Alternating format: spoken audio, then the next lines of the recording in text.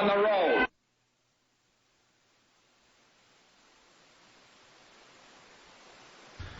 Yeah, it's going to be one of those days. What happened, E-Rock?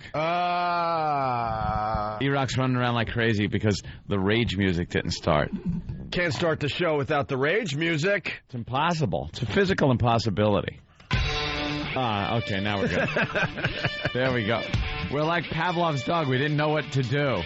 Like, we didn't hear the bell, so we just starved to death. We would have just sat here going, no music, no show. Hi, good morning. It's so pathetic that we even need this dramatic music behind us, and if we don't have it, we fall apart. This overly dramatic beginning that we have to a dopey show. Yeah. I don't know what that's all about. Every show needs it. Like, every show seems to have one. It's like your standard thing, like the opening credits of a TV show. Like anything. But I always find it a little silly and overdramatic. If there was another way we could burn 5 minutes, I'd be up for it. But for some reason, it's this whole musical number that has to go on. This song and dance pony show we got to do before we even talk. Well, we started back in the day, so we continue with the rage music to start this fine radio show. It allows the people to know that it's us coming on. They make that connection. By the way, right about now, I'm thinking I probably should have stayed home today. Is it that bad? Oh, my God. You got a cold? I had a massive allergy attack yesterday because I was staying with some people that had a dog, and I'm really allergic to dogs. But it's stupid me. I'm like, no, it'll be okay. Every time I go, no, it'll be okay. And then I'm just like sneezing and runny eyes, puffy eyes for like 8 straight hours. And then drove back to New York last night thinking, all right, it'll just pass and I'll be completely normal today. And no, it just continues. So now I'm thinking that I probably caught a cold on top of that. I'll tell you where you caught a cold. Atlantic City. It's the only place I used to catch colds until and now people make fun of me for this, but I'm awful about it. Getting up and washing my hands constantly during when you're playing any of the casino games. Those chips you're holding are just little petri dishes of disease that you're handing back and forth to everybody in the place. Yeah, I bet $100 and a little bit of cancer. Yeah, here's a little bit of that. Right. I got some. I'm going to raise you emphysema. I have to. I'm pot committed with tuberculosis, and I got to raise you emphysema. Yes.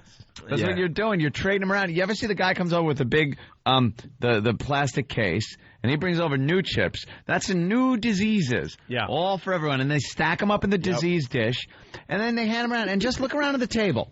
Would you touch the hands of 99% of the people you see at the casino? No. You are. Yep. It's worse than sexual transmitted diseases. You're licking their bellies when you... You're pretty much licking like belly and just mouths. Just go up to that Asian gentleman smoking the cigarette at the end of the table and lick his mouth. Just lick the inside nostril. That's what you're doing the when you're taking his... You feel all good that you won his money. You're like, look at me, crank it over here. Take whatever he's got. That's what I was telling you, that disease actually runs the world. It runs everything. Like, if you look at it from a certain standpoint, everything we do is to spread disease. To spread disease. That's the sole purpose of us being here on this planet. Like some bugs in our brains put the idea in that gambling is a good idea because it's an amazing disease-spreading it's a great disease spread. You're absolutely right. I like that theory. Anthony always talks about the casinos and how dirty they are and how they're filled with germs. I'm like, shut up, you germaphobe. Mm-hmm. But here I am on Monday morning with a nice heavy cold that I thought was allergies. The craps table, people, craps. You blow on the dice and kiss them. They're like, come on, let me hack on it. And then throw them. Yeah, and they give you 5 dice, like, what do you want to get this time? Which disease do you want? And the people that just touch the dice at the craps table, those disgusting verminous... just brought a disease from China or someplace. They got SARS now. It's been introduced. That's right. Ladies and gentlemen, we just opened up a new SARS table. New SARS table is opening. It's disguised as craps, but feel free to play. Yes, people will what the hell? Why am I? And Ope played 3-card poker. Yeah, I figured out the game, by the way. It's a cool game. Yeah, you lose all night long. You go down about $800, and then you're drunk. It's 4:30 in the morning. Your girlfriend wants to go to sleep. Everybody else around you wants to go to sleep. You're like, all right, one more hand. So $100 down on the ante, $100 down on the other thing there. The Pair Plus. The Pair Plus thing. And then you get your 3 cards, and then you just bet $100 without looking at your cards. Don't even look to see if they're worth betting. Don't even look, and even announce ahead of time, this is what you're going to do. I won't be looking. This is my last hand of the night, and I'm going in blind. I'm not even looking at my cards. Is everyone hearing me? Yeah. So I got 100, 100, 100. Don't even know my cards. She comes up with, I think it's just ace high, whatever. I'm like, I guess I'm looking pretty good. She qualifies. Couple people won, couple people lost. She turns over my cards. Flush. Oh, so you had the flush. Wow. Win about $1,000 even for the night. Good night, everybody. You leave. See you tomorrow morning. I'll be back. Never happens. Wow. No. So I got to figure it out. You took your disease chips to the disease cashier where they hand you disease money. Yeah. Right. So it's fantastic. But that game. So I was even for the night, but now I got a heavy cold for a week. So yeah. I guess the casino won. Of course. It's another game where they have added a new disease factor, the cards themselves. Yes, you get the card disease from the cards. You get them from the chips, and then, when you cash in the money. And then when you give that money to a hooker who gives... Right, another disease when she's up in your room. Yeah. Oh, my gosh. Maybe that cancels it out, though. Oh, maybe. That's how you inoculate? They got it's one of the few table games that allows you to touch the cards. Right. So, because I guess with Texas Hold'em being so big, they wanted a game where you actually feel like you're in control of something and holding your cards. Yeah. So you're able to pick up the cards in 3-card poker, which just adds another, when you hand those cards back and they go into the shuffling machine and come back out, that's not one of those sterilizing shuffling machines. I thought it was. Oh, these cards are hot. Oh, they're piping hot. They just came out of the sterilizing machine. What do they call that? A clava? What is it called? A barber's towel machine. A clava, something sterilizing machine. But no, it's the opposite. It's doing exactly the opposite. It's shuffling the diseases together. Exactly. What an awful place. And just the smoking. Like, I understand people love smoking.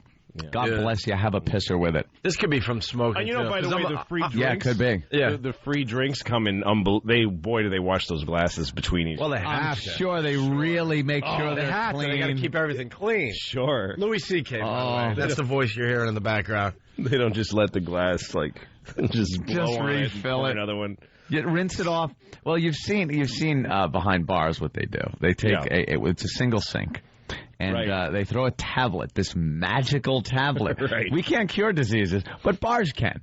With this magical white tablet, they throw in a single sink, and there's like 5 brushes that are in this water. Mm-hmm. And all night long, a tired bartender is taking your glasses and those of the other patrons and dipping them in this water concoction. Just giving them that one little dip over the brush, and then this rinse in another sink that is just standing water. Yes. And then they're magically sterilized. Yes. He's giving it that one kind of, I hate all of these people. Oh, this job sucks. And if you need it dry, of course, there's a rag that sits there all night that he uses to rub the bar with and puke and whatever else might come. You mean they're not scrubbing the edges of the glasses? Oh, I don't think they're really... Not like at home. Like you do at home, no? At home, with the people you know and love. Actually, you scrub away at the rim of the glass. Yep. And a little known fact, I was a bartender for a few years. It's just a quick dip. You're busy. You got the very soapy water, then you got the sort of soapy water, then you got just the water. The rinse sink. So it's dip, done. Air dry. You're not scrubbing There's anything. no scrubbing around the edge of the glass. The alcohol, well, that's what they say. That kills all the germs. No, and the ice is made of incredibly good wine. The ice is those ice makers. That's another thing, the ice, where they just take the glass and shove it in the ice anyway. Yeah. I'm surprised I don't have the flu at this point. Keep talking. You're working on it. You're talking me into a case of cancer. Jesus. We all are. I just went to Atlantic City for the night to have a little fun with Big Ken and the gang from Philly. It's a gamble, all right. And I come back with this heavy cold, but I learned how to beat 3 cards. So 3 cards, good. It's a game of you just got to keep your ass in the seat long enough. Grind it out. But like until you hit a big hand. Not caring and thinking it's your last hand. When I was in Vegas to do comic relief, I decided I'm going to lose $200 at the blackjack table and go to sleep. You're just going to lose it and right. So I decided to, and I was tired. Like, I don't know why I had to lose it, but I was like 2 $100 hands. And I'm gone. That's it. So $100. I think everybody does that because you don't want to go upstairs with the chips. You're like, you know what? I'm just tired. I'm just going to make 2 huge bets and get out of here. You're not even thinking that you're just losing. You might as well just throw the money on the floor and let someone pick it up. Pick it up. So I lose $100, and then a second $100 I win. And then I just keep leaving it on the table because I want to let it ride. And I just kept letting it ride, and I just kept winning. And I'm doubling down with like showing a 7 against his 10 with $1,000 on a hand. That was like the first stupid thing I did. I showed a 7 and he showed a 10. I doubled down with $1,000 on it and won. And I kept winning and winning, and people were crowding around me. And Did you make a decision like, maybe now I should just leave and win and not? No, I just kept going because I had a friend with me who was mad at me for not starting to be conservative. Right. Screw what are you The doing? whole point of this was to lose money. Yeah. So I just kept going. I won $10,000 playing blackjack. Right. Come on. Playing blackjack. On your last 200? Yes. $10,000, went home, went up to the hotel room, stupidly didn't turn it into cash. Because if I saw the cash, I would have respected it. Yeah. Well, that's why they give you chips. Yeah, exactly. To disease you and to keep you from remembering it's your money. So then I call my wife and I tell her I won $10,000. And she's like, that's amazing. And I said, well, I'm still in Vegas. I'm not done yet. And she's like, what does that mean? And I'm like, I'm still in Vegas. I'm not. You know what that means? You're thinking in your head, I could turn this $10,000 into $100,000. With ease. That would be a hell of a It just payday. means I haven't won it till I get it home to my state that has no legal gambling. For now. Yeah. Casinos are popping up all over the place. Yeah. You know, they want to be responsible and keep everyone safe from the online gambling, but no. Let's make sure there's a casino on every casinos corner everywhere. eventually. Yeah. How much did you lose of it? I lost all of it. Plus another $1,000 the next day. As quickly as I want it, doing the same dumb betting, the same stupid. Yeah, thinking strategy. that was a new strategy that you're going to write a book about it. And yep. And I broke the system. She's so mad at me. She's like, "You lost $10,000." I'm like, "No, I didn't. No. I came. It's nothing." She says, "We needed that $10,000." I'm like, "You can't say that we needed money that I got magically. That you want that right. You can't say that it was $10,000 that we need." And I made $20,000 while I was there. I earned money. Right, you were working. No, you lost 10. See, that's where some people don't understand. No, you didn't. You lost 200, and you actually made money because you were there to work. Exactly. Some people go there on vacation, then they do lose money. But I had a little gambling weekend myself. Yeah. A little private gambling Saturday night. Went over to Kevin Smith's comic book store. Oh, his illegal poker game he does every Saturday night. Not illegal. He's not taking any rake. He's not taking any money. He's taking the other people's money. He's not, the house isn't getting any money. I'm just messing with you. But, a little poker game went on. And as you recall, some of the listeners perhaps, I got raped last time I went there. About a month ago. How much did you lose? It was a $100 buy-in, and I bought in 5 times. So I dropped $500 the last time and lost everything. Could not win, could not get a hand, could not make anything work. Any hand I did get, someone had a better one, and it was one of those situations. Well, Saturday night, start playing about 7:30, around 8 o'clock on Saturday night. And it's me, Kevin Smith, and listeners and viewers of his movies, message board people. And Kevin's got a great little system worked out. He has figured out how to get his listeners, his viewers of his films and fans to come over to his comic book shop and hand him over money. Wow. He's really a good poker player. Right. And he just gets people, hey, you play poker with Kevin Smith. Yeah. Who wouldn't want to do that? It's a dream come true. And they don't want to leave, so they stay there all night just pulling money up. Unlimited buy-ins. That's it. Because when are you going to get the chance to play poker with Kevin Smith? And he knows that. Yeah. So last time I got raped, and this past Saturday, I made up the money I lost last time and made more. I was like the terror of the table. Wow. And Kevin still won also. Like he won. So, in essence, we raped our fans. Oh my God. Completely took their money. Yeah. I remember one poor girl. And you're the two rich guys. Yeah, we're the two guys that actually have a pretty. We've been blessed with a good living. Yeah, exactly. And she must have pulled out about $500 or $600 Just to hang out. just to hang out and keep playing. That's what it's all about. If you want to hang out, you're paying $100 an hour. At one point, I had a huge stack of chips and just a wad of cash that people were now buying my chips from me to stay in the game. So I had a wad of cash shoved behind the chips and a huge stack of chips, and I'm selling the other people the chips. Going back and forth. Are you kidding? Yeah, I became like the house. Are you and Kevin just kind of nodding at each other? No, look straight down. Kevin will... He wasn't acknowledging that you were winning just as well as he was? Kevin Smith... very serious. Love the guy. Love his movies. Love his directing, his acting. When you play poker with him, don't talk about any of the above. Just he will look down. He will look at his chips. He will look at the cards. He will play poker. He's there to play poker. As a matter of fact, Big Kev was doing his show over there at XM, and I guess Kevin Smith was supposed to call in for a little interview segment. It lasted about a minute, and it was Kevin Smith playing and just maybe saying 3 words into the phone.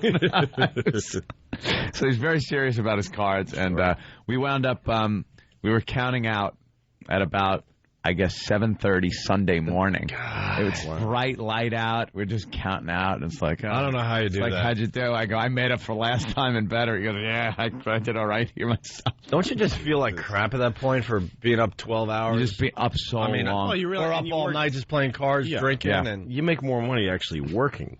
Yeah. It's not like, making money hand over fist on an hourly wage that I, would normally make it, but it's the fun of playing, and it's just, the gambling's not about winning. It's about just that feeling. Yeah. It's just a rush of... It's a definite, rush where you could tell where the addiction comes from, things like that. Because if you get enough winnings to get excited, then you do something really dumb, like whatever, putting $500 on black because you're passing a roulette table. Like, I got my stack of chips. You walk into the cashier to cash your chips, and it's like, let me just throw this chip on this number. Yeah. And then it doesn't hit, and you go, ooh, and you feel a little drop in your stomach. It really is. Make up for that. It's really amazing. It's amazing how carefree you get with your money in a casino. You would never do that as you're just walking around Manhattan. They're colorful, round little chips. They're not money. Like you would never just take $500 and like, hey, I'll just give it to this homeless guy or something. There's no excitement there. I know, because no chance he's going to pay off. No, I understand. There's part of you thinking that you're going to, get. He's not going to go, congratulations. Right. Hey, you know something? I said the 100th guy that gives me money today is going to get all the money I've collected. Wow, the homeless guy game is great. Paid off. I got the system down. You might struggle to give a homeless guy like $2, but you have no problem throwing $500 down on black on a whim. Oh, that's awful. Exactly. I guess that's what I'm trying to say. Exactly. Yeah, I got family members, that would be like, hey, you... couple of bucks maybe I need it for this thing. You're like, no. And then it's like, I dropped 10 grand down at the Borgata. Holy Jesus. People don't. No, that 10 grand that I had, I could have done some. Like I could have won an award for giving it to somebody. It's enough money to give. Would have made the news. Like, wow, Louis C.K. hands over 10 large to some, cancer kid or something. But now let me just double down. I'm making stupid bets. Let me just waste it here. It's gone. All right, let's take a break. Louis C.K. in for Jimmy Norton. Jimmy's going to be back tomorrow. I guess we'll talk about the Oscars after the break. We got Britney Spears stuff that's pretty good. We got an assault on the media that happened over the weekend. Yeah. We have so much to do. Oh, topless American Idol chick. More than topless, my friend. More than topless. We'll get into that as well. It's the Opie and Anthony Show. Here with everyone else. You're checking out the Opie and Anthony Show. Louis C.K. in studio today for little Jimmy Norton. So the Oscars, I guess everyone's going to be talking about that this morning. Are they? What a bore fest, first of all.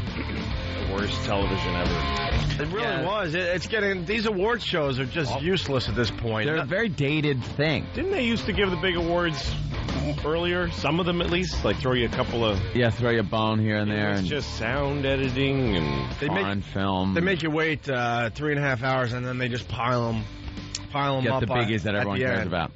But Ellen DeGeneres sucked. Yeah. And I think she's funny for a female comic. Yeah, she's all right. You got to preface it by saying for a female comic. A couple of articles written saying she was the incredible missing host. Like she was barely on. The thing didn't even need a host. You could tell how much of it I watched. I really didn't watch much. I watched for 2 hours, and I was bored. 2 hours. Awful. And I'm like, you know what? It's just time to go to bed. Yeah. Nothing to see here. No, and those awards, the sound editing, really? Yeah. I mean, it doesn't matter. Those people, I've worked in movies. Yeah. Those people don't need an Oscar. They don't need to make a speech on national television. It doesn't matter. Yeah, and they're the ones that get up there. Send it to them at their house. You send it to their house. Yeah.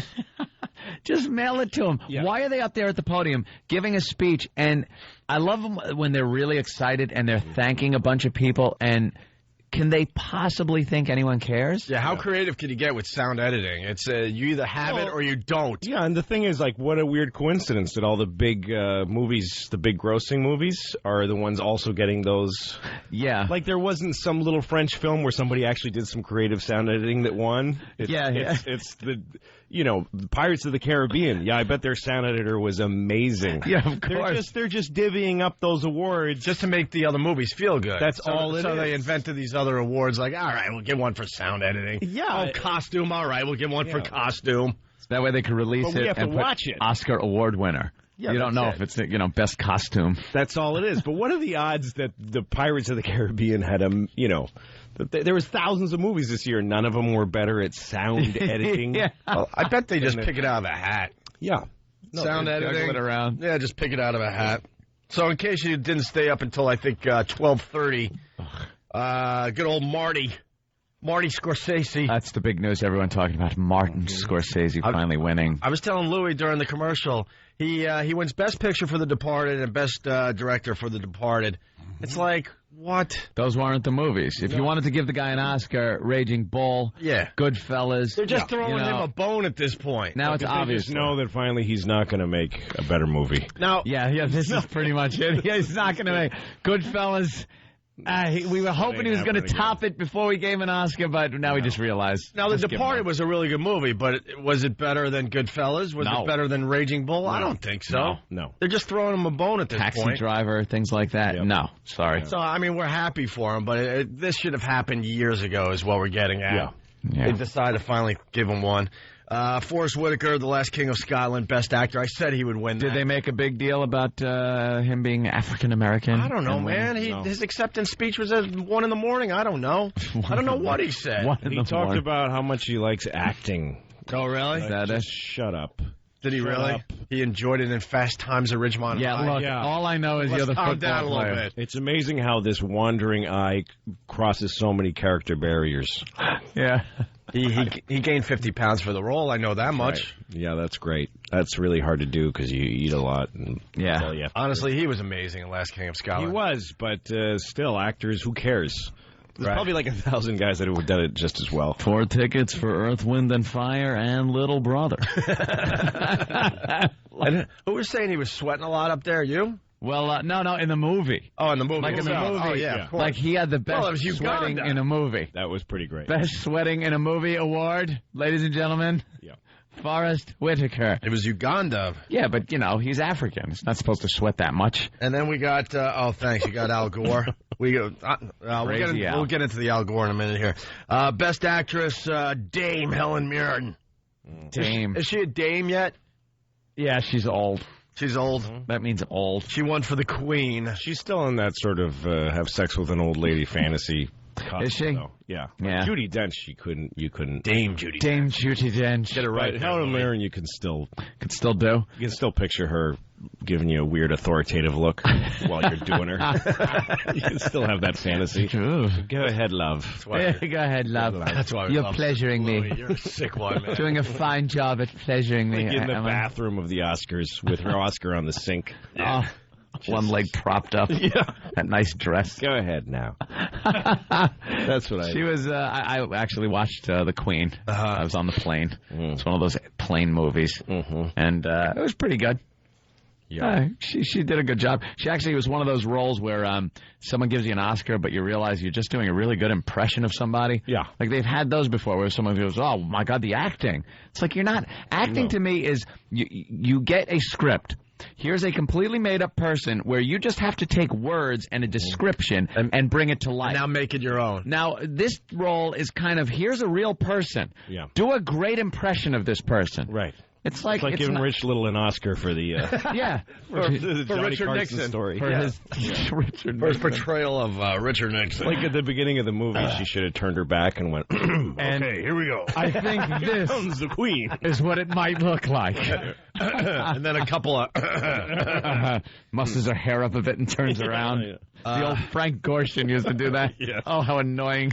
We're running out of we're running out of categories we care about. So, best actor in a supporting role, that grump Alan Arkin for Little Miss Sunshine. Yeah. He's a grouch. Oh, is he a grouch? What a lost Oscar. I mean, what a bummer. I mean, any of the other guys would have been so happy. Right. But he's like, who is this? And then you're going to win an Oscar. You don't watch out doing that impression. Oh, yes. That's pretty good. Yeah, good Alan Arkin there. The big booby monster one, best actress in a supporting role, Jennifer Hudson for Dreamgirls. I hated her because she said, see what God can do. That's her first thing she said. Oh, boy. Because that's what God is doing, is giving people Oscars. Giving Oscars out. Yeah. We talk about this all the time. The Super Bowl guy was talking about all the tornadoes in Florida, and then thank God for winning the Super Bowl. Yeah. Yeah, that's what he cares about. Right. How about the tornadoes? He wants to make sure you get your Oscar. Yeah. No, because people pray, and then they get something, and they think it worked, God. Yeah.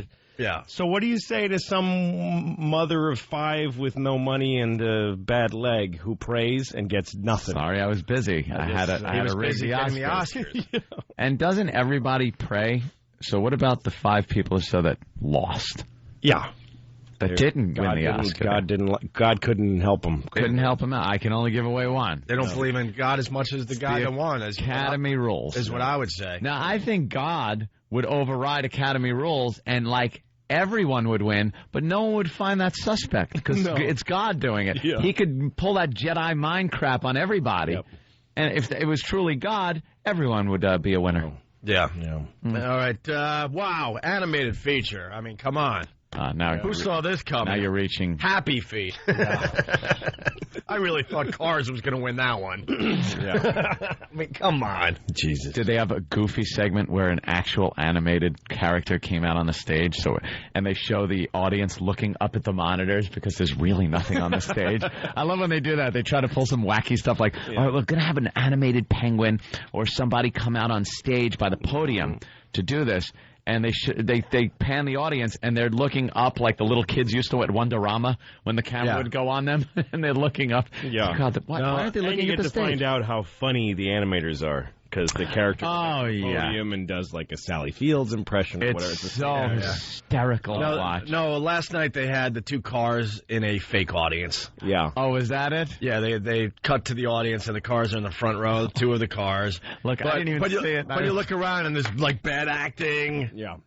It was awful. Adapted screenplay. Oh my God. The Departed again. Yeah. Best documentary feature. Did Al Gore actually win an Oscar last night? Well, for An Inconvenient Truth? They said the name of that guy who produced it, but I guess he's one of the producers. Davis Guggenheim. Yes. Oh.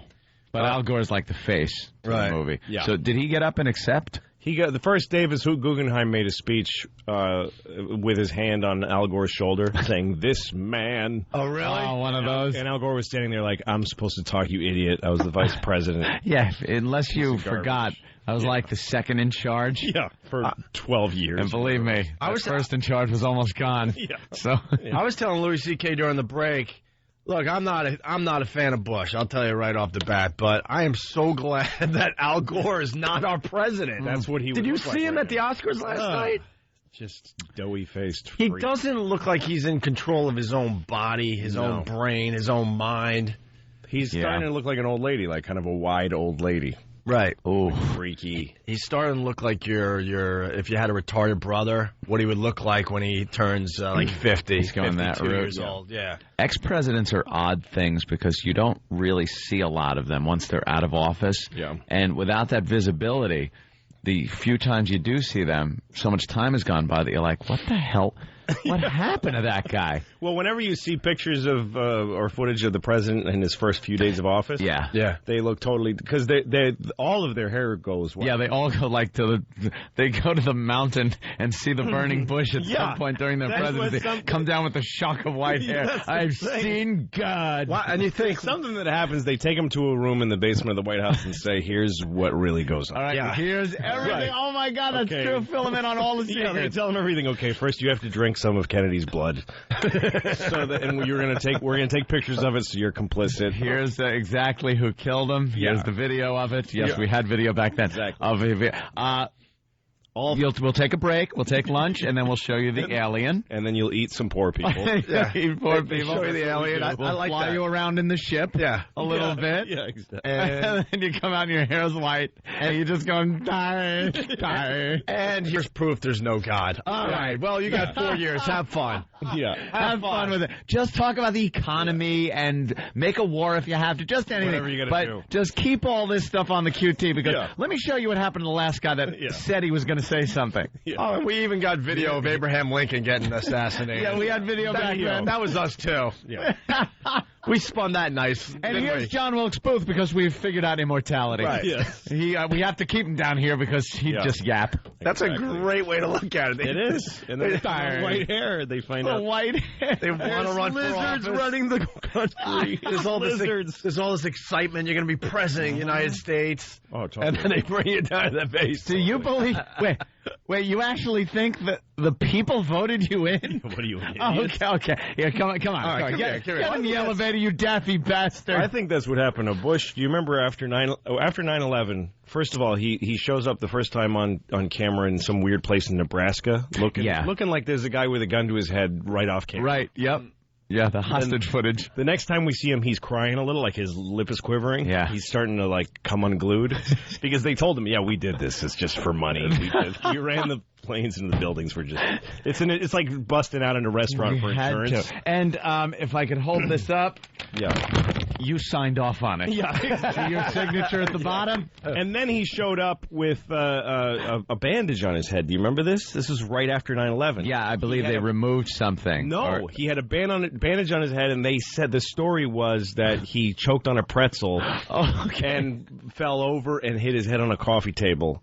Which, if you've ever been in a writer's room or any kind of pitch room, that's a pitch. That's people going around going, okay, how did he get... Because what happened was he said, I'm telling everybody that you guys did this. I'm telling them.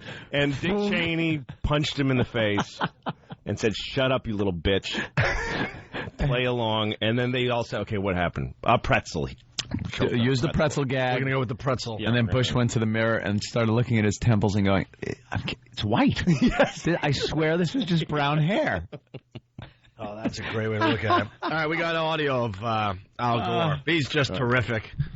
Just reminding us that maybe they did the right thing back in the day. Not that Bush is much better. No, but thank God he stole it from that womanly, weird-looking freak. Yeah, we were thinking that he's starting to look a little too comfortable, like he might wear a dress behind closed doors with a little lipstick, just for the hell of it. Oh, totally. Now, are you positive that all this hard work hasn't inspired you to make any other kind of major...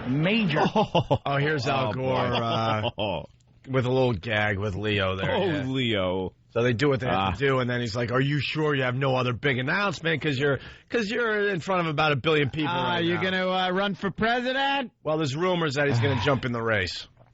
Announcement to the world here tonight. Well, I do appreciate that, Leo, and Leo. I'm kind of surprised at the feelings welling up here. Leo. Yeah, that's what I mean. It just sounds like it's just... he's worse than gay. It's not that he's gay. Like, if he was just gay, it would be like, all right, whatever, he's gay. But he's gay. Just, whoa, Leo. He's starting to sound like he should be an extra Why would in he Birdcage or something. If he was president, it would be like... Well, I'm really warning Iran. You better stop it. Seriously. That look right into the camera. Not okay. Let me tell you something, Mr. Premier. The guy's looking at what is he saying? This guy's This is all. I'm getting the douche chills from this man. Yeah, there's something going on here. No, if you put a wig on him, he's total. It works. Totally works. Totally works. Like one of those bad old tranny guys. Yeah. Hi, Daddy. An old train, like the old guy from the Princess of the Desert, whatever that movie was. Like you when you see a tranny without the wig, you go, oh, nothing it's a more tranny that just has done the hormone treatment so far. Yes, exactly. That's exactly. It. Pre-op. And now he's going to start with the wig and the dress. Tranny. He's going to start with the wig and the dress in another month or two. He's waiting for the hormones to kind of take hold. He's like, he's in that in-between stage. Exactly. Right now. His skin is weird. I realized. I'm looking at him like, this guy was almost president? I was the woman trapped in a man's body. All right, here we go. Leo. That would have been the announcement. Leo. Well, as long as you're giving me a platform. I hate that inside thing, too. That whole Leo. Everyone else, it's Leonardo DiCaprio. Yeah. Everyone else, it's Charlton Heston. But then it's, it was me. It was Chuck Heston. We were out at the Sands. Marty. It was Marty Scorsese. Congrats to Marty Scorsese. He earned this. The best one ever is Bob De Niro. Movies with Bobby De Niro. Fantastic. Even his mom calls him Robert. Robert. I don't care. Obviously friends are friends or whatever, but in public. Could you just that makes people go Bobby? No, Bobby De Niro. No, is he related to Robert De Niro? No, that's just a way to make you feel like you know the guy just a little more than everybody. I think it's a celebrity version of the name drop. You can't name drop because you are a name that is dropped. Yes. So it's their way of dropping a name. Yes. Like we can't possibly say. Do you tell someone when I saw Bobby De Niro up on the screen, they would turn to you and go, "Hey, Dick." Yes. Did you just call Robert De Niro Bobby De Niro? But yes, you're a carpenter. He's Robert to you. Robert De Niro. All right, let's get into Al Gore here. Oh, yes, please. Leo. Imagine he just throws everyone off and goes, all right, I'm gay. Yeah. Here's the announcement. I've been living as a gay man. I'm a post-op tranny. Oh, no, he pulls I'm getting a vagina put in next week. And he pulls him a greavy. No, and Tipper is kind of headed into guy land, too. She's always been a little manly. They're right there. They're crisscrossing as we speak. Yes. I've been living as a gay American. Stories come out of truck stops, and only it's at the airport, like Air Force 2 had to land, and he had to go to the airport bathroom. He would have gotten away with it, though. Like, he lands Air Force 2. This is while he was vice president. I'm telling you this happened. And he would go to a truck stop and blow a guy. And then, I'm sorry. I forgot I'm on the radio. He'd go to a truck stop and just and he would do what you got to do. Something he oughtn't to do with a fella, right? And then he'd say to the guy, "Go ahead and tell them the vice president just did that." Like, like who's going to buy it? Could you imagine a trucker saying, the damnedest thing just happened. I pulled my Kenworth in. I was in the I-10 and I'm just going to do my business, and I hear, psst, psst, "Hey fella." And I look, and it's Vice President Al Gore. I like that the trucker can do a good Al Gore impression. Well, that's all he does. Yeah. He won an Oscar for it, I hear. All right, here's Al talking to Leo. I do appreciate that, Leo, and I'm kind of surprised that the feelings welling up here actually have been very convincing. And even though I honestly had not planned on doing this, I guess with 1 billion people watching, it's as good a time as any. So, my fellow Americans, I'm going to take this opportunity right here and now to formally announce my intention. I get it. Hey, we're funny. The cutoff music. We're funny. Right before the big announcement. What do you say, Al? Who saw that coming? The cutoff music. You've been talking too long. Get off the stage. Wow, that's really funny. That's not set up. What do you say, Al? I was only joking. I was only joking. There you go. You notice also they didn't cut off that Italian guy because it's the conductor's job to cut the dude off. Right, he's a fellow musician, so he let him talk. Let him yap. Italian. That's the guy he was speaking in Italian. Morricone, yeah. In front of a billion people. That's terrific. I hope he just said horrific things. Like cursing? Oh, just horrific things. They can't under. What is he saying? I don't know. Just let him talk. Do you know they were probably freaking out? Like in the booth, the people that dump, because they know how much trouble they get into these days. What is he saying? Find someone that speaks Italian, for Christ's sake. This might be a little, we might be reaching on this one, but there's always been rumors about good old Ryan Seacrest. Good old Ryan. His sexuality. Right. There's been rumors around there, so we pay very close attention when he does the red carpet stuff. Yeah. And he always has to kind of talk about girls. Yeah. And it's not really convincing. No. So, like I said, we might be reaching here, but we got a couple examples of Ryan Seacrest talking to girls on the red carpet here. It's awkward. It's let me know what you think. Last time I saw American Idol, he kept bringing up Christina Aguilera's name because he just wants people to think that he's into her. And it's such an easy out, Christina Aguilera, because she is universally hot. Yeah, who's going to say she's not hot? That's when, like, you could go back a few years and it was, Raquel Welch. Yeah, exactly. Raquel Welch was like, Gina Lola Brigida. Boy, is she hot. All right, Rock Hudson, we get it. She's hot. He really wants to say that Melissa Etheridge is hot. All right, here it is. Okay, bye-bye. Oh, man, I mean, it's like hottie after hottie. The guys don't say hottie after hottie. Hottie after hottie. But Brad Pitt just walked by. It's just... Real guys... Are we on? Real guys don't say hottie after hottie. Hottie after hottie. Have you ever used the word hottie? Not hottie. She's a hottie. She is a hottie. Once you say piece of I really liked her boobies. Guys like those, right? Yeah. Hottie after hottie. Hottie like I said, we might be hottie. reaching, but I don't know. So what? Okay, bye-bye. So let's accuse him. I mean, it's like hottie after hottie. Good. The guys, Tom and Seth, and the guys here on the E stands under the camera are salivating. Oh, here comes Jessica Biel now. Salivating. That's what we... Salivating. That's what we say when we see a really hot chick. We go, aren't you salivating? They're fabulous. All these girls are fabulous. I'm just salivating. And then he mentions all the people that were salivating, but he didn't mention himself. And then he ends with, "Ooh, here comes Jessica Biel." Jessica Biel, like, another complete hottie. Obviously, he's not gay because every guy, even gay guys, think Jessica Biel's hot. I mean, come on. Jesus. Jessica Biel could be like the hottest chick in Hollywood right now. Right. Jesus, too manly. You're thinking, Van? Yeah. You don't like her? In that goddamn Blade 3. She looked real good in that. Yeah, not in general. Just last night, she kind of looked like a lumberjack. Did she? Didn't see. Okay. Because she looked really good in that stupid Chainsaw Massacre movie. It's that neck-to-shoulder muscle that's just... You have a problem with the neck-to-shoulder muscle? Linebacker. It's a little too built up. Yeah. But here it is. Faggot. Here it is again. At the end here. Salivating. Oh, here comes Jessica Biel now. Okay. Oh, here comes Jessica Biel now. Oh, who else can I...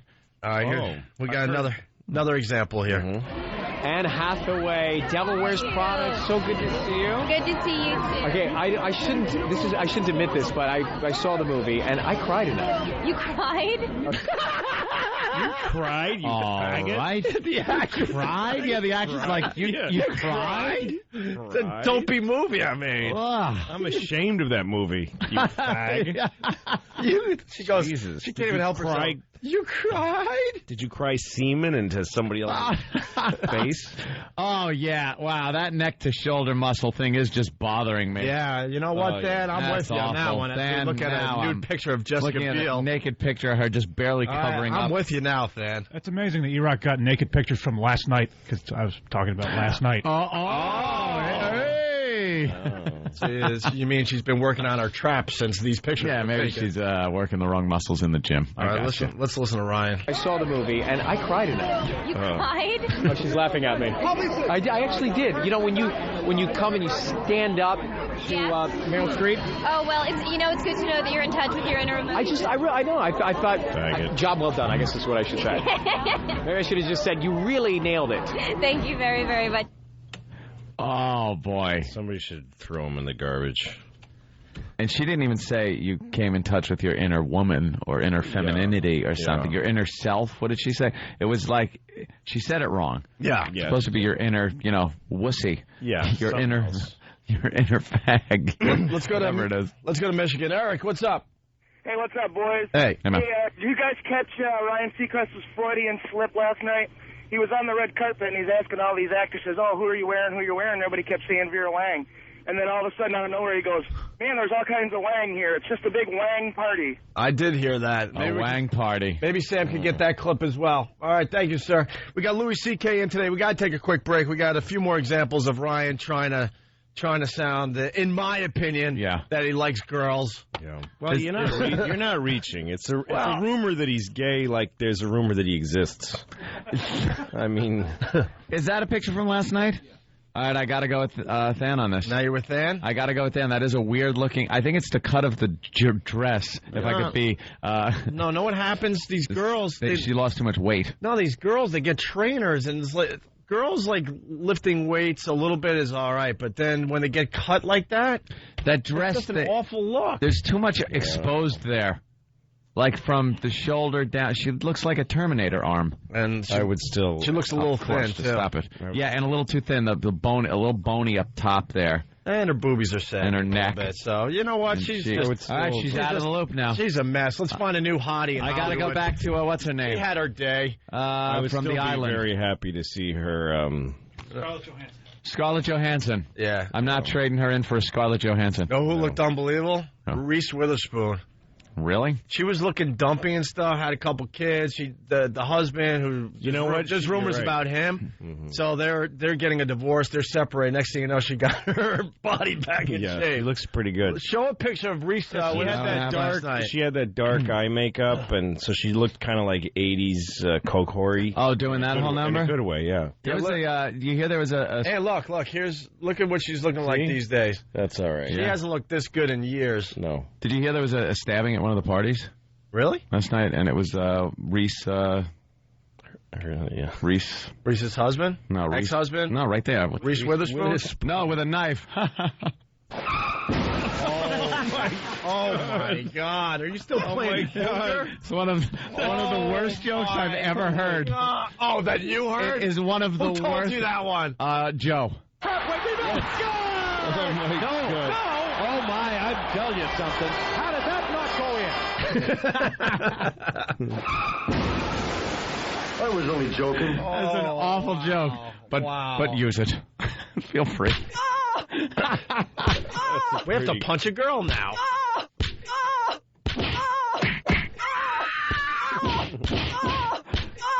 You made us punch a girl. Size 14. Yes, that deserves a tasering. All right, let's get out of here for a little bit. We got lots to do today. We got to get into the nudie pics of that fine contestant on American Idol. Our next American Idol, by the way, I'm predicting she goes all the way. She already did go all the way. I was only joking. Dan's disgusted with me this morning. I say you do. Well, he should be. I say you do bad jokes for the rest of the morning. Bad pun jokes all day. If they kick her, I have a bad joke. Okay. Yeah. Where do you put a hair pie to cool it off? Where? On the vagisil. Okay. I was only joking. Oh my God. If American Idol kicks this broad off, they're the stupidest TV show on TV. Yeah.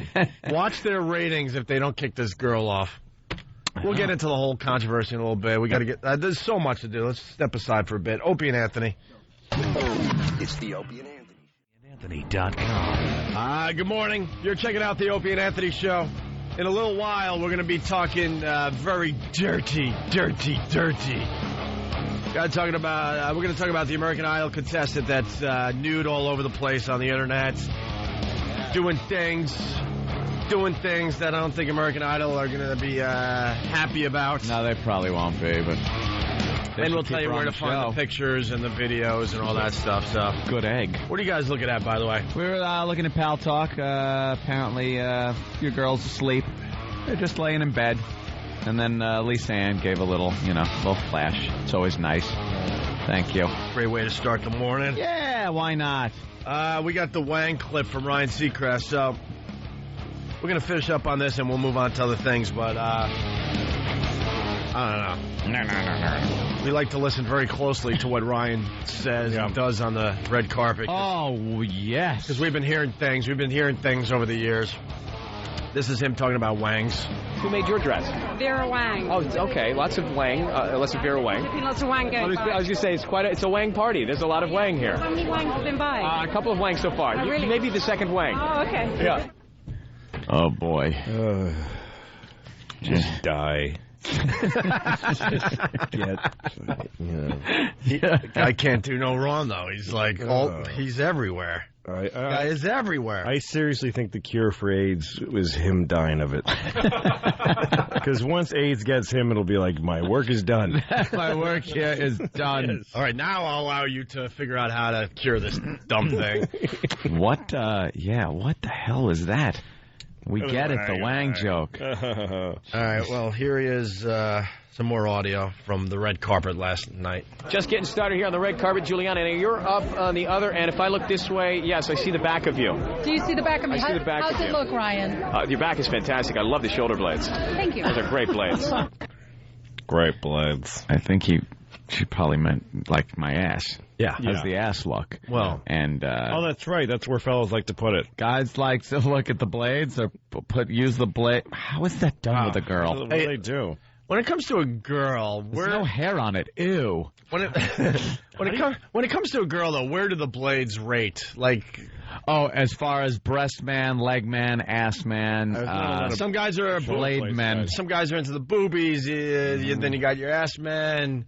And then maybe some nice abs, some nice legs, nice face. Blades. Where's blades? That's not really part of this. No, it's part of the whole picture. You want a girl to have them. You don't want a bladeless girl. She would look pretty. That would look a little sick. All slumped. All no blades. You also don't want a girl so fat that you don't notice her blades. I think blades are as important as elbows. Elbows. You don't want a girl that doesn't have them. You want to have the elbows, but you're not going to look and go, wow, nice elbows. I like my car to have lug nuts. Sure. But it's something you don't go, I'm not going to buy that car because its lug nuts aren't very attractive. No. But you kind of want them. But she's trying to show off her body, and he's like, nice blades. Blades. Yeah. Ugh. He's trying so hard now, too, and failing miserably. He should have just shut up about it. Like, everyone's speculating, is he gay? And the more he talks, the more he's just burying himself.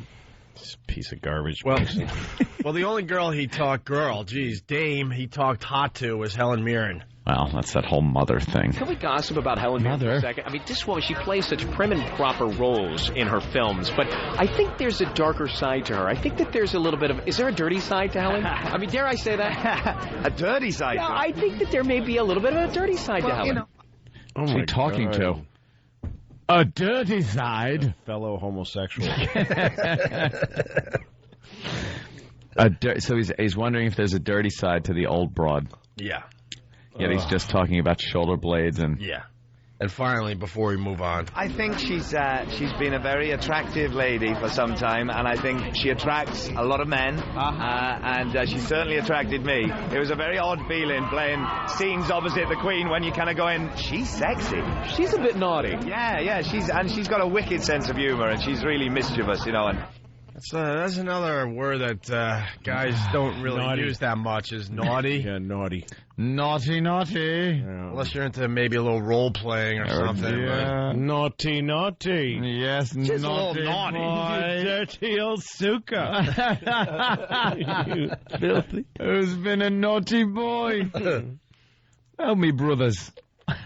There you go. That's our Oscar coverage. Pretty much. Go screw. The 2 hours I watched, I tried to stay up. They just showed Ellen DeGeneres on TV. I guess she was vacuuming. Was that a bit? In between awards. It was very clever.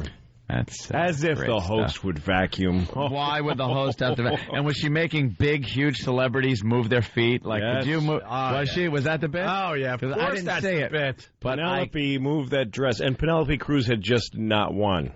Yeah, I'm sure she wanted to be part of this. Yeah, a bit. Now you're just some person in my way as I vacuum the carpet. Yeah. All right, let's. Yeah, well, Ellen is used to munching it. She might as well vacuum it. Sorry, carpet joke. She was very disappointing. I thought she would do a really good job. Yeah, I was very happy when they said Billy Crystal wasn't going to do it for the 80th time. Mm-hmm. But I don't know. I don't think. Well, I would have loved. Pulled it off. I would have loved to have just seen Billy Crystal do his "Can you dig it? I knew that you could" black character. Oh God, that was the worst Katrina victim thing. That's the worst thing anybody ever did. It is so awful. I'd rather he just go up in blackface and do an old Jolson song than do that old black guy character that he does.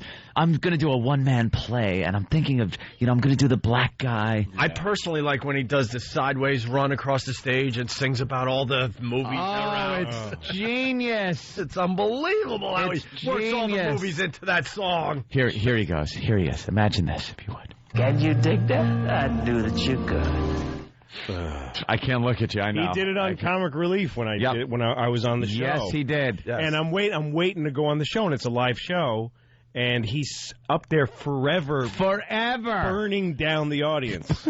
I'm just watching, going, stop, because it's destroying my whole night. I'm like, of course it is. I've been like running during the day, training to get ready. I want this to be a great set. And he's every minute he's halving the audience watching. Yeah, Jimmy said backstage was just people staring at the monitors and kind of looking at each other like, what is he doing? And why is it going on this long? Just explain for the people that might not have watched the show. He was doing an old blues guy. He does this character that he's done forever. It's the old blues guy, and whether it's the jazz artist or the old boxer character, it's an old black stereotype. He makes his lips big. Yeah. Squints his eyes. Yeah, and he says, I'm black, and I'm... Yeah, and then talks about hardship and how it's just made me a better person. Oh, God. Oh, and it's awful. And he's done this over the years, and he did it at Comic Relief because it was for Katrina, and talked about how he was a horn player, and just went on and washed the old club away where we had so many bourbons and so many memories. Yeah, but we'll bring it back because this city knows how to bring it all back together. Can you dig that? I knew that you could. And when he said, "Can you dig that?" no one said anything. No. And he was hoping there would be like a, woo, so he goes, I knew that you could. So he just said, I knew that you could, to nothing. It should have been a 5-minute bid and went on for... At most, 20 to 30 minutes easy, right? Oh, boo. And you're sitting backstage, and now you got to follow that. As a comedian, that's a tough thing, huh? And the audience is going, die, Jew. To the, they're like literally turning anti-Semitic because of the performance. Heil Hitler, you suck. All kinds of Holocaust revision going on in the audience. I don't even think that. You think he's at the point in his career where he just feels like he doesn't have to work hard anymore? He just thinks just showing up and being on stage is a privilege for everybody. Yep. Being Billy Crystal is enough. Yep.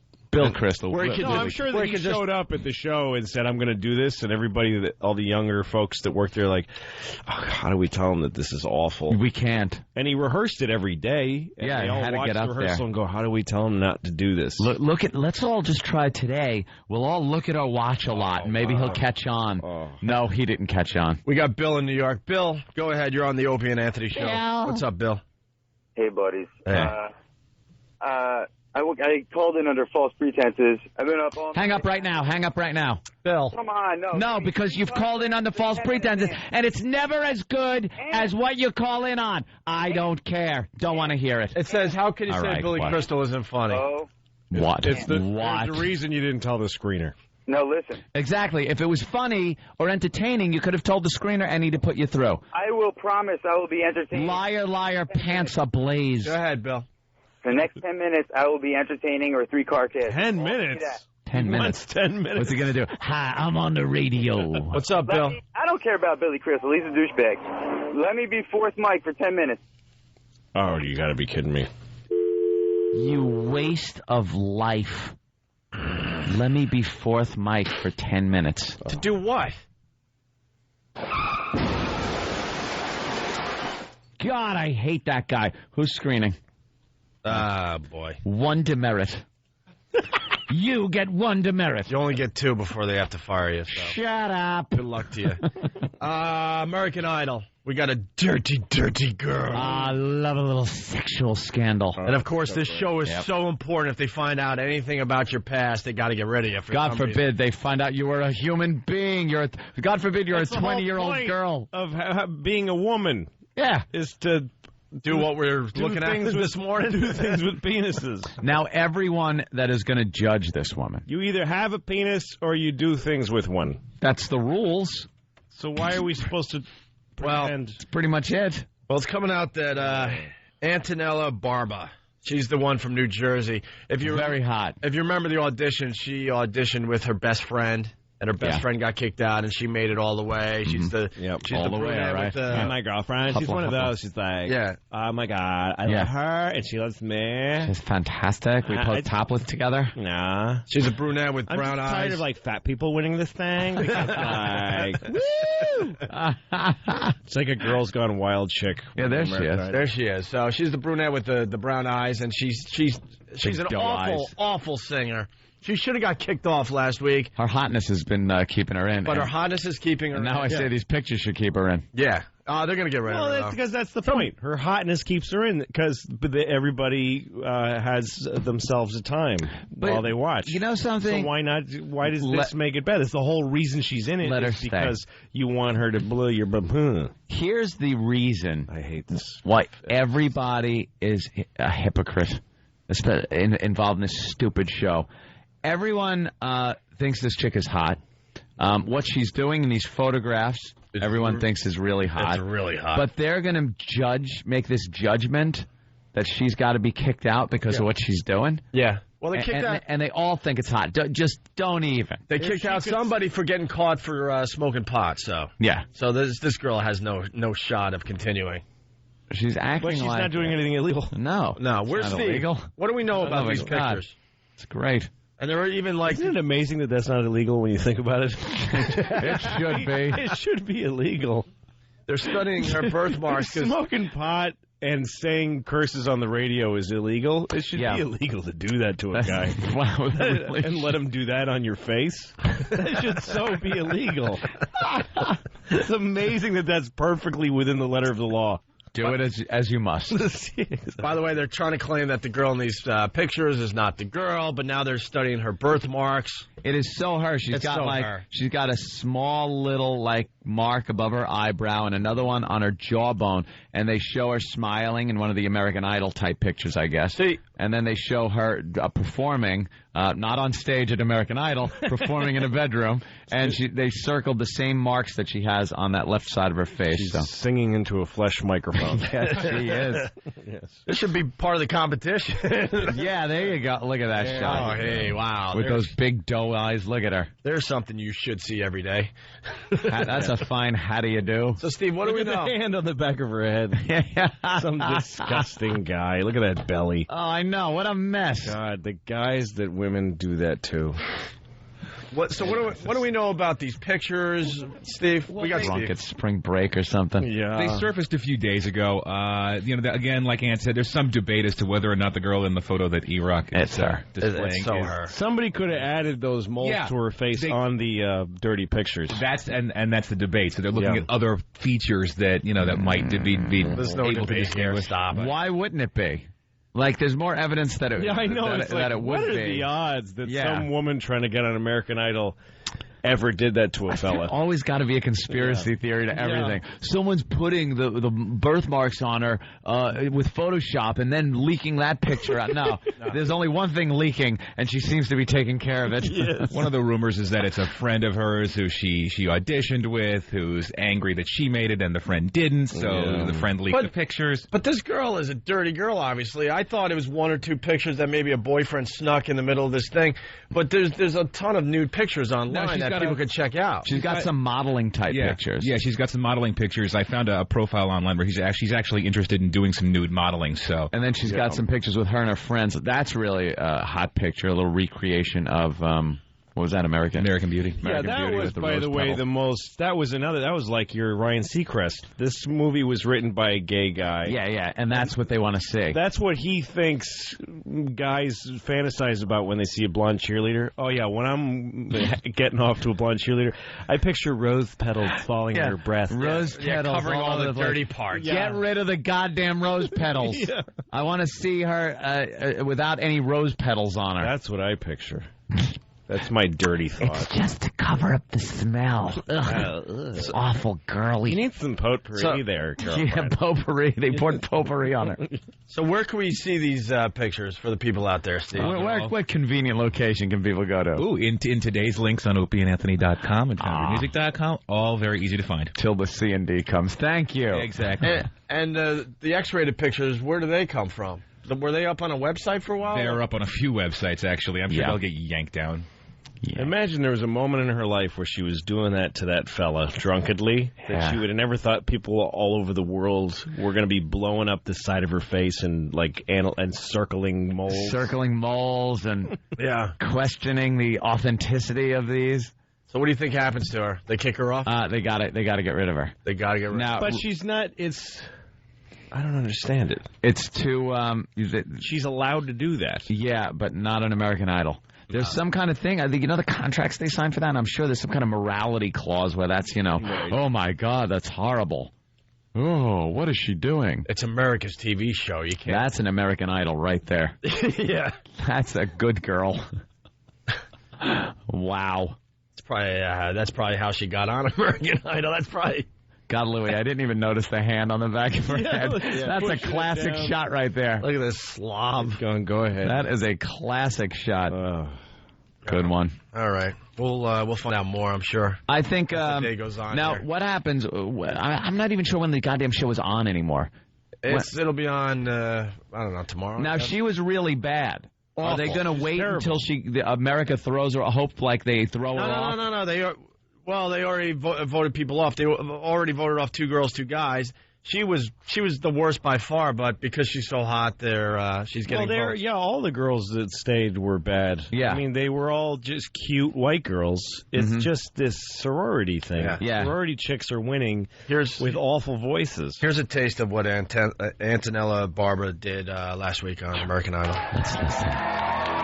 Just picture nude pictures, topless pictures, panty shots, rose petals covering the naughty parts. Her doing what she does well, much better than her singing. Let's hear if she's any good. I could spend my life in this sweet surrender. See, that would feel good if she was doing that. Warble. Yeah. That warble with some Altoids mixed in. Oh. It sounds like she's got that hand on the back of her head right now. Wait a minute. Too fast.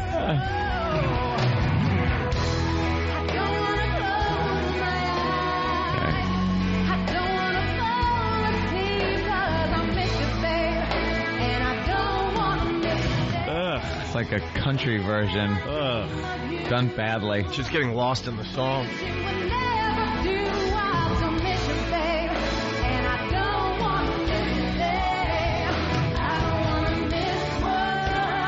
And she's like losing the notes. The worst part is whenever anybody sings rock and roll, they make up a fake accent. Like, I don't want to miss a babe. Yeah, they got to be all don't talk like that. I just want to. Nobody says I. They say I just want to. What? You don't talk like that, you smelly whore. People are saying these are private photos that leaked onto the net. So it wasn't like these were up and she was like exploiting herself in this way. So that's why it was some douchebag old boyfriend, either an old boyfriend or a friend or one of her friends, whatever. So somebody can ruin your life by proving you ever did that. Yeah, that's why they shouldn't be. She should be able to sue them for throwing her off if they do. You know what though? I'm but sure she will. She didn't make but money doing they that. keep her on the show. She wins hands down. So oh, come on. Hands down on the back of her head. Hands down, she wins the whole thing if they keep her on. I'm telling you. They should absolutely keep her on, because now every week she would be up there, and I'd have her up there, and then my computer with those pictures right next to it. Yeah, that's the whole point, is legitimate people that you know have done something wrong with their mouths. Yeah. Fantastic. That's the formula. And here's a statement. It said, isn't it that your best friends or the ones that come forward with information that are the ones that come forward with information that will go to Smoking Gun or put your photographs on the web? The show's executive producer, Nigel Lithgow, told Entertainment Weekly magazine. Oh. So they have a little sympathy toward her, but we'll see what happens. What do you want? A girl that, like, can cook? Yeah. Is that what you want? Yeah. It's like, wow, we found out this girl's hobby is cooking. Look at her. And here's some pictures on a website of her actually baking. Wow. That's what you want a 20-year-old girl doing. Right there, that picture. Yeah. That's it. That's every 20-year-old girl's duty in America. Right. That's what you want her doing. That's America. That's an American girl right there. Hi. Just do that until your face becomes undesirable. Till your cheeks cave in like you just saw the Ark of the Covenant open. And then take cooking lessons at 30. Yeah. There's plenty of time for all that crap. Exactly. Right. You've only got a few years after you become legal where that's fun to do to your face. Yeah. Right. Where you look up and guys want to snap photos of it. Yeah. Who's taking the pictures if this guy is using one hand to I think he's hold got her that. head? He's doing that digital camera. Hold it a little hold it out a little far. Arm. You know how people take pictures of you and them, and they don't have a friend. I think so. Like, hold still. Yeah, by the bounce of that flash, I'm saying it's the guy taking them. He's got one hand on her head and the other hand with the camera. I forgot we have a photo expert. He held it pretty steady. It's pretty nice. It's with a flash. Yeah, hard. It's not that hard. It's not that hard. Louis C.K. helping us out today. Louis, you promoting anything? Well, I'm in Philly this weekend, but it's sold out. So where? At the Helium. Yeah, that's a great show. All sold out. Not Philly, don't bother. At the Improv in Tempe, set the third week of this month. Very cool. And then Boston last week of the month. Boston, where? Yeah, Boston at the Connection. At Bill's place? Hall. Yeah. Bill Blumenreich. That's right. All right, it's the Opie and Anthony show. It's the Opie and Anthony show. The virus is spreading. We're back with the Opie and Anthony show. The ONA virus spreading across America. Our phone number, 1-866-313-FREE. I just found out some good news, Anthony. Yes. We're getting the ONA Travel and Virus comedy tour together. Yep. We got a wish list of comedians we want on the show. And Louis C.K. is joining us for a bunch of the dates. Yeah. That is very, very cool. Shaping up to be a fine tour this summer. Not only for on-stage, but for off-stage antics. I think that'll be fun. There will be antics. Yeah. Antics will abound. You'll be divorced by the end of the tour. Yep. Maybe I should say that. Go ahead, man. All right. Hey, we got some audio in front of us of Big A and Twitchell's. Yeah. Now, this side of the radio show, they're just starting to understand who Big A and Twitchell's are. Mm-hmm. They came in on Friday and they did the news for us. Twitchell's has really, really bad Tourette's. Yeah, real bad. He's twitching all the time, and he can't talk without going. Yeah. He's some of his sound effects he makes. Right. And Big A has you can't even say it's a stuttering problem. It's like more of a stammering. It's not. It's a speech impediment. It's a speech impediment. That's him. No, he comes to the Comedy Cellar a lot. And you made it sound like it's a nice thing. He drives a cab in the Bronx. Yeah, that's right. With no gypsy cab, with no protection between him and the savages he's driving around. He just goes. His thing is like going. And then he can't say ST words. Yeah. No, he comes to the Comedy Cellar and sits at the comedian booth sometimes, which is, he's a big fella, and he sort of takes up a lot of space. Yeah. And he sits there and he says, it's good to see, it's good to see it. Like he just keeps saying nice, polite things. So your special is really good. And you go, thank you. Thanks, man. Yeah, man. You're welcome. Making people wait for your welcome. Stop. Okay, we get it. Well, they'll be in... your welcome is already too deep into the conversation. Yeah, all right. Even without the stammer. Hey, thanks, man. I think they're going to be in on Thursday to do the news. Wait, don't go away yet, because You're welcome. Okay. It's a good thing I sort of kept my face pointed towards you for one more second. Because I didn't think I was welcome. Yeah. It just gets uncomfortable because you got something to do. It's supposed to be a quick, hey, I saw it. It was great. All right, well, go downstairs and do your set. Yes. I have to pretend to read this. Yeah. But they'll be back here. What's up, Ed? I don't know. They were showing a casino, and they're showing, like, cards coming out of a shoe. And I've just, as far as I'm concerned, they're talking about diseases. I don't know what they're talking about, but it would be coincidental if they started talking about the disease that is spreading casinos since we started the show with that. Strom Thurmond's parents owned Reverend Al Sharpton's grandparents. Oh, is that a fantastic story? He's shocked. Well, why? Why are you shocked? First of all, if there's somebody owned them, and if there's anyone that I thought their family owned slaves, it's Strom Thurmond. Right up till the 60s, I think. Yeah, and you know they just sold their last guy like a couple of years ago. Yeah. And what does the Reverend Al think? His family came over here like Eddie Murphy and living in America, or whatever that was. It's how coming they to America. That was it. How are they figuring this out? They're going through. Well, now that Strom Thurmond's dead, first of all, I guess he freed Al Sharpton in his will. Ain't that something? Finally. Nice of him. Finally. Al was having to go over there every day and just dust and vacuum. Yes. By the way, it's really humiliating, but... By the way, you ADD twins, we'll get into the big A and Twitchell thing a little later. All right. We took 10 minutes to set something up and F it. Oh, damn. We'll get back to that in a Maybe we should bit. just go to that then, and we'll talk about Reverend Al later. I don't care. I'm just... we were just setting something else We'll do the Reverend Al stuff later. We got to get to it, though. I'm just trying to keep you focused, because I know you saw the two-legged dog, too, and you might have a comment about that. Yeah, disgusting is all I have to say. Put it to sleep, for God's sake. Well, there's a video of a two-legged dog at an airport. Now, it's the two back legs, so the dog has to walk like a human for his whole life. Well, that's all he has. If he only had the two front legs, they would have put him to sleep. I've seen that, though. Really? Yeah, I've seen dogs you ever seen when they put the wheels on the back? Yeah, they put wheels on the back. That's why it works better that way than... I guess this dog was standing straight up, and it's got to be tiring. Just put the dog out of its misery. Dogs don't want to do that. They don't want to do that. Naturally, they don't want to do that. They'll only do it for doggy treats. All right, but back to this. So, focus. Big A and Twitchells are coming in Thursday to do the news. They were in Friday, and they've been regulars on our show for a while now. And now we're hearing things. Yeah. And we don't mind if you do another radio show. We give you total freedom to go on whatever show you want. There may be a consequence or two to these actions, but you have total freedom. I mean, Big A's been going on the Ron and Fez show. Ron and Fez can be heard here in New York on this very station. 6 p.m. Also on XM. Yeah, and on XM. And, sometimes Big A, he used to, I guess, hang out after our show. And then he's kind of an intriguing character. So it's kind of like almost impossible to not want to bring him on and say something. But then we noticed Big A's like showing up after our show and going exclusively on the Ron and Fez show. Not only is he going on another radio show, he's changing his whole character to be cool. As like cool guy. Now we have him for what he is. He's a stammering ass. A big fat stammering ass.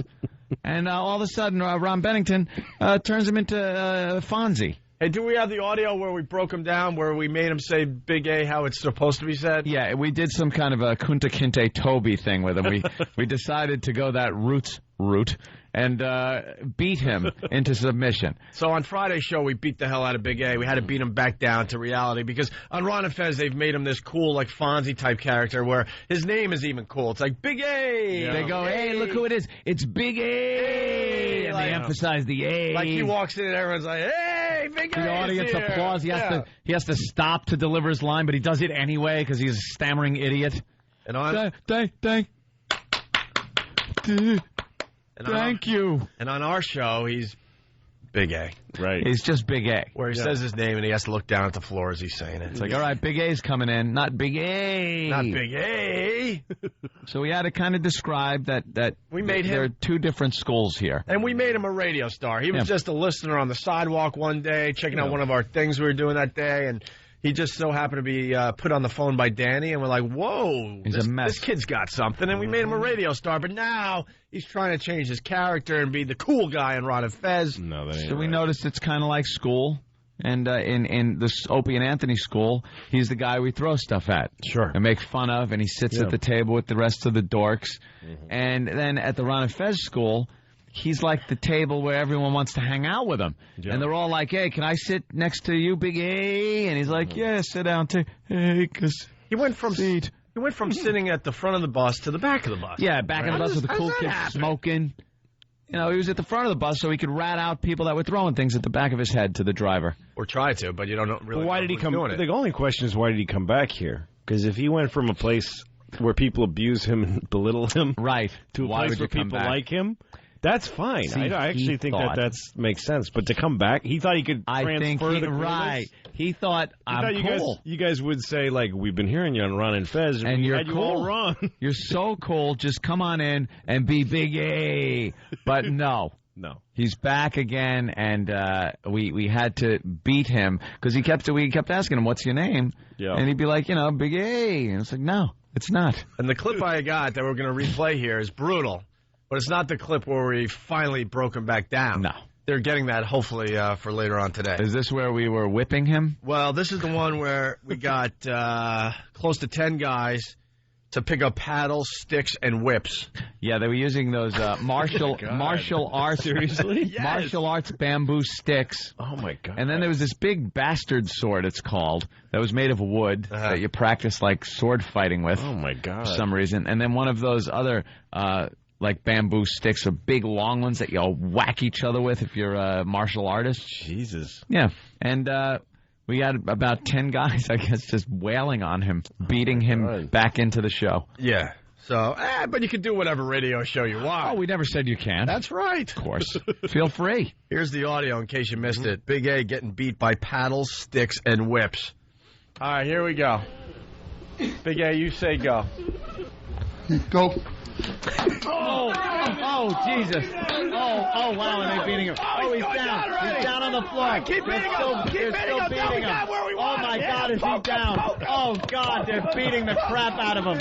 Holy Oh, God.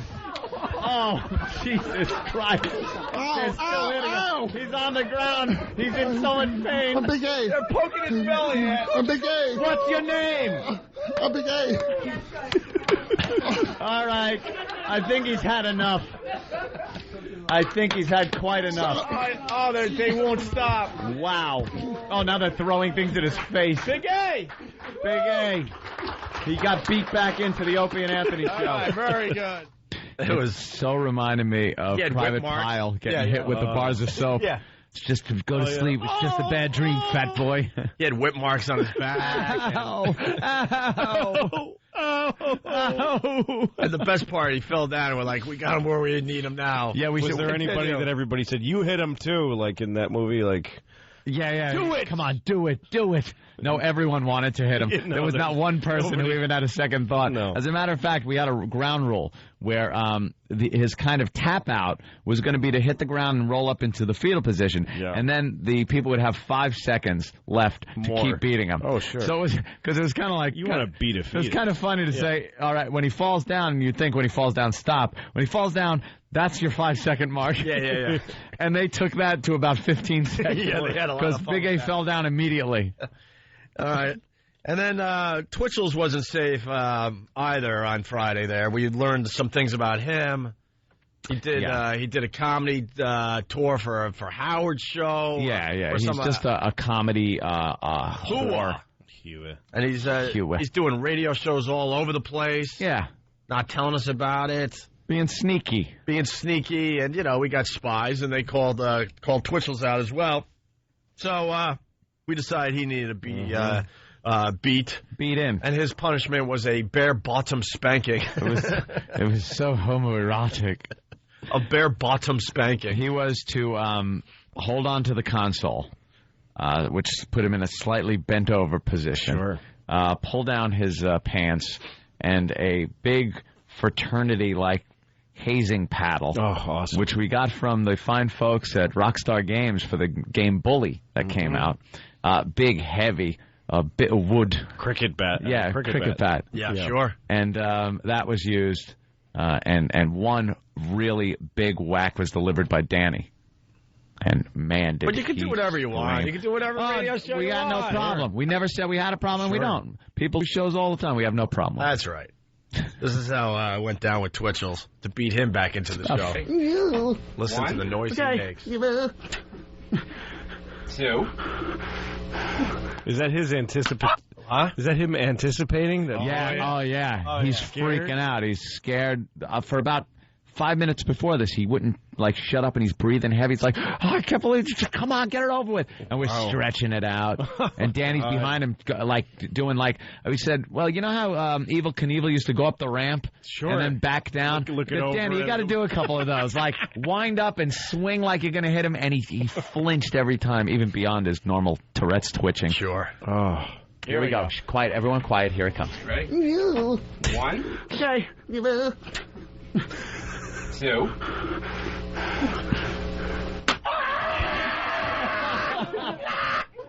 Oh my God. Oh my God. He's down. Twitchell's is down. Now. That was like an Iraqi beheading thing. That's what that sounded like. Well, the video's up on opieandanthony.com. The Big A getting beat by a bunch of sticks and paddles and whips. And then you got the Twitchells getting one really, really hard paddle. The Twitchell's beating. And he wound up breaking skin. Yeah. It was a really? big blood. Watch. Oh, that's pretty hard. Yeah, he whacked him. There was a big blood blister. Oh my on God, his cheek. That's awful. He's on the floor rolling and that's holding. That's how bad he wants to be on the radio. Yeah. Jesus, man. I would retire from comedy if they told me I had to do that. I have 22 years invested in this business. Yeah. If somebody told me that I'm going to hit you like that, I'd be like, no, I could teach. I'm leaving. I got stuff I could do. Figure something. I'm a mechanic. Yeah. Other guys get to be on our show because they're funny. Other guys just because they're willing to take that. Right. Yeah. There's no real in between. No, that's his value. Yeah. That's what value he has. That's right. Is that he's willing to do that. That's about it. While parading his condition to America. While exploiting his condition. Hey, we got some hot new news on Britney Spears after the break. Can't be. Really hot stuff was going on with her. You know the guy she was married to for like 2 hours or whatever it was? Jason Alexander. Yeah, I'm sure Jason Alexander, the actor, just loved hearing that when they first. Britney Spears is married to Jason Alexander. Oh, no. Oh, she went right back to that guy? Here's the Big A beating. Oh, yeah, we got video. We got the video of the Big A beating, which is on Opie and Anthony. Poking him with sticks and just beating him. Some into it a little more than others. Yeah, I'm noticing that. Like some people didn't want to hurt him, others really wanted him hurt. Some were keeping it radio fun, and others were getting some aggression out. Yeah. Yeah. There you go. Big A. He's being poked with a sword. With a little hobbit sword. Oh, God. And he's still, talking into the mic. And he's at no point, Well, yeah. Hopefully we got the audio of him just getting beat until he says Big A the right way. Brandon from Cleveland, what's up? Yeah, before Twitchell's got hit, you remember the riveting radio that was 45 minutes of Jenga. No, sir. It was not 45 minutes of Jenga. It was an hour. It was an hour of Jenga. We figured Tourette's Jenga would be great. Yeah. We'd have Danny, who just has the shakes because he drinks too much. And then we have Twitchell's, who can't stay still. He's got Tourette's. He's always twitching. And we'll set up the Jenga and have him play Jenga. How long could it possibly I honestly thought it couldn't go more than 5 minutes. There's no way. It was an hour. And then we got pot committed. You're pot committed. You got to stay in and see how it ends. Yeah. And finally, that twitching ass tipped it over, but it was, Oh, yeah, because we were giving him an out. I forgot, Louis C.K. If he won Jenga, we weren't going to hit him. Oh, okay. So we were going to give him an out, and he lost the Jenga game. That video's up on opieandanthony.com as well. So. Yeah. All right. I forgot about that, Brandon. Thank you. Punching out. All right. We got to take a break? Okay. There was something I wanted to mention, but now I can't remember. Was it a tease? Were you going to be a tease? Something cool. Well, we talked about the Britney, but something else. We'll figure it out. It's the Opie and Anthony Show with Louis C.K. today. Hear what everyone else is talking about. O&A Uncut and Live, continuing the show on XM Satellite Radio starting at 9 a.m. Eastern. Visit xmradio.com to subscribe. It's the Opie and Anthony Show. The Opie and Anthony virus. We're back with the Opie and Anthony Show. The O&A virus spreading across America. A lot of girls flashing on the Pal Talk cameras this morning, huh, Anthony? Oh, yeah. Loving it. Yep, we got a few girls flashing. Map of Hawaii's on, of course. She was supposed to do the Sexy Estate for us over there on the other side, over at XM, where her and her boyfriend have sex right there on the camera. What happened? I don't know. I don't know. No one knows anything. No one. I'm not hearing things. They said they were going to do it. What happened, Steve? You know? But everything's fine because she's flashing and she's completely fine. Very excellent. There's no problem there. I think the day she was supposed to do it, she got sick, and they just haven't rescheduled yet. She had to call in sick. That one, really? Called in sick to getting screwed? They called in sick. Happen. Weird. How does that happen? I should have called in sick today. Oh, man. Oh, it wasn't that type of sick. I'm reading now. She had her friend. Oh. Her friend. What are you, 1955? No. Oh, my, I tell you something. How did that not go in? well, that's exactly how. Well, who has a problem with that? What she had? Who cares? Blood coming out of her vagina, so therefore. Well, Louie, that's going to make the really. Well, you've been doing you. so But that's what happened. Thanks, XM people. Yeah, but just because you've been doing so well too, Louie. Just because it's something that happens doesn't mean we can say it. What are you, crazy? That would be reasonable. Of course we can't say it just because it happened. And I've been sitting here all morning going, man, he's been under control today. Louis, but that's a non-sexual occurrence in a woman's body. Why don't you go down to Washington and tell the FCC that? They'll tell you differently. If you want, could you please just graphically describe someone being killed in a horrific way? Because that's allowed. That totally. But the second you mention a real basic biological function of womankind, that happens to every woman, that happens to every woman, which is quite innocent. Yeah. In the overall scheme of things. Yeah, that then, you know. I mean, she's unclean. She's a, unclean one. Hey, there's no problem with that, though. She still should have done it. I like when it looks like maybe CSI should visit afterwards. Yeah, that's the thing. Natural lubrication. Everything's fine. God, you're nuts. That too? Do you watching think the dump sheet? Oh, yeah. No doubt about it. All right, before we move on, we got the audio Big A where we made him say Big A the right way. And you want to give the 30-second setup because some douche out there's like, I didn't hear the show Friday, so this doesn't make sense to me. Big A went on. It makes sense if we explain it to you I didn't hear it either, and it made sense to me. Thank you. Thank you, Louie. Big A went on Ron and Fez, which is fine. We allow everybody to go on any show they want. But he became the cool character. He was trying to change his character. Yeah. And he's Big A over there, like Fonzie. We invented him. Yeah. He had no life before He's just Big A. Right. A muttering mess of a man. Considering suicide before every night at bedtime. You know it. You know he just looks at that shotgun and his big toe and wonders if it could fit in the trigger guard. Maybe I should. Maybe I should. Do it. Maybe I should. Maybe I should. Oh, I'll wait for tomorrow. Can't even say it. It's the only thing that has prevented him from doing it, I guess. Yeah. So he went over there, and that's fine, but he became a new guy. And then he thought he was the cool Big A, which is what they call him over there. Yeah. Big A. So we had to kind of teach him Kunta Kinte Toby style. Yeah. What his real name was. Big A. So what you're about to hear is Big A getting whipped. Being whipped. You could barely hear the whip, but you could hear the reactions. Yeah. As the clip goes on, you start hearing the whip because we gotta beat it out of him. I had to step it up a little on him. Yep. Here's Big A from Friday. Who are you? Big A. Oh. Who are you? Big A. What's your name? Big A. A little harder. What's your name? What's your name? Big A. You say it like that again, you're just going to keep getting beat. What's your name? Big A. It's a durable isn't he? What's your name? Big A. God, look at the pride he's got. The pride. We're going to have to hobble him. He's running out of steam. We're going to hobble him.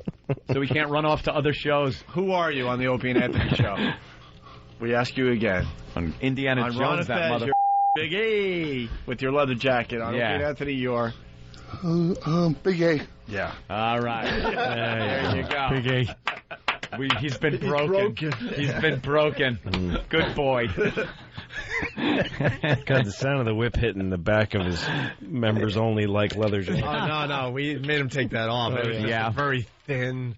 I think the layer of hair might have helped. Probably. Yeah, it looked like he was wearing a sweater when his shirt was out. Hey, we got Marge checking in from the little shelter. Oh, Marge checks in from time to time. She runs the little shelter over there in Suffolk County and always has some kind of problem with an animal and looks to us for some kind of support. Shelter? Yeah, she's trying to save every dog and cat out there. Trying to save. We just say, blue liquid. Hey, Marge. Sleep. Good morning, gentlemen. How are you? Hi, Marge. What's the problem today? The snow collapse your roof? What's up, you old bag? Don't laugh. The cattery, the whole roof is leaking.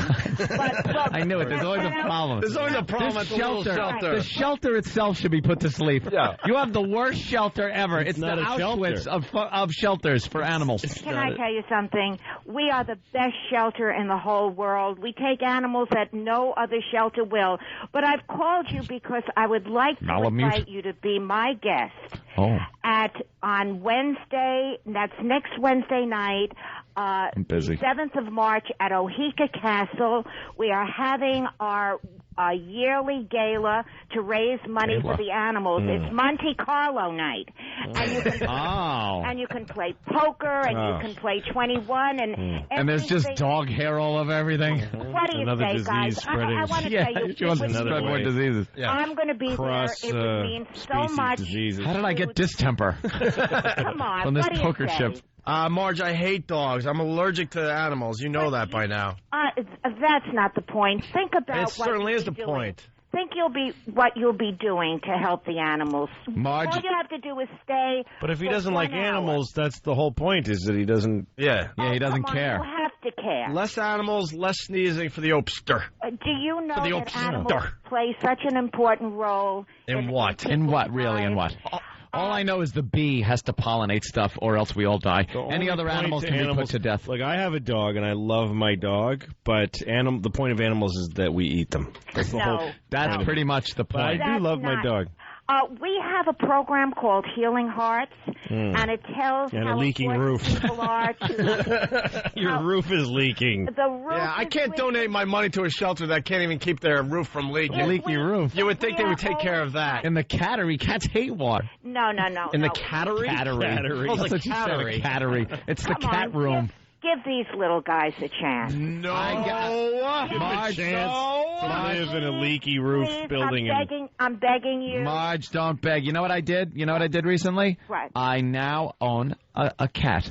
Oh, God bless you. You know what I did, though? What? I bought him for a lot of money.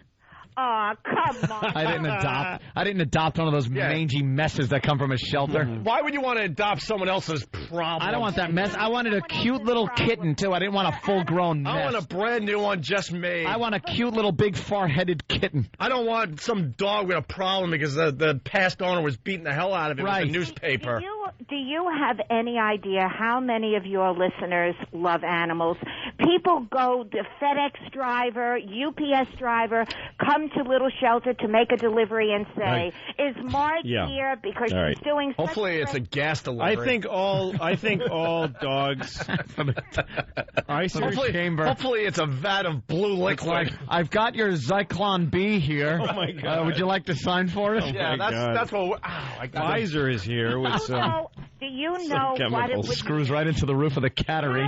How would you feel if I called you and said to you both, Opie and Anthony, you are responsible for helping us raise money to keep and care for animals that would have been put to sleep in shelters all across the New York area. Here's what. Okay, I think that all dogs and cats, first of all, that exist should be neutered. Oh, we are very much. Oh, yeah, listen. All right. Yes, I think Marge should be neutered. I think.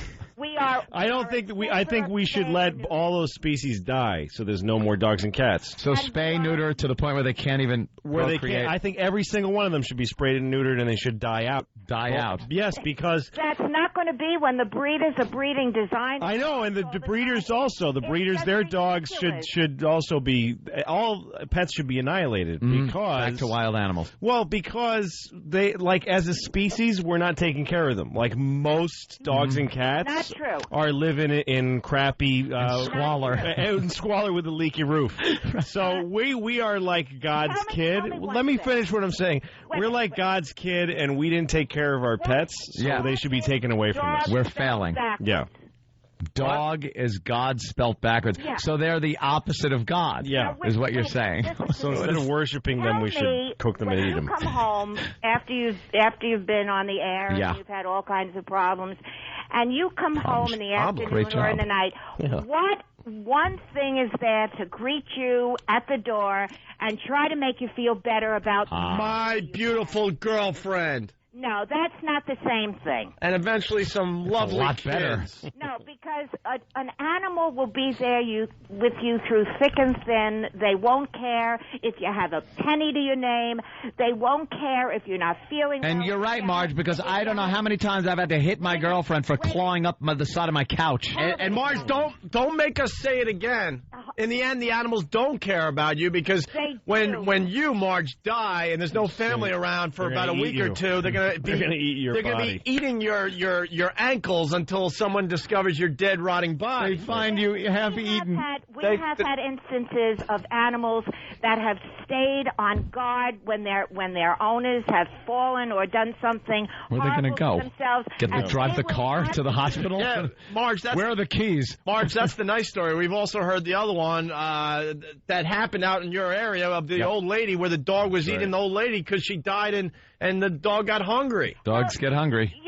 You can't even think about those ridiculous things. I mean, ridiculous? How ridiculous is that? The woman's family didn't think it was ridiculous. They couldn't have an open casket because Fido ate her face. Right. Dogs got to eat. Dog got to eat. Dog got to eat. Now, what you're saying is totally ridiculous. Okay. Please think about it this way. A dog, a cat, is a person's best friend. They don't care if you have morning breath. Never lent me money. They don't care about anything best friend. My ass never drove me to the airport. 100% unconditional. The crazy thing is she's been on the air for 5 minutes, hasn't given a phone number, hasn't given anybody any Nothing, just talking about some gala she wants us to attend. Wait, there's no way for all this exposure and no actual All right, so we got way. If I could. Hold on, Marge. So it's Monte Carlo night next Wednesday? Well, you can probably just tell from the www that it's a website. Sure. http:// www.dogeatsowner.com. What you're saying's ridiculous. No, it happens. Yeah, it bothers me when people say you should are grossed out by Koreans eating dogs. Yeah. So what? It's just a different colored cow. I mean, who cares? It's a smaller version of a cow. It's meat. Yeah. It is the same molecular makeup. There's no reason not to eat it. Yeah, why?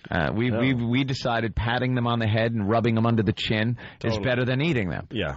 And so be it. If I was on an airplane crash situation in the Andes, I would eat my best friend. I wouldn't care. Who's going first? Let's say you got your dog. Your best friend is your dog. The plane goes down. You're freezing. You're starving. Mm-hmm. What do you do? Forage around, or do you look at that dog and go, "That is absolutely where I'm going"? Yeah, I'm going to cut him open, put my hands in his belly for warmth, warm up a little. Well, yeah, little Han Solo style. You know that would be rough to. You know that would be rough to keep down, though. I've always thought about that, but that's all how you prepare it. Yeah, exactly. You make it with a nice gravy. Great. You got to marinate a dog. Yeah, you're sitting at the crash site, just going, no, it has to marinate, guys. I know you're hungry. You're sitting there eating, swallowing, puking, eating, swallowing, puking. How many days go by? Just hoping you can keep some of it down so you have energy to survive. How many days go by? Or a person? The plane crash. Person, dog, I don't care. Plane crashes. You're not cooking it up. What do you do? Like right when it crashes, you just realize you're amazed you're alive. Everyone gets together, you get the supplies, you see what you got. How much time has to go by before you go, we're eating your dog? We're eating your dog. Is it a couple of days? Does one guy start eyeballing it before another? You go at least 3 or 4 days. 3 or 4 days, and that's it? Easily. Yeah. I'm thinking longer before you start thinking of the dog. You start eating the dog before you run out of the actual airplane food. It's like, I'd rather eat the dog than that chicken. There's still a chicken and one of those salads with chicken on it. I'm eating the dog. I'm having the dog. Cook up the dog. Hey, let's go to Dave in Pennsylvania. Excuse me, only first-class passengers are eating the dog. Right. Yeah. Dave, what's up? Hey, my dad's a police officer, and he's been called several times to, like, old Granny's house or whatever, and she's dead. And got dogs or cats. And when you're alive, they're loyal. But when you're dead, you're lunch. Yeah, you're food after a while. Look, I love my dog. I think if you have a dog, it's great. But you do have to be realistic that it's an animal that actually is pretending to care about you. Yeah, it's an animal through all kind of years and years. It's been kind of taught, and now it's got this kind of inbred instinct that you will feed them. Yeah, that's it. And they fear you. That's the only. Yeah, they fear you. You're the alpha, and that's a whole thing of feeding them, rubbing them, and then disciplining them. Yeah, is the same thing they used to do in wild packs, only differently. It was the licking and the bringing of the food, the eating first. I still like to get on top of my dog and bite her ear. I do. Shows who's boss. Yeah. Hey, let's say hi to Dennis in Philly, listening on WYSP. What's up, Dennis? Ooh. What's going on, guys? Hey, man. Happy birthday, Louie. Hey. Ed, did you say you bought a little kitten? A kitten with 2 D's, apparently. What did you name this poor little thing? Yeah, this guy's convinced that you named it something gay. It's Adolf. Are you serious? Teasing, of course. What I call. I named it Jean Bonnet. What's the name of your cat? My little cat's name is Jack Jack. Jack? He's little Jack Jack. Why Jack? Because that's what my girlfriend named him. Jack. Little Jack Jack. Aww. And he runs around the house and plays with his little cat toys. He's got little catnip cat toys. He's got more toys than a child. Because, again, my girlfriend decided to just load up on cat toys. So now as we are trying to go to sleep, the cat will jump up with that crazed cat face and this catnip mouse in its mouth looking to play at like 12:30, 1 in the morning. And I got to get up pretty early for this show. So the foot just goes under the belly and I go, foosh, and just watch the flying cat show. Little Jack Shack. All right. Hey, you guys started with the Sharpton thing. Here's the story a lot of people are talking about today. I think it's on the front page of the paper today here in New York. I think it's important, way beyond the Sharpton family or the Thurman family. I think it's important for America. Working with newly obtained records from Ancestry.com, Daily News writer Austin Fenner found evidence that Reverend Sharpton's great-grandfather, Coleman Sharpton Sr., was a slave owned by Alexander Sharpton, who in the practice at that time gave his slave his last name. Oh. So wait a minute. So some guy, this is where this came from. Some Newsday guy. Some Newsday guy was thinking about Al Sharpton and thinking, that dude, somebody owned that. Someone owned his, I want to find out who owned them. Who owned them? Some guy. That's great. Went down that line of thinking. So who? See, now is this going to open up like, so who owned Denzel Washington? Exactly. You watch now. That's what's going to happen. That's the new thing. There's going to be reparation lawsuits, I bet. There will absolutely. Now, Reverend Al is going to sue Strom Thurman's family. Shouldn't he? I mean, shouldn't he? For ownership or, whatever.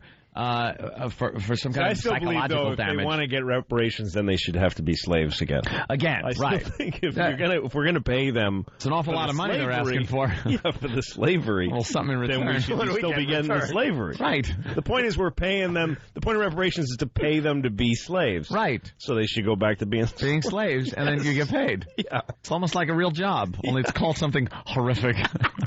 This next clip, Sharpton is shocked at the news. Is he? Coleman worked to pay off the debts of 4 children. Their mother, Julia Thurman Sharpton, was Strom Thurman's first cousin twice removed. I couldn't describe the emotions that I've had over the last 2 or 3 days. thinking about this. A niece of Strom Thurmond said she'd speak with Sharpton at his request. She also said if you trace back many native South Carolinians today, you'd find that most owned slaves back then. Yeah. Reverend Sharpton says he's not sure if he'll be contacting Strom Thurmond's relatives. He says this is all so new for him, he's taking it one day at a time. Oh, man. This is opening up a new thing. Big can of worms. If Reverend Al was so into this, though, like, I think every black person should probably have done this research himself. Like, don't you think Reverend Al, being so into civil rights, would have wanted to look back into his own history when Roots came out? It was a big thing for black people to look into their lineage and see how far back they could trace it. You think Reverend Al would have known this already if he was owned by someone so famous? The families that owned these people, couldn't they sue to still own them on some level? Yeah, wait a minute now. It's like Roe v. Wade apparently could get overturned any day. Like it's just by couldn't the Emancipation Proclamation? Right. Couldn't there be like a landmark case that overturns emancipation? It's like, look, we freed them, but I can't find the paperwork. Or actually, we didn't free them. It was some guy came over. We actually wanted to keep them. Now he better stay out of South Carolina. I gotta keep low. I gotta keep low. I'm outraged that I can't go to North Carolina, South Carolina. I am outraged to find out I was a slave, which is ridiculous because I look in the mirror every day and I'm still black. Well, everybody in this country's forgetting the slavery. Like, people always say, oh, come on, it was 400 years ago. It was like 100 years ago. Yeah. It was not long ago. The last ones that were let go, it was not that long ago, relatively speaking. Oh, oops. That's right, you didn't use the K, which is the worst letter in that word. Yes, it is. He's all warmed up now. Al, get ready. Al, you ready? Lucky Louis. Lucky Louis. Louis C.K. is all warmed up now. Yeah, Reverend Al, though, is outraged. He should have done the research himself, and now it opens up, he's going to sue. No, but that's what everybody thinks that slavery was something that happened 500. People literally use those numbers. Like, it was 400 years ago. And they were Martians that landed and owned slaves and then left. Yeah. No, it's everybody now. It's the same people. But that was just like business as usual, too. And it was like but see, I don't buy that. Like people that say, like when people try to defend Thomas Jefferson and all those guys that owned slaves, and say, well, that's just what people did. I don't know. If you were alive during slavery and you weren't actually putting your life into trying to stop it, you were a piece of garbage human being. I mean, it was, like, just because I own people and hit them. I think there was people and hit them. I own them, hit them, and raped them.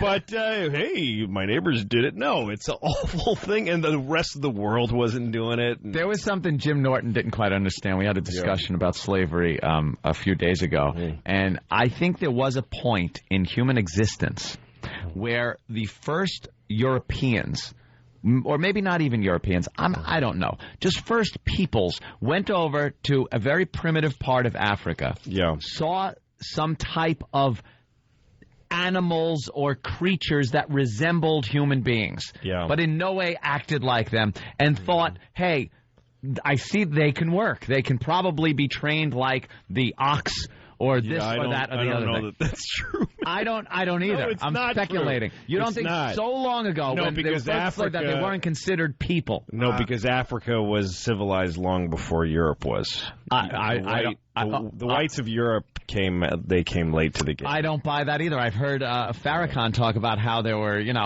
where are any of these artifacts of this great African civilization? Where are the big buildings? I'm not talking North Africa. Where are the big buildings? I'm not talking North Africa. I'm talking South African, the jungles of South Africa. We got a live one. And Middle Africa. Amanda, what's up? Ooh. Okay, you guys tell your little jokes. Sometimes it's funny. Yeah. This isn't funny. Are you the one that called a few months ago? Maybe. Yeah, you are. Why are you? Wait a minute. What's the matter? We're just having a discussion. Hold on. Hold on. Just to set everyone, get everyone on board here. Amanda called up a few months ago. Could you not use those words? Absolutely hated us. Why are you still listening to the show, Amanda? You know what? You guys aren't funny. You guys are racist. But why do you continue to listen? What's racist about what we're saying? You're saying that maybe black people should be owned again, like it's a joke? Well, that was like a joke. It's a joke. Like it's a You joke. just explained it. Yeah. We're saying black people should be owned again like it's a joke. Like it's a joke. You guys are racist. You guys hide behind your laughter. No. Okay, keep laughing. Stop. Look, I'm hiding. She can't see me. All right, hold on. I got to hide a little more. I'm wearing my laugh camouflage. Oh, my God. The whole audience is hiding. Oh, my God. Oh, we're all racist.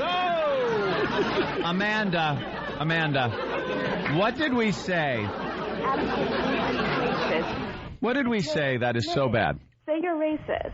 What? You think it's funny? Yeah, we think it's funny. It is funny. I think it's funny that... it's very funny. Yeah, Reverend Al didn't do a little research beforehand. No, that's not what you were joking about. What is... Everything we were joking about was funny. Oh, you were saying Yeah. that black people should be slaves again. Yes, we were. If they get reparations, I'm sure Louis C.K. is going to run for some type of office on the platform of bringing back slavery. Here I am again hiding behind the laughter. If you did some research, you'd find out that you had some great-great-great-great-grandmother that was a slave. Listen, I would still find that joke funny. Wiggle. I would still find that joke funny. Yeah, would you? Yes, I would, even though you said it with a side tone. I'm just funny. And I'm just amazed that you're still listening to the show. Yeah. You like us, Amanda. I listen to it because I'm amazed that you're allowed to speak this bull. You're a self-hating black woman. Oh, of course I am. She's one of these crazy who has to listen to us and get outraged. I used to do the same thing with a station in here in New York. It was called WLIB. It was a black-owned station. They would get on every day and just talk about how white people were the devil, and how we should, and they'd have guests on that would just freely speak about how white people should be exterminated from the face of the earth. You were amazed that this was happening in America. I listened every day, and it used to outrage me. And Amanda, it used to outrage me, but I couldn't stop listening. This is a comedy-based entertainment show. Also. Yeah, this is comedy. That was serious, and I was compelled to listen every day. Amanda, we're just a bunch of dopes trying to make people laugh on their way to work. That's it. How many black people do you guys know? Patricia O'Neill does our show on a regular basis. That's got nothing to do with anything, you nitwit. What? Yeah. You use the N-word, nitwit. Nitwit. Shut up. No, you shut up. You guys. You shut up. Let's get into that argument now. No, you should. Nah. It's clearly you that should shut up. Just admit it. You're racist. Who owned you, Amanda? Do you know what family owned you? Excuse me? Did you do any research and figure out what family owned you? I don't need to know what family. I'm not from America. It doesn't matter. Don't worry about it. Don't worry about it. Where are you from? Own you. Where are you from? Where are you from? Where are you from? Where are you from? Then why are you so angry? You're not even an African American. Yeah, where are you from? Oh, so only African Americans can be. Yes! Only they can be pissed off at slavery here in America, you dummy. You really? Yes. You dummy. If you actually believe that, you're the biggest. So you're saying every black person can be mad at this? Every black person. Oh, stop it. One. It's not. Why don't you get mad at the black people that are hacking each other apart and defer or some other uncivilized crap hole in Africa? Why aren't you mad at that? How do you know what I do? Well, because you call up and you lambast us for having fun. Leave us alone. We gave you an Oscar last night. What else do you want? Gave you a couple. We gave you a couple. We gave you Oscars Best last Actor. night. What else do you want from us? Whitey gave you Best Actor. We gave you Best Actor and Best Supporting Actress. What else do you want from us, Amanda? Disgusting. You're racist. Live with it. Okay. Even if we were racist, who cares? You're racist. There, I showed her. Oh, she hung up. Damn it. That's the same chick, man. She called us 2-3 months ago. I'm thinking I like her. She got spunk. I was thinking that was the last day she would ever listen to the show, but she's still there. I got a little jungle fever with Amanda. Oh, yeah. I like that. She's got the wild afro. And Amanda showing her blackness. Yeah. Angela Davis afro. Yeah. She's all mad. Black power in all over the place. So is she boring. angry? So boring. People think you can't talk about something. Yeah. That if you mention something, you must be defiling it or saying something just talking about it. All right, just shut up, boring. What kind of radio show would she listen to? Somebody just going, well, apparently this one. But does she want us to sit here and go, isn't it good that all people are, what do people want to listen to? Right. Apparently, yeah, this show. All right, listen, we got to take a break. When we get back, dump in your own face. When we get back, we're going to do a little vacuuming, and we're going to mop up a little bit. We'll talk about the latest on Britney Spears, and we'll do a little, what did we learn on the Opie and Anthony show today? It's the Opie and Anthony show. Go! You're listening to the Opie and Anthony show. Amanda got the phones just rocking. Our phone number, 1-866-313-FREE. That's 1-866-313-FREE. Let's say hi to James in Texas. What do you think James in Texas is going to say? I sympathize with him, man. Yeah. James, what do you got? James! What's up? Oh, my God, I did the big setup, and you were supposed to be there, like, bam, bam, bam. This is what I got to say. Oh? James. Oh, my God, he doesn't even understand he's on the air. He's asleep. James, are you retarded? Hey, that Amanda chick? That chick's a bitch. Oh, you really, man. You guys see really brought something new to the table there, buddy. She's a waste of person. Did you see the big setup, the big energy? I threw a lot of energy at this was guy. really badly played by him. Holy crap. Guy, it was a sucky caller. Let's go to Kevin. Kevin, you're on the Opie and Anthony show. Yo, what's going on, guys? There you go. Listen, Kevin's right into his phone call. Yeah. This is what we need. Guys from Texas, it takes them a little longer to register. But, hey, I'm right with you guys. Listen, hey, keep doing what you're doing. Amanda's upset, okay? And the thing is what you guys are talking about, black people joke about it all the time. And that's the thing. As long as it's funny, you know, it's all good. And as far as the reparations, let me tell you who that's going to affect. The people that made a lot of money off slavery, when people find out that they were once owned by them, they can cash in. You think that's when someone's going to cash in? Here's the thing is that America has to face the past that they got.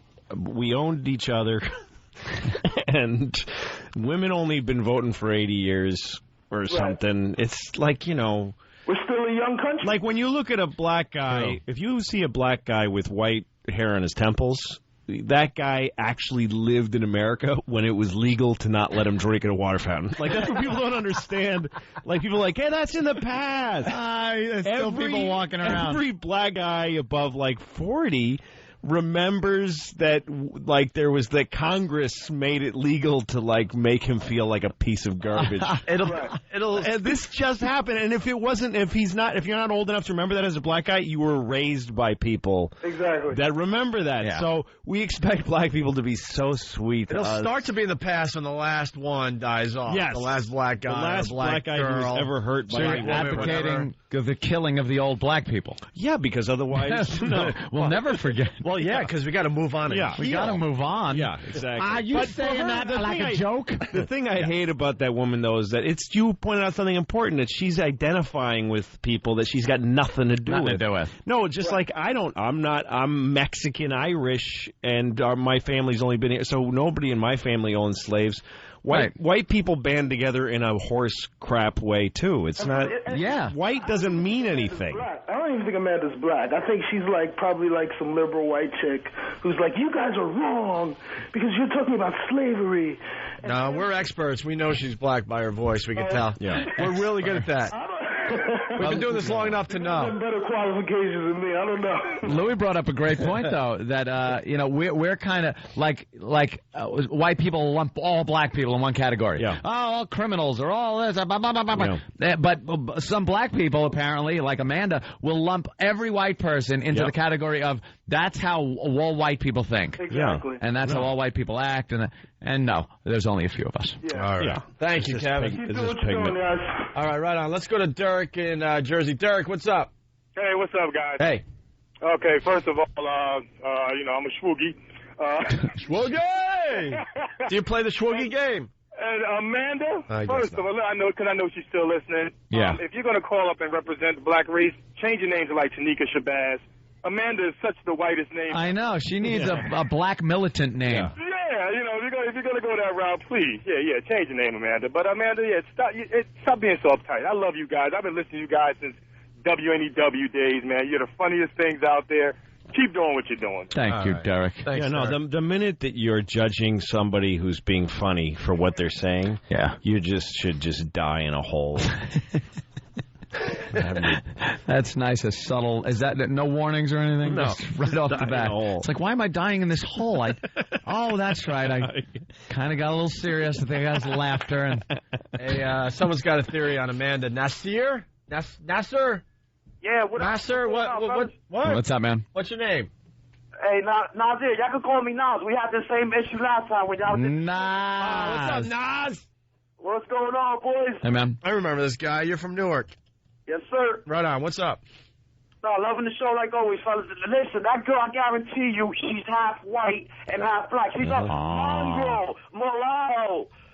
Maybe she's half and half, can't deal with it, something like that.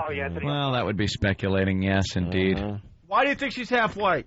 Because I think that's her way. That's her showing her guilt. Like, that's her guilt coming through. Like, she feel like she got to represent her black side more. Yeah. She's got to really pump out the black. It's a theory. We interrupt this program to we'd love to stay on this subject, but there's a midget sighting. What? Who saw this coming? Not me. Chris in West Palm Beach, what's up? Hello. Oh, boy. There he is. Hey, What's Chris, up? What's up, Chris? Can you hear us? Yes. I just flew into West Palm International from visiting my dad. I saw a midget. You know how the suitcases have rollers on it? Yes. And this is the medium-sized suitcase, not even the big one. And this guy was holding and they have the handles that telescope up. Yes. He was holding the actual handle sewed to the suitcase. And all I could think of was man. So, you usually have to telescope the handle, and then you pull it behind you. He was just holding the regular, strap handle that's on every suitcase and rolling it. That telescoping handle, completely unnecessary for him. When are we going to be able to buy midgets as pets? Yeah. When are we going to be able to do that? Well, it is 2007, after all. You're a racist as far as midgets are concerned. Yeah. What is that, a joke? What else was... You're really advocating buying midgets? Yeah, absolutely. Oh, okay. I think it could be kind of fun. I just want to make sure it's known that you're not joking. No, I'm not joking. Okay. I ran not going for a laugh there whatsoever. Not hiding. Lord knows I barely get a laugh on this show. I thought Dad might get a chuckle. Chris, what else was the little fella doing at the airport? Oh, no, he was a Chinese midget, though. Oh, a little Asian midget, though. That's nice. Hey, okay. Though. All right, Chris. Asterisk midget. Chinese. Anything else? No, but on that racist part, what about all the white slaves in other countries? It doesn't matter. They want to stay there. Overall, as a race, we're doing a lot better. And the white slaves, we know they were called Jews. Yeah. It was always just the Jewish people that were enslaved. Badger Wolf from Wisconsin. What's up? Not much. We're forgetting the biggest point. Amanda's marrying a white dude. Well, you think Amanda maybe is marrying a white guy? That's a little speculation. And how do you know that? She said that the last time she called. Okay, that's what I was wondering if she did. And you were saying, well, why is she listening? Because it was on the XM part. And she's saying she's marrying a white guy, and he listens to it. So he listens. Oh, that's right. I do Why would she be marrying a white guy? Maybe but boy, he must be beaten down so bad by her. Just everything. Yes, honey, I know, you're right. The whitey, we stink so bad. Oh, this is horrible. I bet they're going to have a lot of laughs in that house. Yeah. Humorless. I'm wondering what all he's putting up with. I picture him just walking around a house that's filled with nothing but, African masks on the walls and, African furniture. You know what? And when we did Lucky Louie and we had to design, there's a black couple that lived across the hall from us. So the set designers built their apartment for us, and I went down to approve it. And it had all this African art. And I said, why do you have to, every show that has black people has to have African art? And I got mad, and I said, take it out, because it's just stereotypical. Just a guy. They're like, but it's a black family. So what? Take it out. He's just a guy from Newark. So they took it out, and then it kept getting back in. Every new wave of design would bring in, and I fought really hard to get it out of there. And then when Jerry Minor and Kim Hawthorne, who played the couple, walked into the apartment for the first time, they looked around and said, "Where's all the African stuff? How come there's no African stuff?" I just picture. I thought I was doing this really great liberal thing. Yeah. Oh my God! So but apparently you're wrong. You're totally wrong. Totally off the mark. The black people gotta have African stuff. We're a black couple. This just goes to show you, it's a bit of honesty moment. Yeah. When was the last time you were in a black person's house? Oh. Deafening. I'm not even Deafening silence. That is a great question. I will give you an answer. Yeah. It was an apartment in Central Islip when I lived there in 1972. Jeez, that's a long time ago. And I went up into this kid's, it was a friend of mine that lived in the apartment complex over there in Central Islip, and went into his house. And that was the last time I was in. So I have no idea what there is in black people's houses. How about this? When was the last time a black person was in your apartment or house? Well, I've had black people in my house much more recently. But last black Yeah, but you're person, Mexican. That's all. Yeah, that's right. Apparently right now the alarm company's calling me. Holy jeez, I gotta go. See, it's a robbery joke. It's a robbery. That's what I encountered some really interesting racism because it was from very liberal people. I was in L.A. There's this place called Amoeba Records. And it's like the cool, funky... Amoeba Records is very cool. Yeah, they're like really, cool. really, grunge, and they're cool. On LP. Yeah, so... That's still cool. I go in there, and I'm in the video section, and, just like I'll Google myself every time I touch a computer, I go look for my stuff. And I made Pootie Tang, so I go look for it, and it's in the black film section. And I'm looking through the black film section, and it's every movie with a black person in it. It's not like movies about... Afrocentric subjects. It's just anyone who's black is in that section, and they're not in the other sections. So it's like this ghetto of black movies. Just anybody who's black has to be in that section. And so I went up to ask the girl who works there, who does the curating, and she's this chick with nose rings and punky hair. And I go, that's really kind of racist. You have like a ghetto. You have like a black section in your video. And she turned red because the idea that she could be racist. Oh, that she's like, no, look at me. Look at me. Stop. I'm in L.A. I'm a liberal chick here. And I'm like, if you're a black filmmaker and you make a drama, you hope people will look through the dramas and just pick, have the opportunity to pick you out of any drama. Why do you have to be in the? It's Yeah. And she's like, well, I'm gay. And we have a gay section, and I'm glad. You pulled that out. It's like, what does that have to do with anything? And, black people have to be like gay people? Yeah. That they need gay cinema and black cinema? Wow. That is real typical liberal can thinking, be totally racist. Let's go to Brooklyn. Brooklyn, what's up? Hey, hello? Yeah, what's up, Brooklyn? Hi. Let me say, first of all, your show is hilarious, and this is the very first time that I'm listening. I'm actually from the Caribbean, so I wanted to know, I can't remember who said it, but you said that you could tell if I'm black or not. So I don't know, what do you think I am? You're kidding, right? You already said you're from the Caribbean. Yeah. But I would say you're light-skinned. Lighter-skinned, more Hispanic-looking. Wow. I don't think so. I think she's very dark. Very dark? You think she's very dark? No, who said that? Who said that I'm light-skinned, Hispanic? I said you're lighter-skinned and you look Hispanic. That's Anthony. Because I could tell by the way you talk, you hang out with a lot of Hispanic people. Oh, I do look Hispanic. I kind of have Hispanic friends, but I'm not Hispanic. I'm mixed. Yeah. Yeah, wow. But you got the black in, yeah? That's very obvious. Yeah, baby. White people aren't calling their kids Janelle. That's another thing, yeah. Yeah, I think you have a thing. Just cut that L part off. Jan. Jan, right. Be Jan. Boring crap like that. Wow, you guys are so stupid. It isn't funny. I was laughing. I was like, wow.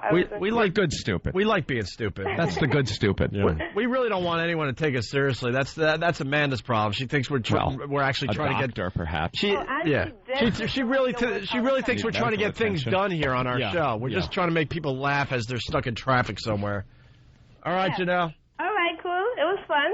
God damn it! It took 3.5 hours to get the phones beyond lit. And now we got to go. Yeah. Well, guys. That's great.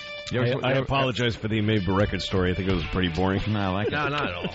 I was going to talk about Black Stars. You ever turn on Black Stars? It's Stars Network. It's one of those cable channels.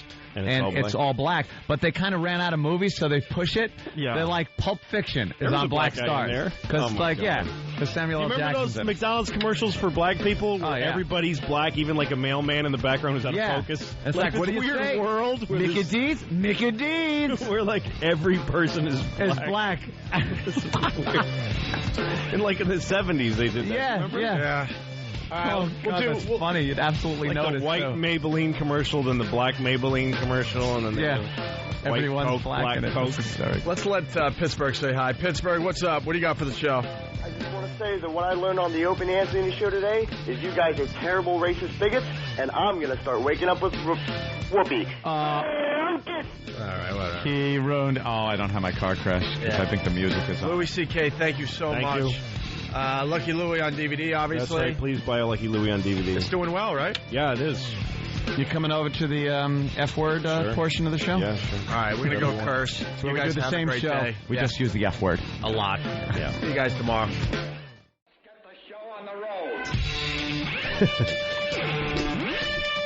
All right, we're here at XM Satellite Radio with Louis C.K. Yep. We'll say it again. Very excited that Louis C.K. is going to be doing the One Traveling Virus this summer. We should have the dates soon, I guess. Soon. I think we're doing 8 to 10 dates this year. There goes our summer. But Louis C.K. is definitely going to be with us. That's very, very good news. We found that out this morning. Going to be a pisser. And your wife wasn't impressed, you were saying? Yeah, I came home and I showed her all these offers, and it's good. You guys are paying really good money. Like I don't Take have care of the comics. Yeah, I don't have a TV job right now, so that's my income. Yeah. And I showed it to her, and she's like, "Yeah, great. So you're going out of town, leaving me with the kids." I'm like, "Fuck you. How much money do you make?" What are you pulling in this week? Yeah. Would you rather starve to death and fucking let the kids get skinny? You fucking ungrateful cunt. Now, the only way who doesn't listen to XM? She doesn't quite get the point that, this is your job. You don't go on. And I'm remembering the phrase I was trying to remember. The separation of labor. Is that what it is? The division of labor contract has been thrown away in marriage. Because I know where you're going to go with this, but I got to ask Louis C.K. Yeah. Like, when you married your wife, you were already in comedy, right? Yes, I was. So it's not like you were... I didn't spring it on her. No. It wasn't like you're working for Nassau, you had a 9-to-5 job, you were coming home, and she knew what she was getting into, that you'd be there to raise the kids. When you guys met, she knew you were a road comic. Yes.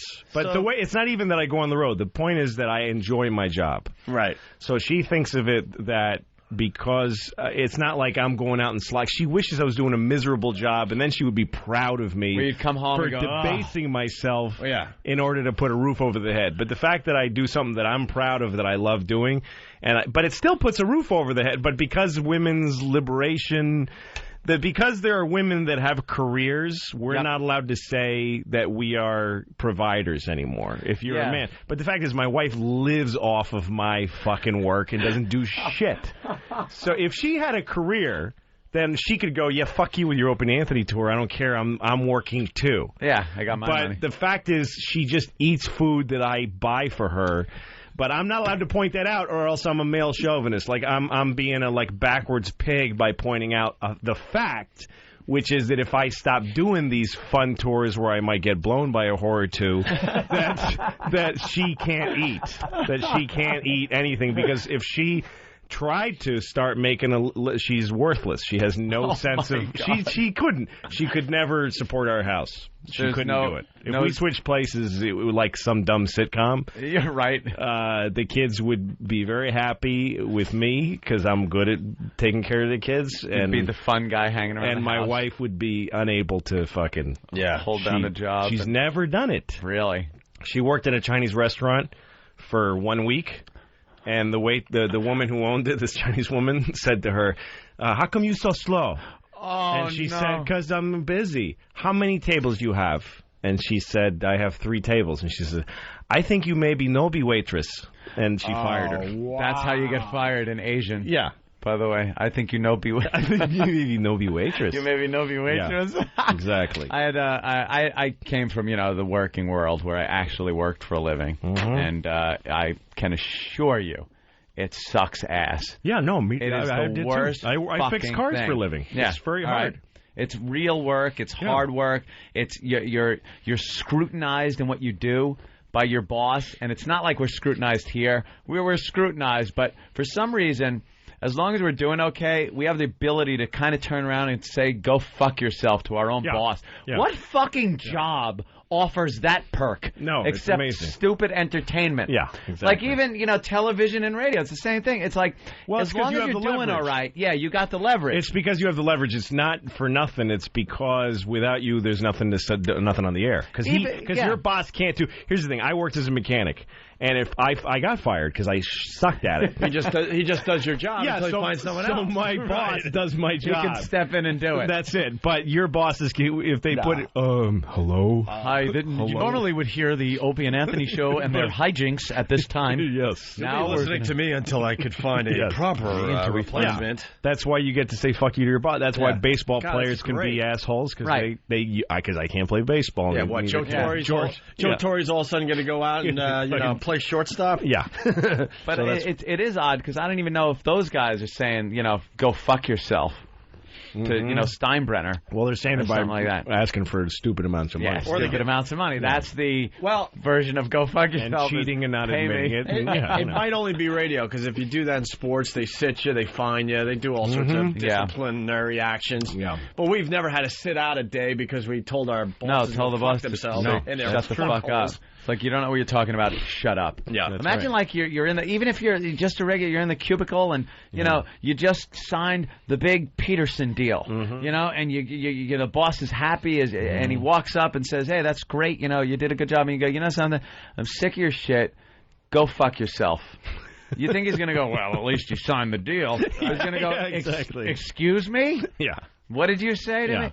But in radio, television, as long as you're up to... But that turns on a dime, too. See, in the cubicle, if you lost the Peterson account and you're working on another one, you're not going to get your ass thrown out the door that day. Yeah, you were trained. They spent time putting you in the job. They'll just make sure, you're as long as you're coming in and working and doing a good job, you're okay. Yeah. TV and radio, the next day is like, by the way, you're fucking out of here. Bye. Do I get 2 weeks? Do I get... No. As a matter of fact, we're not even going to acknowledge you existed. It's Stalinism here. You didn't exist. You're expunged from any record of ever existing. Oh, it's just one. Get the fuck out. And we can't get enough of this business. Yeah, what the fuck? Let's go to Doug in Minnesota. Doug, what's up? Morning, boys. Good morning, Doug. I wonder if Louis C.K. has heard about these sparkling wiggles. Oh, have you heard the sparkling wiggles yet? What's that? Oh, my God. I saw the video like 18 times over the weekend. I couldn't stop watching it. We can't play it on the first half of the show. We tried, but... It's a young child. And she's a girl. She's about, how old did you say, 2, maybe? Yeah, tops. Tops. Oh, my God. And what happened? adorable. Just adorable. And she's sitting in a little chair. And she can't say sparkling wiggles. It comes out different than it's supposed to. So the parents kind of coax her by saying, hey, boy, there's too many sparkling wiggles at this party, and the kid will repeat it, getting the words kind of mixed up, and it's just, why don't you just play it? I don't know what this would be. Oh, yeah. Okay, that's enough. Okay, say it now. We don't have sparkling niggles. Say there's too many sparkling wiggles at the party. There's so many sparkling niggles at the party. Say, no sparkling wiggles here. No sparkling niggles here. Say, get a job, sparkling wiggle. Get a job, sparkling niggles. I fucking... Oh, my God. I can't get enough of that. Oh, my God. The kid is just adorable. The kid's as cute as a button. Oh, and my the God. mother should be shot. The way she sounds. Oh, my God, that's terrible. The little kid is just, and she's so enthusiastic. The parents are interacting and playing with her and talking to her. And the kid couldn't be any whiter. I mean, look at this. Oh, I know, a little Aryan. Aryan with her ponytail. Just doesn't know what she's saying. And look at that fat white hand that holds the thing up to her. You know what? You know what the most disgusting part of that whole thing is? Is the mother...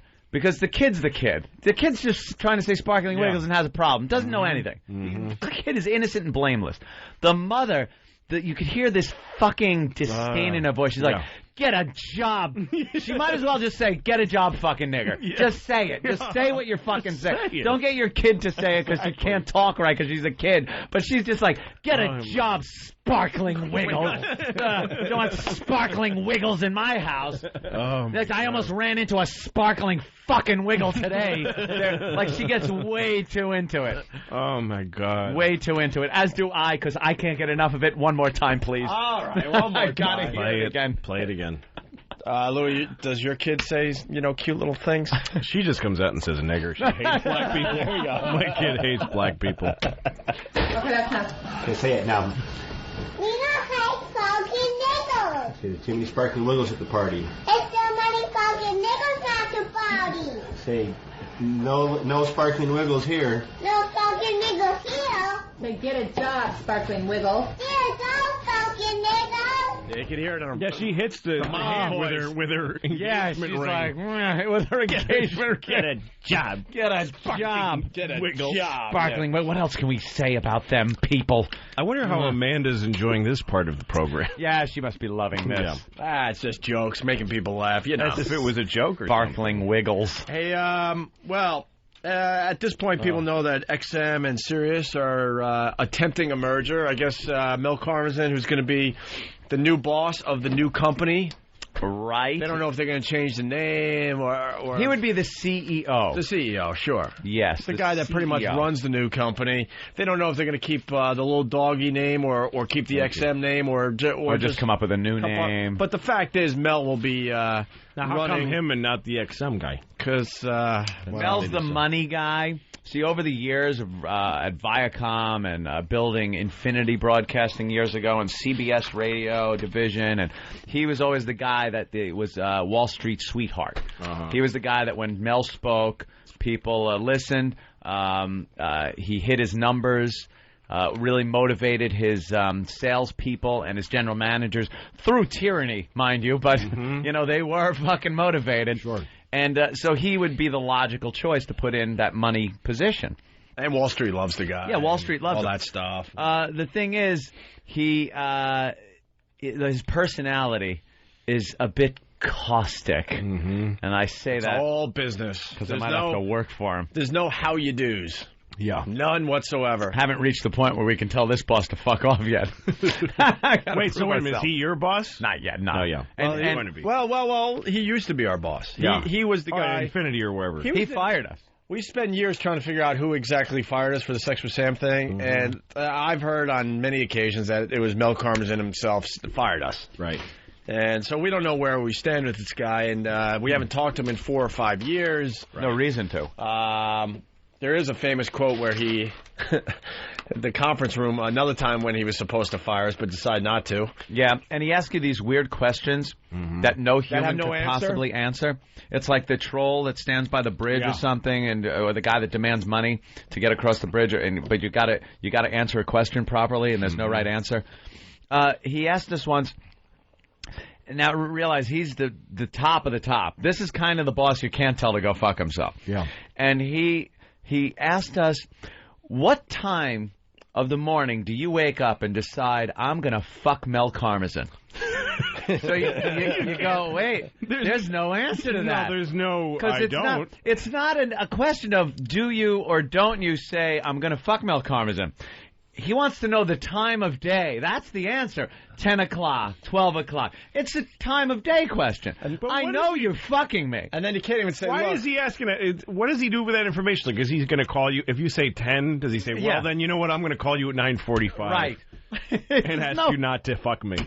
Please don't fuck me today. Because I know what time you fuck me. And you can't even say, look, we didn't mean to fuck you. And I don't fuck really? No, really? Well, seem that way. No, because then that insults his question. Right. Because why would I ask what time? Because I already know you're fucking me. So don't try to say you're not fucking me.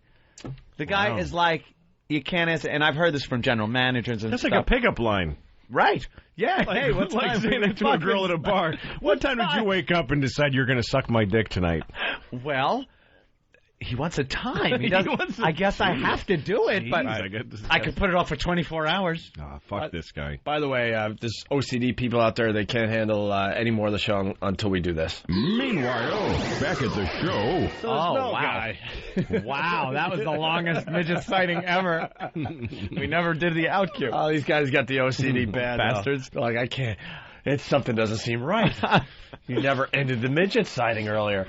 So yeah, Mel's the CEO over there. Could be the CEO of both companies if the deal goes through, which, I don't know. I'm hearing a lot of things. Federal regulation is going to be a real fucking nightmare to try to get through. It's because it's too big of a company? Is that the thing? Yeah, they don't want a monopoly, but the new entity's point of view would be It's not a monopoly because we're competing with iPods, regular radio, all kinds of new internet technology that's coming out now. So it's not a monopoly, but in the contract that was written. That doesn't make sense because that means that regular radio could be one company and say, well, we're competing. Everything could be one company. Yeah. You're competing with everything. We're competing with food. Yeah. People could eat or listen to... Eat, listen, put their food in their ears. Yeah. There's always an option here. Yeah. And it's a known fact that Mel's very, very tight with Howard. Yeah. If he does have a friend in this world, it would be Howard Stern. Mm-hmm. But the FCC... it's written in the contract before satellite radio even came about, when they were talking about launching the satellites. Mm-hmm. They said there has to be two companies. And it was written in there that these two companies cannot merge. They are not allowed to merge. Yeah. So they have to change all that around, which means Mel has to sit now in front of a commission that is run by the FCC. Last time he did that, which was not that long ago, he was pretty much calling the FCC a bunch of assholes. Yeah. Now the same people have to sit there, and he's going to go, hey, by the way, assholes, could I put these companies together? You know the rule thing? Can we change that? And a lot of people are now worrying that the FCC might say, okay, we'll allow you to do that. Well, here's our side. We're going to change some rules. We want to regulate. Swear. We want to regulate it. Yep. Now, what do? Do you merge the companies, take it, and then put it back now where radio is? Because you can make money selling commercials? Do? It's a weird situation. I think that's what'll happen. It's going to be an interesting week in... reasonable. It's going to be because he'll make money that way. It's going to be an interesting week in Washington. Mm-hmm. Yeah, and then after that, it's going to take months and months for them to even decide if they can do it. And then I don't get though. Like I have XM in my car.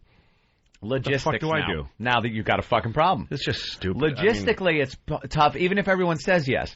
There's GM, let's say GM Ford, the two big ones. Yeah. GM has XM, Ford's got Sirius. Yeah. What do you do now? I don't have... It's not like the early days where I had a little unit Velcroed to a dashboard, stuck into the cigarette lighter. This fucking thing is built into my navigation system. I can't be ripping things out and putting them in.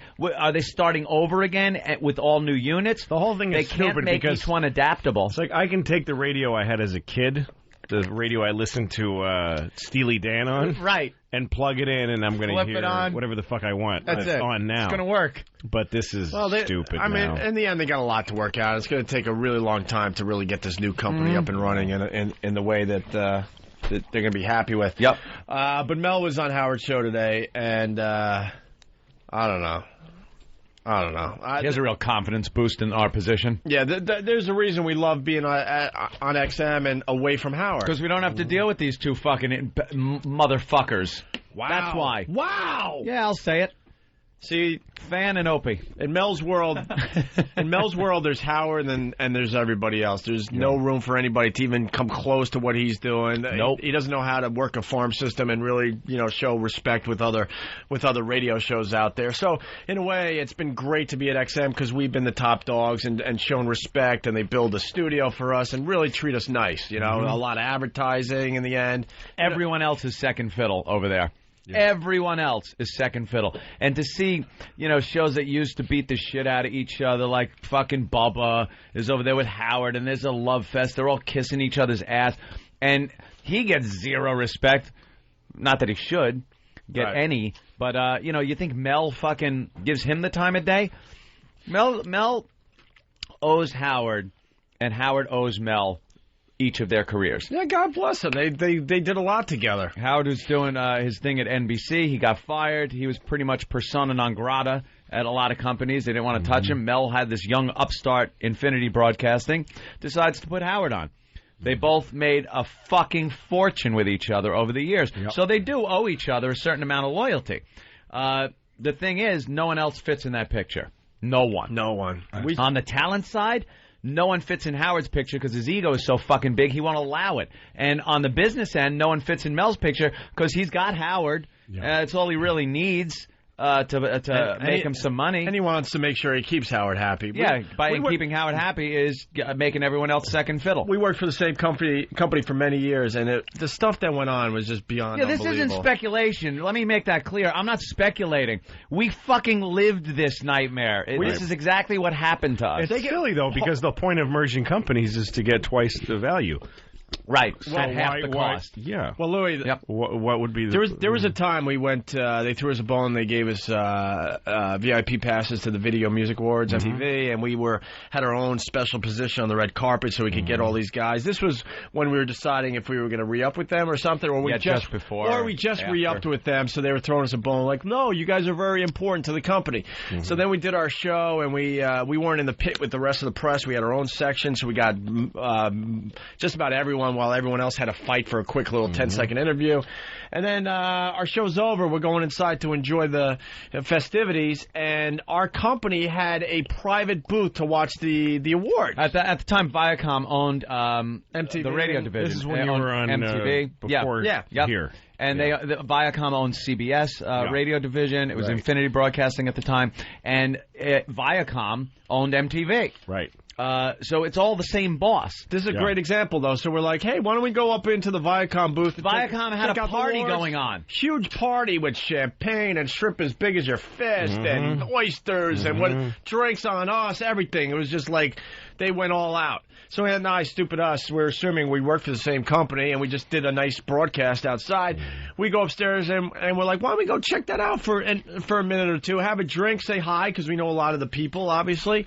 We get to the door, and we tell them who we are. They're like, yeah, you're not on the list. You can't come in. And then we found out why, though, too. We found out. What's his name from BCN came out. Yeah, I won't rat him out. I don't want to blow up his spot. But he came out and we're like, what do you mean? And then we're thinking this guy just is stupid. Like, stop. So we were able to send, I think it was Ben at the time. Ben went in. We're like, could this guy go in and get one of the bosses? And so Ben goes in and brings out this guy from the Boston radio stations. And we're like, what's going on? He goes, dude, you guys are not allowed in there. Not allowed in there. Because Howard's in there. Oh, Jesus. Yeah, we couldn't even fucking go into a party. And Mel was in there, and of course he oversees this whole thing, and he thought it was perfectly fine to treat us like second-class citizens. Yeah. So that's kind of what we're expecting. And that's one of many examples. We were never... You make the money you have. Dude, we were never treated right under him. You know, he hired us and then rehired us to keep us away from competing with Howard. That was it. That was his game plan for us as a business guy. But as far as like treating us and making us feel good about where we were, it never really happened. Yeah. Not that we need our egos stroked, but you definitely want to at least feel like you can walk into a big VIP event at the MTV Music Awards. Yeah, when you're making the money. Yeah, we're definitely making money for them. Yeah. And we make money for XM. They definitely enjoy us being here. But Mel was on Howard, talked a little bit, and obviously... our situation came up. Yeah, and this is what's scary. The merger talk has started. It's been about a week now, I guess. I think it was a week ago today. And Mel hasn't even acknowledged us yet. But hasn't acknowledged us. But he's acknowledged everything else that is that's going well for XM. Right. And this is what's really interesting and really telling. You ask anybody down in Washington, 202 is one of the most listened to channels on XM. Brings in the most money for XM. But when Mel talked about XM and the programming and sent out a massive email to the staff over there, not even a hint of a mention of us. And then he goes on Howard's show and pretty much describes our situation. Yeah. He's talking about us. And Howard's already starting his bullying tactics. Yeah. Of, should these guys have a job, pretty much, is what's being said. I don't care, quite frankly. No. And by the I don't care, meaning I don't care, you know, we say when you say I don't care, it means you really care. Look, I so really don't care. We're at a point in our careers. What are we going to do? Worry about this crap? I mean, we speak our minds, and if he wants us part of the new company, so be it. Slim in Jersey City, what's up? Guys, please don't talk like that, man. I don't want you guys off the radio for this jerk, man. I'm thinking like they might be in cahoots. Howard has enough money, I'm thinking. Now, I'm I don't know what you guys know, but I'm thinking Howard has enough money that he's so envious of you guys' success that he's like, you know what, even if it costs me the money I made, I'm not going to let these guys get ahead of me, which you already are. I want an answer, though, because it's been a week. He avoids our names at every cost. I want someone to ask him, what does the future hold for the Opie and Anthony show if these two companies merge? There you go. And if there's no future for us, then let's negotiate an exit strategy now. I ain't going to sit around for a year and then get, fired after that. I need a golden parachute, goddammit. One of those businessmen things where they let you go and then give you a shitload of money. That's all I care about, money. Well, this is Howard and the gang having a little bit of fun. I mean, it's very fun. It's very, very telling, though. Like how they're trying to be vague as to who they're talking about. Yeah, they don't mention us by name, but it's very obvious that it's us. The more different our content is, the better it is. I agree. And I just never saw any advantage of sharing terrestrial radio. Well, then there are some people on the See, sharing terrestrial radio, they're talking about us because we're the only ones doing it, by the way. We're the only ones that are on satellite and regular radio. Yeah. So this thing that's running rampant, Mel, this terrestrial and XM radio crossover. You mean the one show that's doing it? Yeah. Why be so vague? Just fucking say who you're talking about. God. And I'm it's weird that they're not saying it because they talk about you guys. Yeah. Yeah. I mean, on Howard they say your names. You know why? Because Mel's in the fucking room. Right. So there's something. They clam up. There's an issue with Mel. So I don't have the energy, unfortunately, to go after these guys today. I'm sick. But this clip kind of enrages me. The bullshit. It's annoying. All right, let's get through it. It doesn't make sense because it's apples and oranges with you guys, to me. Yeah. It's two very completely different shows. Well, guess what, Louis? Back in the day, values. that's stupid us. We thought the same thing. Yeah. We weren't even competing against Howard. We were in afternoons. Seem to me like you we were in afternoons, and he was in mornings. We just, everyone asks, how did this whole thing start where you guys hated him? It was really simple. We came to New York and started goofing on him like we goofed on Imus and everybody else. Well, every other New York personality, whether it's radio, the mayor. We goofed on Mayor Giuliani. We just goofed on everybody. Dude, it's our M.O. We didn't come into New York doing that, though. When we first came in, we even said it would be stupid to go after Howard. You don't come right into New York with both barrels blazing on the Howard Stern show. You don't do it because Howard's fans will turn around and go, fuck you, who are these assholes? Delete your line. Make a name for yourself first. Give the people content that they find funny or interesting, and then slowly start pointing out some of his hypocrisies and make him a caricature of himself, kind of, with the impression thing. But that's what I mean. Out. That's and the then first slowly, even his fans will go like, holy shit, he does do that. That's funny. That's what I'm trying to say, though. It was all just goofing. It was goofing. There was nothing even serious about it. We were just having fun with. I would listen to who didn't listen to the guy's show. I grew up on Long Island. I'm going to lie and say I never heard of him. I'd listen to his show. I found it very funny. Billy West. Those years that Billy West was on were the golden fucking era of that that show. It was amazing. I was on his fucking show. On a Christmas show? Are you vying for a job? Yeah. So please, if you're listening. I'm just saying, but that's how bad it had to get. But for me to be like, hold on, fucking hey, this guy turned. But where it did turn was the fact that he couldn't handle that we were goofing on him. Right. And then we said, you know what? Now it's like we're taking the gloves off. Now we're gonna have some fun. Because he didn't goof back on the air. He went to the bosses and told the bosses, hey, shut these motherfuckers up. Yeah. I don't want them goofing on me. It's like, wait, this is the guy that but you always say on the air that you just take on all comers and you beat up this show and this show and that. But now, we're supposed to shut up because you told the boss. Right. And that was like one of those, oh, boy. Yeah. So this is what the business is like. And it was kind of scary because Mel just never understood our position on that. I'm like, he's going to destroy us. Yeah. Our listeners are going to see right through it. We're not going to talk about him because we're not allowed to. Are you kidding me? I watched him destroy shows, or listened to him on the air destroy shows. Oh, we discussed that. Because the other jocks that he was talking about were told, you know what the best strategy is? Just don't say a word. Don't mention him. Don't talk back. Oh, everyone's listening to him, and he's calling me an asshole, and I'm supposed to just sit here and, fucking toot a wacky horn and make like nothing's happening. Right. No, you fight fucking back. You throw back fucking howitzer rounds at the guy. And when we did that, that's when we got into trouble. Yeah.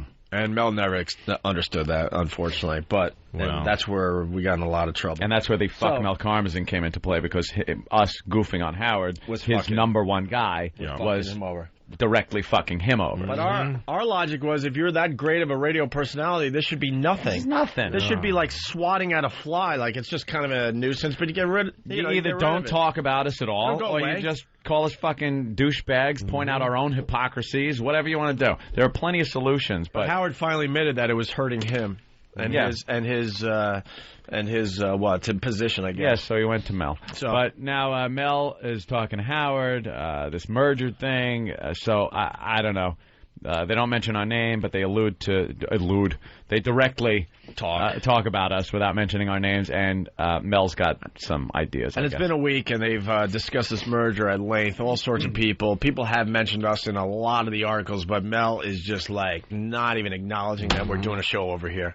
Yeah. So we don't feel too good about it right now. We'd like to see what the plans are. You know something? Like you said, he's mentioned every other thing that's on this platform except us. Yeah. Well, Mel, what are your intentions? I want to know right now. Yeah. So that me and Opie can, get the fuck out. Because if we're going to have to work under a guy that's going to either boot our ass out the door or treat us like second-class citizens, we don't want to do that. Well, I want out. If they merge, then it's all bets are off with all the contracts, right? You get to... I think the contracts, the contracts are still good. Yeah. But... and Mel, I'll give him this much. Mel has always... honored contracts over the years. Yeah, he's not one to, rip up a contract or try to legally get out of it or wrangle some way like that, but... because when we did the Sex for Sam thing, they could have probably figured out some way out of our contract, but he acknowledged the contract. But I don't want to sit out a fucking contract if we're going to be treated like shit. Right. I want to know what the fuck's going on. Well, Mike from Friday Morning Quarterback, he listens every day. Let's start there, Mike. You could quote us from today's show. We want to know what our position is in this new company. He's talking on the Howard Stern show this morning. We came up. It's obvious they were talking about us. There's no other show doing both. And from Mel's answer, doesn't quite make me feel welcome. No. And I want to know what the deal is so we can either, move on and be excited about this and do a show, or get the fuck out and start, working on getting the fuck out of this. Right. That's it. All right. Well, here's... It's only a minute, but this is the little conversation they had. A minute with a 20-minute fucking and the Howie by us for a minute of audio. And God damn it! And the Howie kiss ass just laughing and having fun with this. Oh, Howard! Some of that has done absolutely nothing in radio. The more different our content is, the better it is. I agree. And I just never saw any advantage of sharing terrestrial radio. Well, then there are some people on the other service who are, they're available everywhere. And by the way, Robin, if you take a look at the way we work, alongside of your satellite radio, so if you have a factory installed one, you have an AM button, an FM button, and a satellite button. You don't need to duplicate what's on AM and FM radio. But what would you do with those contracts, then, of all the things that are duplicated? Well, if the merger... He would get rid of them. Wishful thinking on Howard would part. know... That's wishful thinking on Howard's part. Yeah. They would get rid of them. Well, oh boy. See, right there goes to show you how welcome we'll fucking be. Yes. There's the welcome wagon right there. There you go. And about the whole point that Mel makes about there's an AM button, FM button, and a satellite button. Yeah. So you don't need duplicates. One is advertising the other on the other.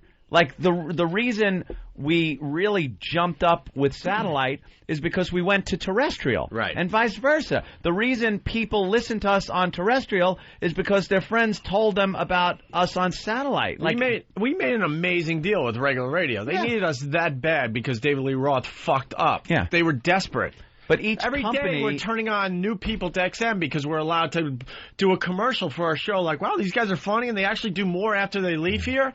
I get emails all the time from people going, I now have XM because, what I've heard on the regular radio station. Yeah. Isn't it the same thing, too, that Howard's on E?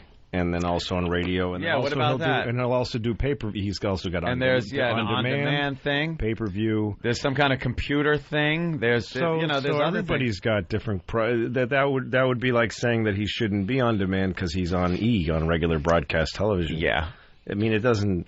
Whoever will have you be on there. There's also it's no secret that there's no love lost between CBS, Howard, and Mel. You know, they're not going to want to have to work with us if we have a relationship, which means they'll have to have a relationship with CBS Radio.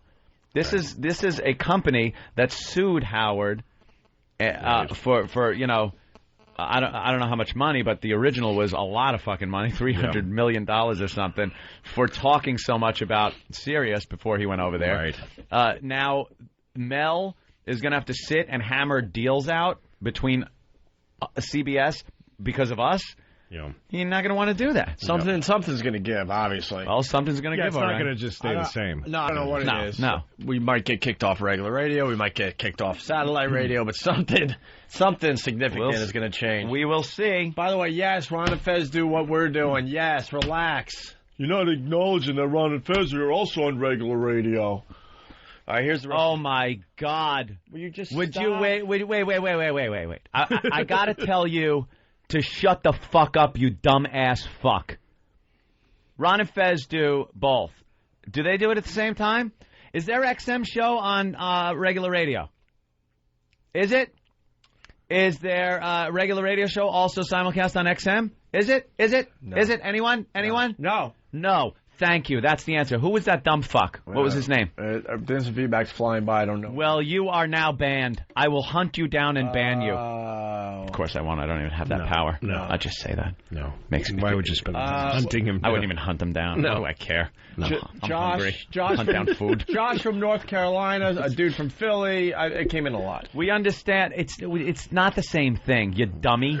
You dummy. All right, let's get past We do 3 hours. That's fucking simulcast. Well, here's Howard's. That's the fucking thing. Here's Howard's wishful thinking again. Okay, Right. what's on AM and FM radio. But what would you do with those contracts then, of all the things that are duplicated? Well, if the merger... He would get rid of them. Howard would know, because we've had some experience with other broadcasters who decide they want to change contracts, okay? My experience has been that you honor contracts. And obviously any deals that were done, you would just continue to honor. And then as you went forward, you'd make a decision as to whether or not it made sense or not. Great. So he's saying that he's going to honor it then. So honor the contract, and then as we go forward, we'll see if it makes sense or not. Well, what is that, when the contract expires? Here's see the if problem. you get thrown out the door? I believe when the merger goes through officially, we'll have way less than a year left on our contract. So Yeah, I don't think that's what an makes issue. it scary. It's going to take so long anyway that... You know, the other thing to consider is that at the same time as they're acting a certain way because Mel's in the room, he's acting a certain way because he's in Howard's room because he's on the air. He's on the air, so he's got to talk. Yeah, because the thing is, you guys, it's just money. It's all just money. Absolutely. So you guys make the money, you're going to stay, or somebody else will have you know what? I mean, who gives a shit? But we're also going to have the opportunity to stay or leave too. Is what I'm getting at. And I don't want to sit there if we're going to be shit on all the time. We don't I'm not want going to to be in the same fucking situation where we're at NEW where no one acknowledged us. You see how nice this is? And really, it's like there's no one fucks with us. Yep. This is fucking golden, this place. Right. We come in here, we're able to do our show without being fucking pecked at and told what we can or can't do on a daily basis. We have our run-ins every so often. We come up with a bit and we're told we can't do it and it aggravates us and stuff. But we move on and we do something else. If on a daily basis we got to be told, don't talk about this guy, don't talk about this, we have a problem with this, and constantly being fucked with, then there's going to be a problem. Yeah, sure. The second fiddle thing that, we notice we're not getting any resources because 100% of them are being pumped over to his show, it's going to annoy us. Yeah.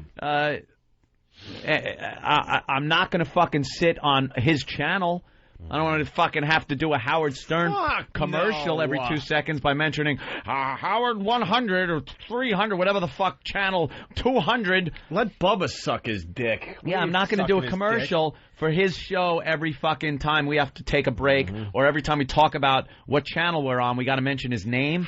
Like, that shit ain't going to be done. It's got to be the way it is right now. We have the virus. Channel 202 is our channel here on XM. Whatever the channel number is doesn't concern me, but this is what it is. It's our own entity. Right. I don't want to share. It would only make sense. I mean, he's got to be smart enough to know it only makes sense to have both on.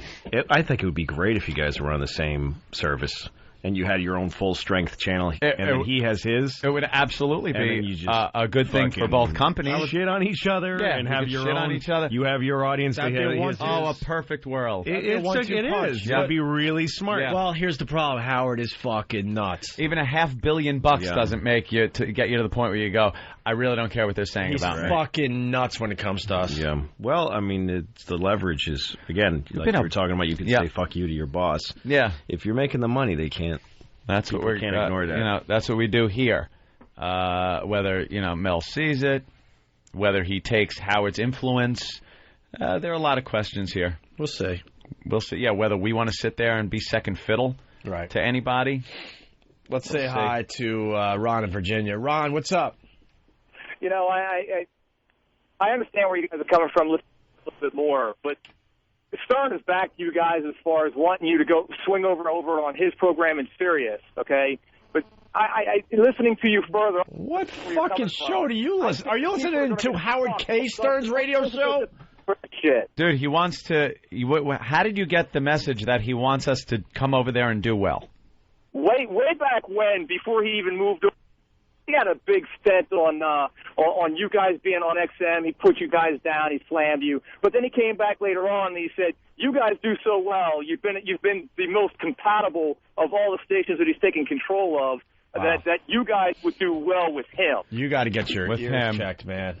You know what? You know what the problem is also? There's only so many fucking shows out there that are good, that are entertaining enough to even be put on a channel. Why do you think it's only Howard and Bubba over there?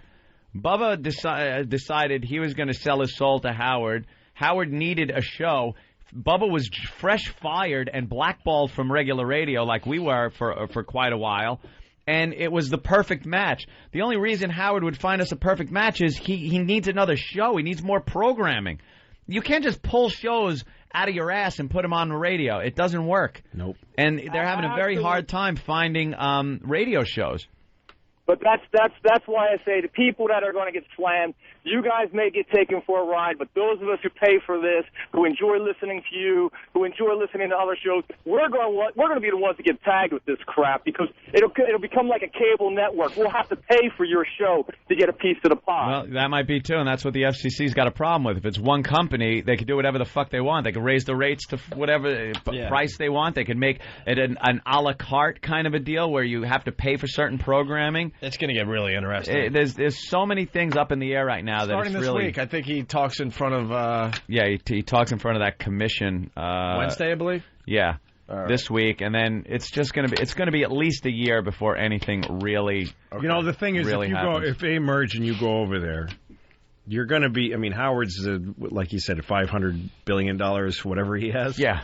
He's clearly going to be the fat gorilla. No matter who's over there. Yeah. But that's not a bad thing for you guys. That's fine. You know, I never, ever underestimated what he's done and how much money he's earned for the companies. If you end up living in a world where he's the big guy and you guys, but you don't want to be. So what? You still have your own. That's fine, thing, but right? the you part, the being us part, doesn't want to be the being shit and pissed on in the corner guy. Which this seems to be what happens. No, but you have the leverage to not let that happen because you have a loyal audience. But this is what we want.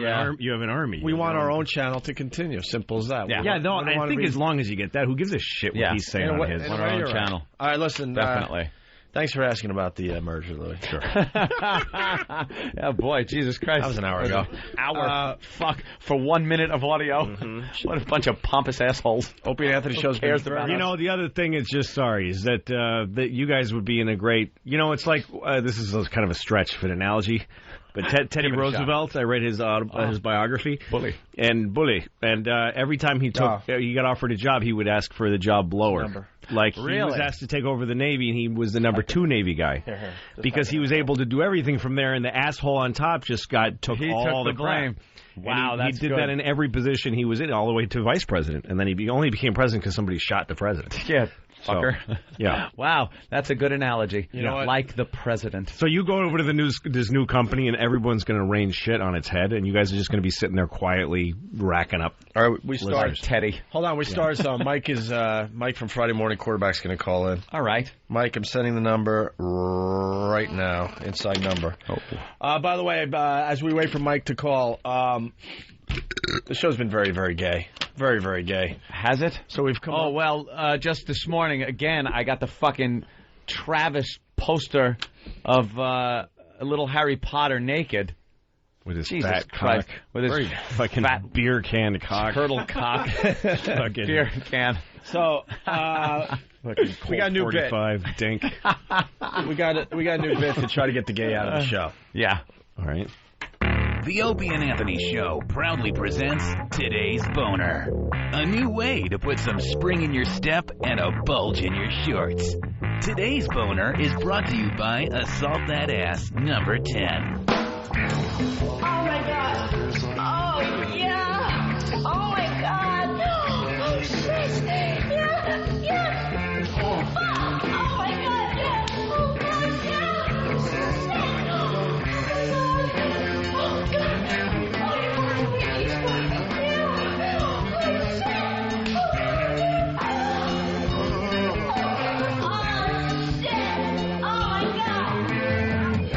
Stay tuned for another edition of Today's Boner. Only on the Opie and Anthony Show. There you go. We're getting the gay out. I got the gay out. We're forcing the gay to go home. God damn. I'm still a little gay. She sounded just a tad. She sounded like she was having fun or being killed. Day. Let's go to Mike. Mike? Good morning, fellas. Mike, how you doing, man? Good. How are you? Good. Hey, so why do you think Mel didn't tell Howard that he would fire you like he told Bubba's producer?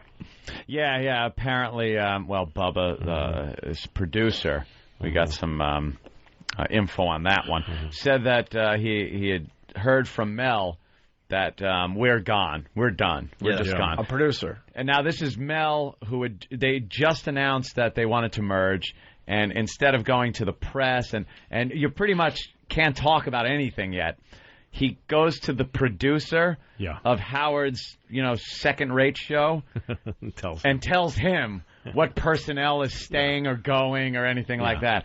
Unbelievable. But now he goes on Howard's show, and obviously, Mike, you heard they were talking about us.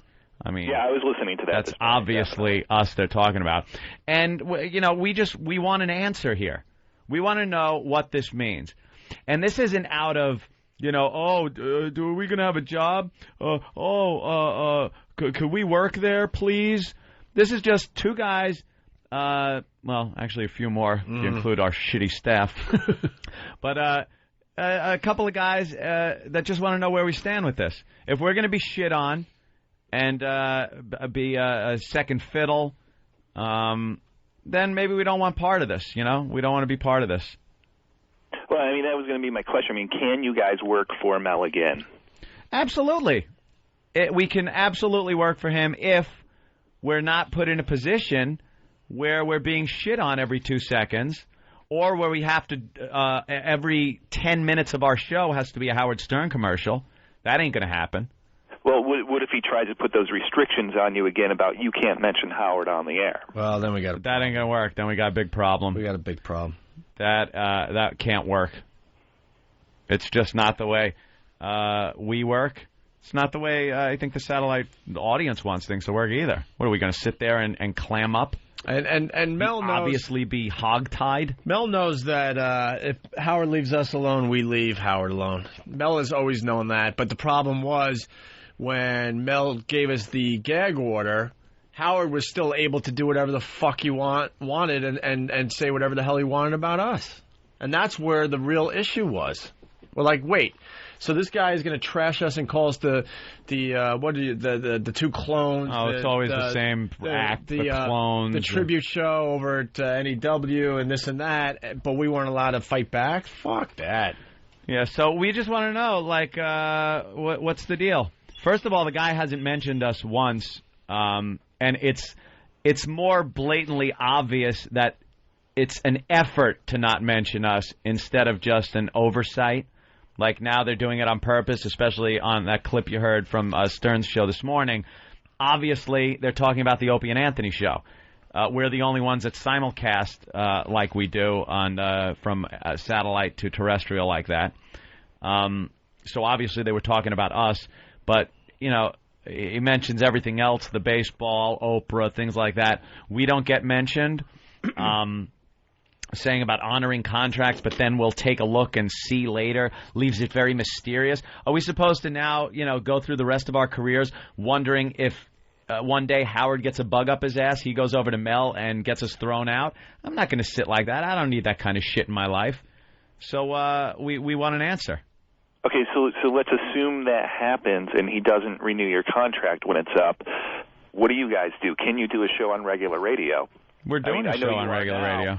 But you still have this outlet on XM where you get some of these other urges in your show out of your system. Look, we certainly have the regular radio. Yeah, we certainly have the best of both worlds right now, but if we had to, we'd go back to regular radio full time. Maybe we do some dumb internet thing too to get some of that some of the cursing out. If we had no option, if there's only one satellite company and the CEO decides, you know, he doesn't want us over there, then we don't have a choice in the matter. We would absolutely go full time with regular radio, but you know we kind of like having both of the mediums to play with.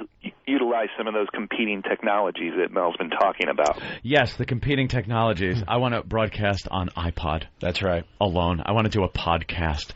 What was that, 10, 20 people? CB Channel 7. CB Radio going to be making a big comeback. Well, I thought it was very interesting that the question was asked this morning. They couldn't even do you the respect of bringing up your name. No, it isn't even a respect thing. It's like it's an anti-respect thing. They don't. It's so obvious now that Mel has not mentioned our names that it just shows us how unwelcome we will be in that situation. See, there have been memos going back and forth since this merger started, and XM has acknowledged Howard and other the fine programming they got over at their company, and vice versa. Mel put out a huge memo to his staff and mentioned all this really good programming over here at XM, but made sure that he didn't mention us. When they had the conference, Gary Parsons got up and mentioned us. He's going to be he's going to be a chairman of the board, I guess, if the merger goes through. And for now, for now, we'll see what happens. But he mentioned us as one of the programs that they'd be happy to have on both platforms. Blah blah blah. And Mel never a word mentioned other programs that are here on XM, but never a word. And it just. It's not so much the lack of respect or we're insulted or anything. It's just an indicator of the environment we would have to do our show from. And we've never been comfortable in that type of environment. And that's when we usually do something incredibly stupid and get ourselves thrown off the air and probably get the company fined or maybe even get the satellites blasted out of orbit. That's what I'm hoping. We do something so bad that the United States military has to actually use their Star Wars technology and blow up the satellites. The Chinese with the Chinese are shooting them off like crazy satellite anyway. Bashing. Place on ground, light fuse, get away. Or that farmer dude who's... that's a movie. That's a movie. That's a movie. Yeah. Where Sling Blade gets in a rocket ship. But the Chinese they're ramming other satellites. Yeah, and leaving debris apparently in orbit of other vessels that are trying to do something fun. We just hit it hard. Yeah, good one. But I think you got to liken this right now to a sports analogy where, a player is going to be a free agent at the end of the year. Somebody from a different team wants him but can't talk about him till he's actually a free agent. So maybe Mel's just not willing to discuss what he would do with you guys out in the open. He's discussed other programming. He's discussing all the other programs. All the other programs are being discussed as being, happy to have him on board, blah, blah, blah. But, the glaring omission of the Opie and Anthony show is, to me, proof that we would be treated like crap over there. Well, let's hope it doesn't come to that. Let's hope. Let's hope. All right, fellas. All right, man. Thanks a lot. Have a good day. When are you going to be writing about this? I'm working on it right now. Thank you, sir. Thank you, Mike. Okay. Later, Mike. FMQB.com. Yep. That's a big, it's the big industry trade website and magazine. Everyone goes there. Yeah. Bill, get us out of here. Oh. No, and then Jesus' kid is in Hold on. We're back on, so now we got to, talk to everybody ourselves here. Louis C.K. in studio.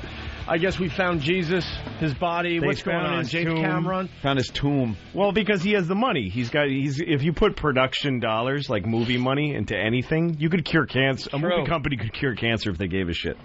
That is true. But movie money is the answer. Space program, movie money. No, when you direct a movie with studio money, you realize as you're working, like, we could do anything. Like, we could take this group of people and do anything we want. Yeah, we have to put it on film, so we have to make it actually happen. Yeah, exactly. Especially in the old days. Yeah. So he found this tomb with Jesus in it. And it's got Mary and Joseph.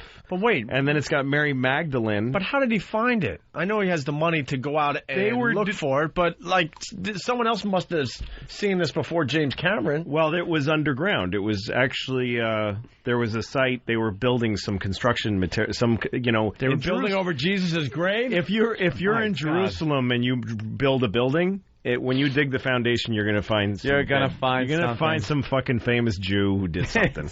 Were some Nazis digging for it first, and then some other guy went to a room with a stick with a crystal on it? Yeah. That's what I want to see. No, it's like in Mexico, where my grandmother's house is. Anytime they try to develop, they find an Inca ruin and they got to stop. And it's a huge pain in the fucking ass. Those Incas were everywhere. Yeah. They're just infested like rats here. Time to hand out the toothbrushes. We found old symbols. Grit it off and give me the old teaspoon. They said that there's Jesus. Jesus and Mary Magdalene are buried as man and wife, and then their kid, he had a son, and he's buried in there too. So Jesus is buried there as Joseph and Mary's kid. Yep. And then Jesus' son is buried there? Yes, it's a son of Jesus. Certainly. And the thing is, the kid... Did he ever do anything with his life? What, the boy that Jesus' How do you live up to Dad? Well, I'll tell you what I think happened, because he doesn't have any wife and no kid. Yeah. I think Jesus had a gay son. Oh, boy. Oh, no. One in every family. Oh, gee.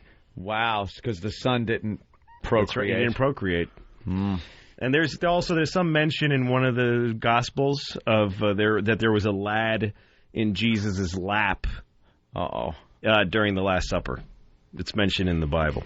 But they left it out of the painting? They left it out of the painting. So they're saying people are saying that was his boy. His son was gay, and that's why God hates queers. Wow. Because Jesus had a faggot son. The gospel according to Louis C.K. That's right. That's what happened. I'm digging this fucking version. Jesus had a fucking TV cum-guzzling show kid. right there. There's your TV show. Yeah. That James Cameron... he's an adventurer. Adventurer, yeah. He's Indiana Jones. Like the whole Titanic, Yep. Makes the Titanic movie, and he's got to actually go down there. Yeah. And from what I know, it's, not 100% safe to go down that far.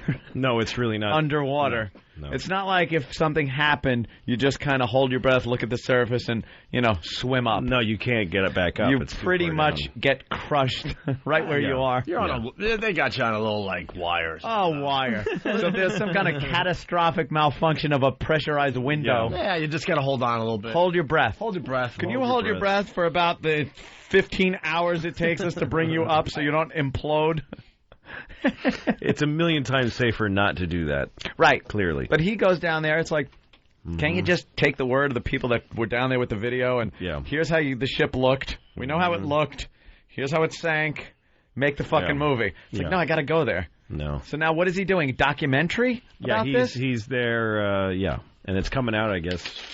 It's just going to be like on the Discovery Channel, though. Yeah, they found Jesus' body, and it's just going to be on the Discovery Channel. But they can only sell it to the Discovery Channel. They found Jesus' body, but the networks are too busy. HBO already has their schedule planned. Years ago, Fox is like, we've got the Idol this year. It's not a good time of year. Wouldn't that have been like in Times Square? Like years ago, with everyone gathered around watching the TVs going, Jesus. Well, that's what I saw it on Drudge Report.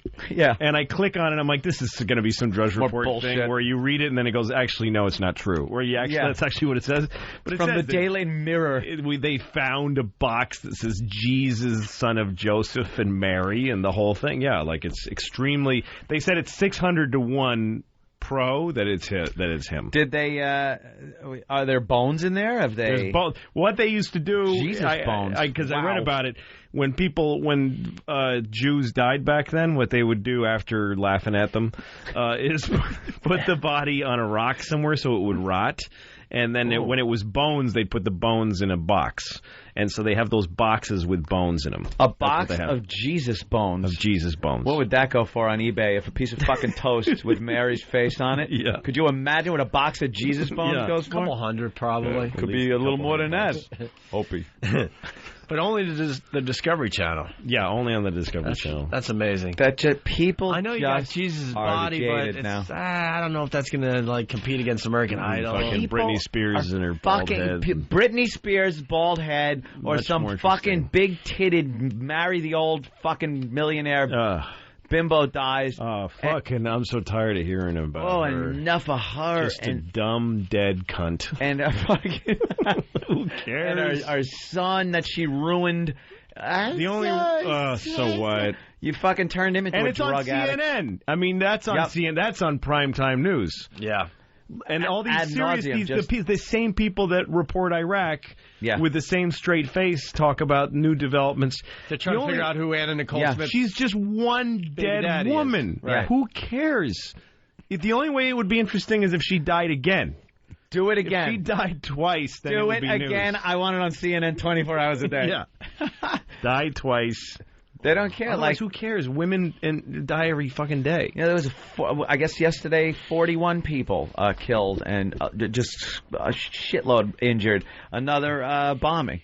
Another car bombing in Iraq. It's just amazing. They're brown. The number of people, fucking the brown dead people. I think it's also, I won't say so much brown, and this might be my racism that Amanda called me out for earlier. Mm-hmm. I don't think it's so much that it's brown, that it's far away. We have a miles I think it's caring issue. I think it's brownness. What about... because if a bunch of people in England die... we cared about that. It's a big deal. But they're kind of like our brother almost. No, because England they're white. Is it because they're brown. white? Yeah. Like, what about the French people that died in the heat wave a couple of years ago? There were like 250,000. That's right. Fucking old French people died in this heat wave. And we really didn't care. No. Because they're fucking French. Yeah. I don't know. What about Asians? Like... We really kind of, the tsunami got a lot of coverage because it was cool because it was a tsunami. Yeah, but we could give a shit about those people. No, because you sort of feel like they're a diamond, like you could plow a truck into a field of them, and it wouldn't make that much difference because there's so many of them. There's just so many. Nobody cares about them. No, the valuelessness of other people is for different reasons. French old people, nobody cares. No one cares. People don't really like French people here. If it was one country over Italy, it would have been more of a bummer. Yeah. Brown people, because they're brown. Even if they're here, it doesn't matter that much. I mean, people die in the ghettos in America all the time. Nobody cares. Yeah. And the main reason, though, in Iraq, though, is because that's what they're dying so that we can feel weirdly safe. That's like amazing. Yeah, I don't know. We killed hundreds of thousands of them so that we can have sort of a subtle feeling of security. Of this safety? Yeah. I don't even know if it's so much we're not how even many killing we're people. Killing. It's we're not amazing how many there of their own people. Yeah. I don't care what anyone says. There is a civil war going on over there. It's fucking... When you're getting every day, at least 100 people are being blown to bits by their own countrymen. That's a civil war. Because of their different religion or different sect or whatever. They live across a different imaginary line. That to me is a civil war. But Britney Spears' bald head gets so much more coverage than hundreds of people being blown to bits. Do you know how horrific it would be to be a survivor of that, standing amidst, let's say, 100 people's pieces and blood on ceilings and walls, as far as you could fucking see, dead people and blood? You're in your mind, you must be, this is the biggest thing to ever happen on the planet. This is going to get coverage like... This is the hugest moment ever to happen. So you turn on your TV. And you turn on, and Britney Spears shaved her head. We'll be talking later to her first husband. Why does the rest of the world hate us? I don't understand. Why do they say we're like pompous, don't care, uncaring? Wow, you know, I think go to allaccess.com. I think that's why they picked a fight with us. These people, because they've been watching TV and they're like, these guys put them up. These folks are fucking losers. Look what they do. They need some realness. And they see the commercials for like where they show American husbands like acting all meek with goofy. Their wives. Their wives are kicking. We just love beer and watching football like these dummies. Oh, he's trying to work the barbecue again. Oh, my retarded husband. And these guys like in the desert with the beard going like, a bunch of fucking faggots over there. We gotta take these guys. Let's start fighting them. Who would be afraid of America at this point? And then we're interested as a nation for a little while, and then we just get bored and want our entertainment back. Like we were so into fucking Shock and Awe. I watched Shock and Awe. It was great. Yeah. And then we're like, who's on Idol? Yeah, nobody Which cares. one got kicked off? I remember on September 11th, a few days later, somebody mentioned that on Big Brother, those people were still in the house, and they have to tell them now what happened, because they're not supposed to know what's going on in the outside world. Yeah. And I was so disgusted by that, and I thought, oh, that stuff's over now. Like, I actually thought on 9/11, there's not going to be any more Survivor reality shows. There's going to be no more reality shows. Because now there's real stakes in America. Right. Fucking no. It got worse. Same shitty country, same fucking idiots. It got fucking worse. You would think they would just open the door and go home. Yeah. Fuck out. This is too disgusting. Yeah, we don't even have to explain. Yeah. Just get your bags and leave. The show's over. Have a loved one tell you what happened. Our show's done. Because in perspective, this is the worst thing ever. Shit. This is a steaming lump of shit. Exactly. In perspective. Yep. But we've gotten even worse. Right back in. Right in. Where are all the flags that were on every vehicle driving down the road? Where's the courteous people waving you in because we're all Americans? No. It's a traffic jam. I remember I was on the BQE here in New York City. It was maybe 3 days later, and I saw the smoldering mess over there, South Manhattan, just completely in a cloud of smoke for days. Driving by, they're fucking like playing the Battle Hymn of the Republic on the radio, and there's flags on every car. Everyone's stopping and letting people in. Yeah, because they're all like Americans. You didn't yell at people because all of a sudden we were all Americans, and it wasn't this fucking asshole in front of me that wants to get in, and I'll get on the other guy's bumper and not let him in. You know, everyone was nice, and then. What happened? Eventually people do the math and they go, I didn't know any of those rich cunts in those buildings. Yeah, who cares? I don't care. They weren't me. The conspiracy theorists come out and say we did it to ourselves. We did it anyway. The people come out and go, you know how many fucking husbands and wives probably wanted a divorce anyway? You know, actually, that's the point we brought up. like there wasn't one asshole in either building. Yeah, there they were wasn't all a single saints. prick. They were all saints, and then you add enough time. And, who knew only a couple of years would be enough time. And we're right back to... We're going to tell you about Britney Spears tonight. Oh, God. Yeah. It's just fantastic. She's shaved her head completely out of her fucking bonkers. Fucking 25-year-old twat from Louisiana. Fucking, it's more important than she's our boys in Iraq. Of course she is. Yeah. Shaving her head and drinking, so what? A couple other things before we get out of here for today. This cute little story from CNN. Suffolk County, New York executive Steve Levy believes he's found a solution to a common not-in-my-backyard dilemma that's kept residents in this Long Island county concerned for years. where to temporarily house homeless sex offenders after they've been released from prison. The answer, they say, a 500-square-foot bare-bones trailer equipped with 8 beds, a bathroom, electricity, and they all live water, together? but no TVs, telephones, or kitchen facilities.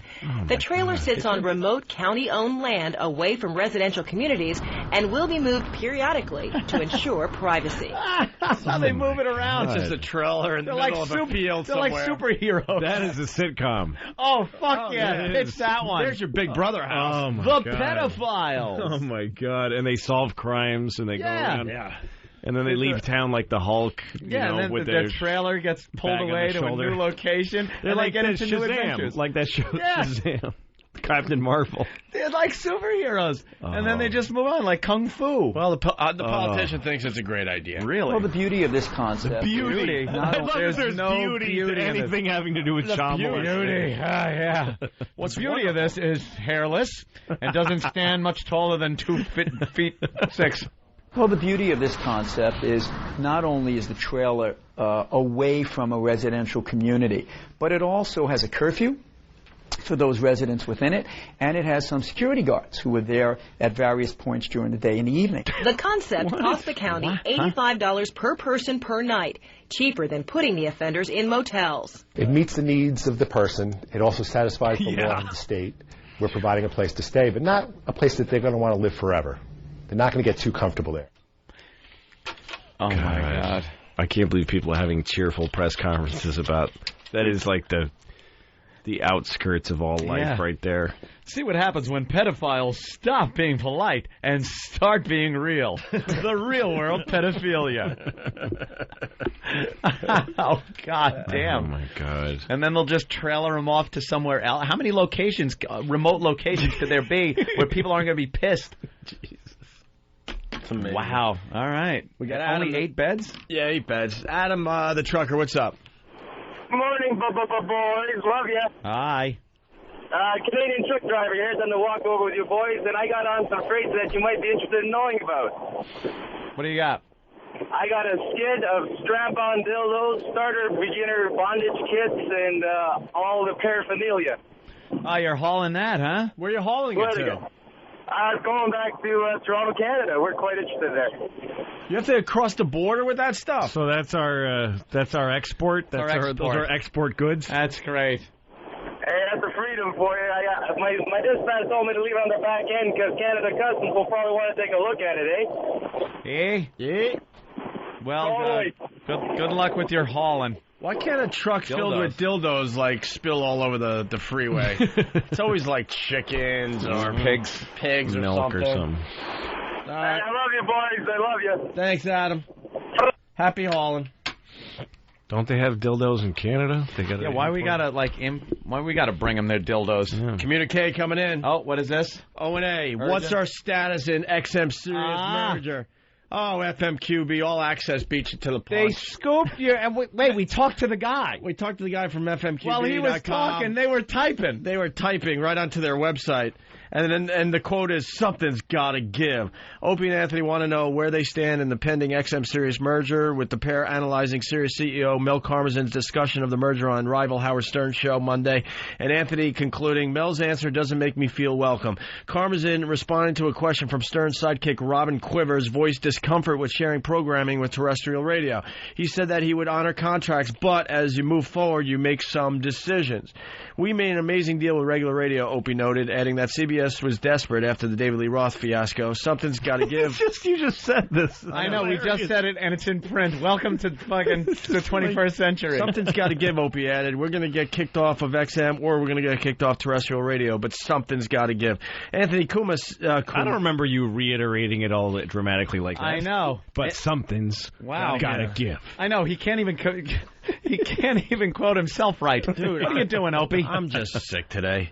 Anthony Cumia is saying that he didn't want to have the show air on Stern's channel, doing a fucking commercial for Stern, added that it's got to be the way it is right now with our own channel. If we're going to be shit on, maybe we don't want to be part of this. Cumia said, although he stressed that O&A Yeah, I could remember the stressing. absolutely work for Karmazin as long as no restrictions are placed on their content, as was the case when O&A were at CBS and prevented from discussing Stern by Karmazin-instituted gag order. Now, what is Mike going to write? He can't write the same thing. Mike, what happened? What happened, Mike? What happened? And then they gave Opie the big quote, bold type thing, something's gonna give. God, I barely talked today, but I get a quote in the press. You ought to have an exclamation point. I'm like a home run hitter. A lot of strikeouts, and then I hit a home run. You whacked this one over the wall. Gonna give. You've been hitting nothing but base hits all day, and I just sit back and I hit like a late game homer. You get a little homer. I am so sick today. I like they have our picture in here, and it's the worst picture. It's our publicity picture they took of us at XM. Yeah, it's so weird. Oh, it's horrible. That's and then so weird how they. What about us? It says on the bottom. It makes What it sound like it was. about us? I don't know. It's strange. Yeah, it does. It makes it sound like what? Like we're kind of whining. Maybe we're whining. I was with when I was writing for Conan. I went with Andy Richter to the New York Knicks were playing Houston in the finals, the NBA finals. So we went to Houston and covered it for the Conan show just for fun. And the bit was that Andy doesn't know shit about sports and doesn't care about it. So he just came up with one question to ask everybody, and it was, what about the Ori factor? And Robert Ori was playing for, but nobody, he was nothing. He wasn't actually a good player then. So we got him into the post-game big thing.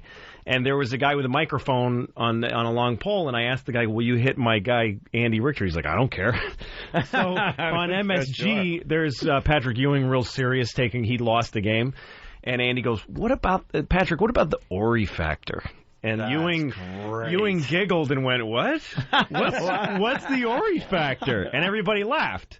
Anyway, about a week later, it was in a newspaper from Detroit or somewhere, and it said, Patrick Ewing determined to bounce back or whatever it was. When asked the question, what about the Ori factor, he shot back with steely eyes, what Ori factor? Like they turned it into a dramatic moment. Yeah, and that there was a hush. Like all just fucking lies. What about it? Yeah, what about it? And it was just a goof. Holy shit fucking news. God. No, every time you read something about something you know about, it's bullshit. Yeah. So I got to assume everything on the news is bullshit. It is hysterical reading about it seconds after we just said it. It's so kind of funny, though. Hey, we're going to have fun with this. So Anthony said steely-eyed. Anthony said, my mother's cunt. Just starts saying Just say that. Just blurt things out. Oh, Mike got scooped. Poor Mike. How did Mike get scooped when we were giving him the exclusive interview on the phone? Right. We were saying all this to Friday Morning Quarterback, but All Access just leaves that out of their story. Wow.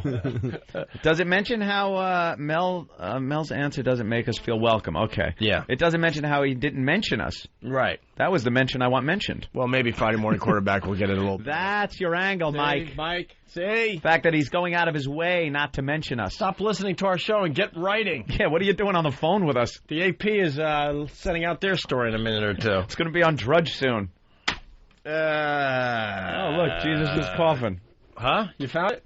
Yeah, I found it. It's on Drudge. That's all I had to do.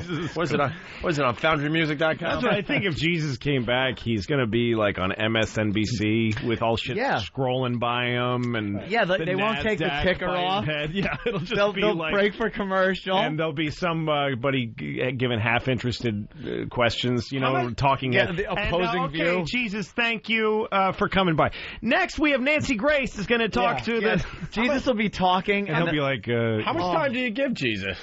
Yeah, exactly. That's just it. He'll be talking. He'll be like, well, the reason I have come back is I'm noticing that there isn't much... Thank you, thank you, You know what? Thank you very much. Oh, okay, thank you. Thank you for having me. Oh, I thought I was going to have another minute. I was going to talk about why I came back. No, Jesus, we'd love to have you again. But coming up, Britney Spears, attorney, shoots back. That's where we live. No, that's it. Holy fuck. Like he'll be on Star Magazine, he's in the corner, in the box in the corner. Yeah, little box in the corner. No. And there'll be a guy that has to put the fucking little mic wire up Jesus' robe. Jesus, could you grab in? Do you want to put that through yourself or you want me to do it? I'll get it. Okay. Jesus, what do you need? A little makeup? You got some bags under your eyes a little bit. We'll just put a little makeup on you, Jesus. Oh, God. Hair? What do you do with your hair? That's it. Do you want me to give it a little body to it? He's going to get a show on Wii, and that's it. Jesus, the offers are coming through for Jesus, for his own show. Speaking of Britney, yes, Britney. I told Anthony, Louis, you are so quick to begin with. Ant is so quick, and I'm on major cold medicine. So to try to keep up with you guys today has been the biggest challenge of my career. I'm it sounds like I'm right there, but I'm a step behind all day long. Oak's on some great cold medication, man. No, the Britney thing, really fast. I mean, she is just a bad girl, man. Snorting and doing ecstasy and ODing, according to the guy she married for a few hours. Well, Opie, we all thought this was a new development with Britney Spears, but apparently she's been this way for years. I just want to say it like this smarmy kind of fucking asshole cocksucker voice. What's the story? They're claiming that she had a fatal, almost fatal, obviously, overdose. When she was married to childhood friend Jason Alexander, not the one from the Seinfeld show, but her childhood. I know, I say this all the time. So funny with that. Can we get the music for Anthony? There you go. Well, as I was saying, Jason Alexander and not the one from Seinfeld. Boy, would that be strange, wouldn't it? Two bald people walking around. Oh, hysterical. But apparently this behavior started when she was with this gentleman.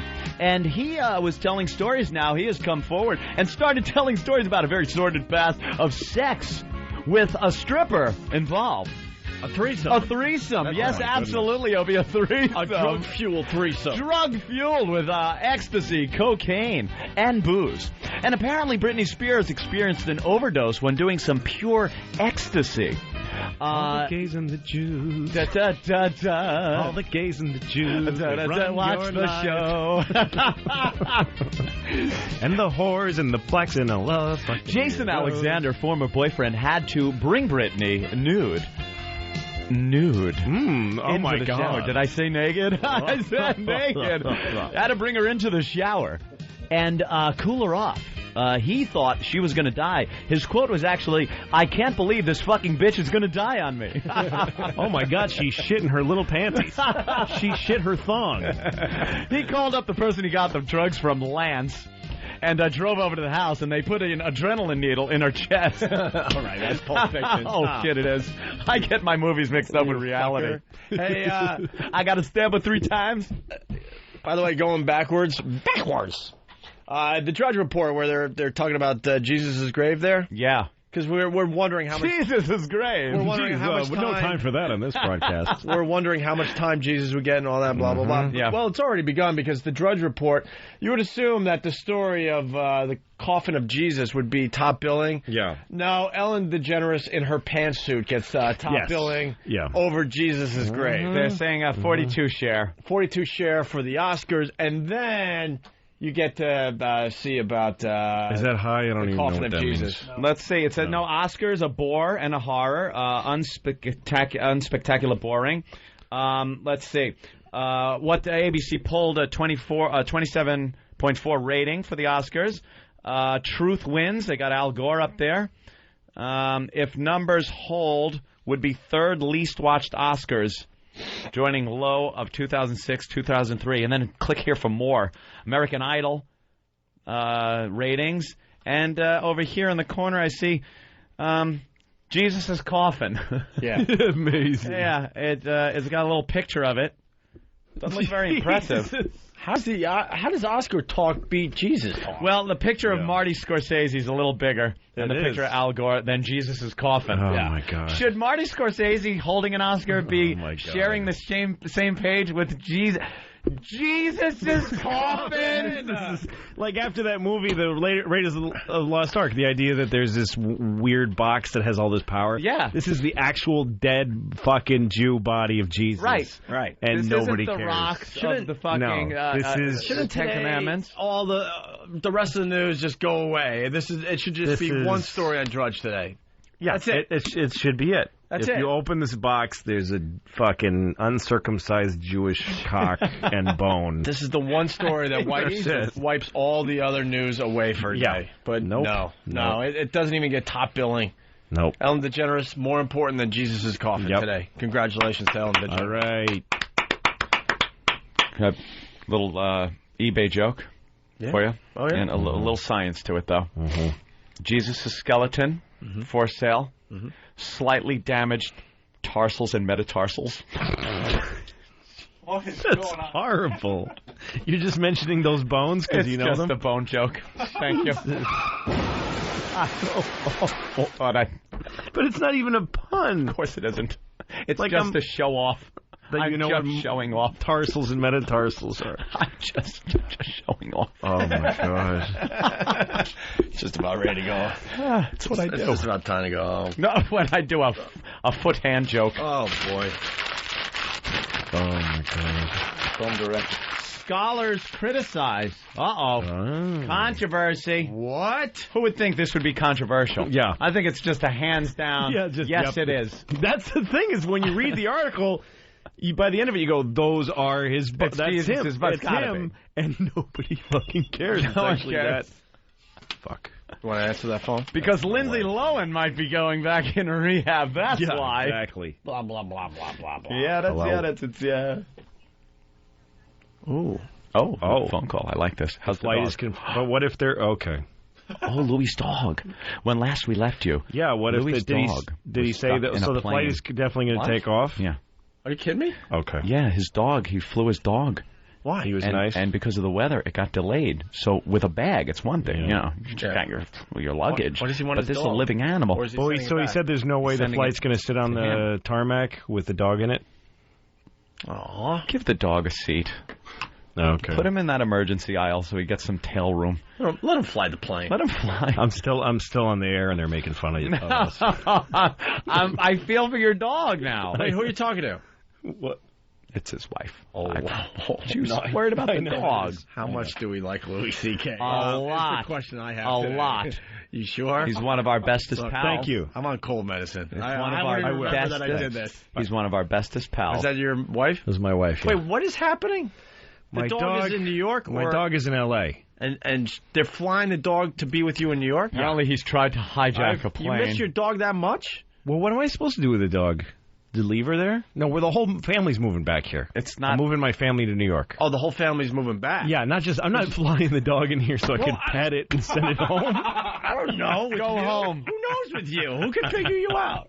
Dog's sitting there with his legs crossed in first class. Yeah. I'll take the Alpo. Sitting next to the So you guys are all Chamless that John Benet got. You're all moving back to New York. You were in L.A. We were in L.A. all this time to do Lucky Louie. Gotcha. And so my wife hates it there, so finally I'm giving up the fucking career moving to New York where that can't get any work. And every time we move from one coast to the other, I drive my dog. Because the idea of putting the dog in the plane is just painful, so barbaric. And of course, it goes worse than you ever fucking imagined. Yeah, because now I said, fuck it, I'm putting the dog on a plane. But it is a fucking historical storm.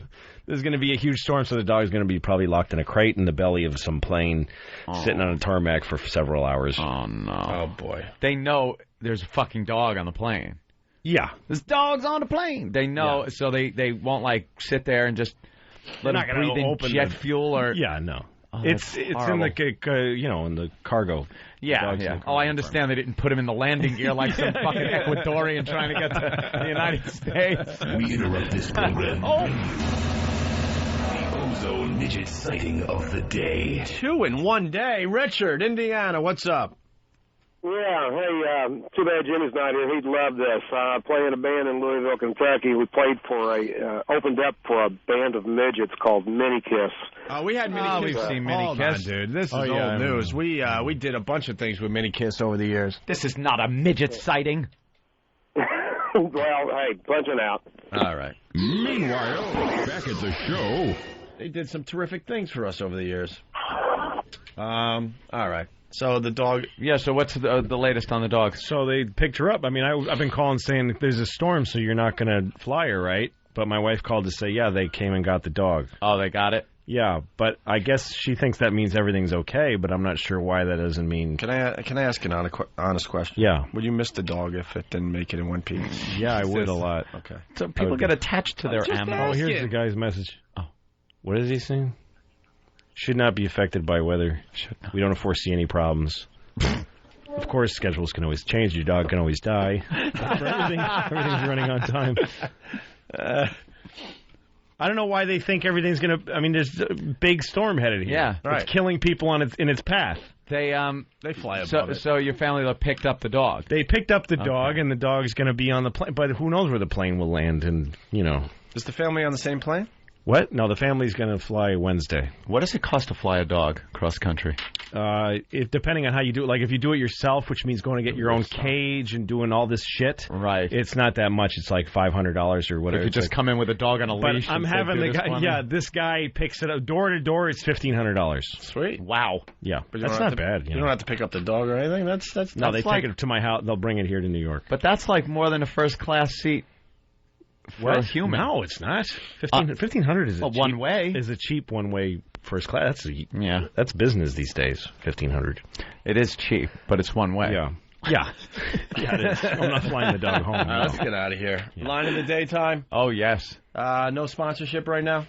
Just a quick bodogfight.com. Yeah, bodogfight.com. Go there. Here's the runner-up line of the day.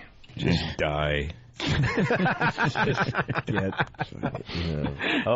Guy can't do no wrong though. He's like, he's everywhere. Guy is everywhere. I seriously think the cure for AIDS was him dying of it. Because once AIDS gets him, it'll be like, my work is done. My work here is done. Yes. There you go. Was that the fuck? Was it? Was it in there? It sounded like it. Unfortunately, we can't replay it because we don't have that tape anymore. Yeah. That's right. That's right. We don't keep tapes.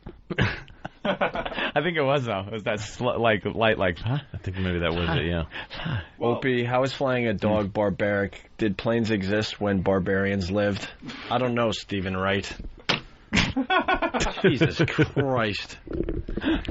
A little nitpicky. It's what a barbarian would do. If he were around now. These guys kill us on a daily basis. Jesus. Anthony was talking about the Ron and Fez event, how everyone just gets I gotta say, you know something? I'm glad you brought it up because now I gotta say something about this. I forgot all about it. It was before the show you were explaining. I had to go to Atlantic City. I really wanted to go to the Ron and Fez show on Friday Ron and Fez's event on Friday night over at the Hard Rock Cafe. Huge success. It was a huge success. Eastside Dave taking on the Rider. They had a great match. I won't give away any details. I'm sure Ron and Fez are going to want to recap today. They're recap the whole really thing. Good show today, sure. But here's something I noticed. Their event went off without a hitch. Fantastically, without a hitch. And one of the biggest reasons, I think, was because of the audience. Their crowd will actually watch the stage as people are doing things, and after 10 seconds, not start booing, throwing shit, chanting "fuck you," chanting "Free FM sucks." No, they said "fuck Free FM." Fuck Free FM. Throwing boring, yawning, calling people to the front of the stage to talk to them during a fucking radio show. I was amazed at Ron and Fez's audience. We have savages that come to our shows. That it doesn't matter if, again, we could wheel out Jesus's bones on the front of the stage, and someone will throw a fucking bottle at it and try to get it in the box. Well, we did the Halloween show live from the Hard Rock, and they started the "Fuck Free FM" chant, which fucked up our whole event. Fuck Free FM. We did the St. Patty's Day thing, and it just turned into guys coming up telling nigger jokes. I mean, we just want. What did you think was going to happen? I don't know. You think they're just going to drink whiskey and be having jolly? A little fun or something? But yeah, one or two jokes is fun, and racial humor is fine. And believe me, racial humor is great. I fucking love it. But it's this. When you know when the attitude changes. Yes. And it's just like, let me tell you, these fucking niggas came in, and you're like, holy shit, okay, this is turned. No, I went to my upstate. We have a house upstate, and these neighbors, I don't know, I hope to stop me if I told the story here. I'm a complete asshole. I don't remember it already. But my neighbors were watching the Tyson-Lennox Lewis fight on satellite, and they invited me. And I go there, and all my neighbors on the street are there. And it's the first I realized they all go to this guy's house to drink. I've never seen them all in one place. But we live in the country. They're all farmers. They're all sweet Christian nicest people in the world. And we're all sitting there watching the Tyson fight, and one guy yells out, I think the nigger's going to win. Because it's two black guys fighting. No. But not unclever. Not right. It's funny, but let me now. Yeah. You were waiting for the reaction to see how it played in the room. Yeah, and I'm like, okay, a guy said something. The story I'm going to tell my wife is, we're at the Tyson fight. I'm watching Tyson, and guess what? This guy said nigger. And then another guy goes, I think the nigger's going to lose, too. And they're all laughing. Right, tags on. And each person in the room, all of my neighbors, everybody lives on my street, said nigger by the end of the fight. And they're after a while, they're just saying stuff like, they're like two monkeys up there.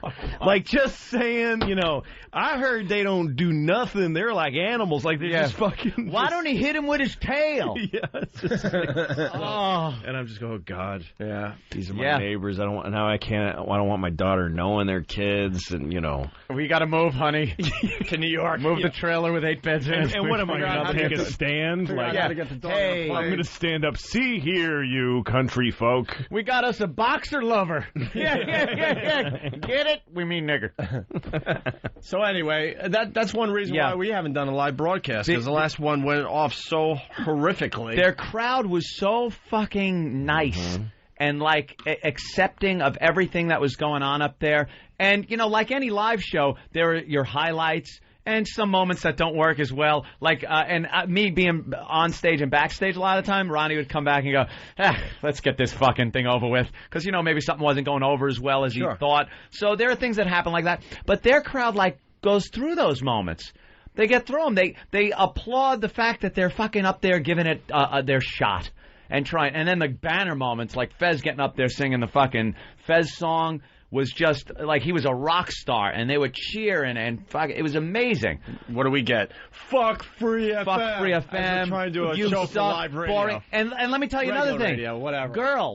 Girls coming up on fucking stage and being treated with some iota of respect. I'm not even talking about people at our events get up there and rape the girls on stage, although we do have to watch for that. But every girl that got up on stage at one of our events, it's nothing but, show your tits. Where's your cunt, you fucking whore, bitch? Show us your tits. Boo, boo. And they'll boo when they don't fucking show. And believe it or not, we've gotten a little better with that one. A little beit. A little. But we still got a ways to go. Unfucking believable. And then there's girls out there, and they're fucking, they're being treated like human beings. Well, we're supposed this is the first year we're not doing a St. Patty's Day show live on the radio. Go fuck yourselves. And it's a direct result of the Halloween show. Now, I was very pissed off at our audience when I was watching this, because I'm like, and I start thinking about what we go through at some of these live shows. Your audience is like the Dirty Dozen, they're the guys you drag them out of jail to kill Hitler and put them back in. Well, okay, that's a good point.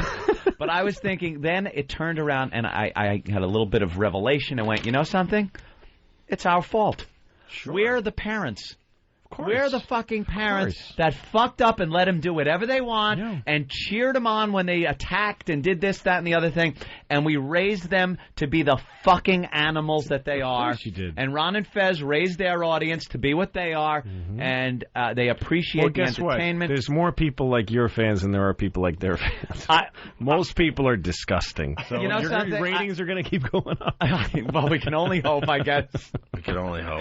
I was appalled by the polite audience that Ron and Fez had. Well, they're going to have a fine recap of the event they had. Yeah, it was put on very well. Let's get out of here. We got line of the day, BowDogFight.com. Let's do it, Bill. Here comes line of the day, line of the day.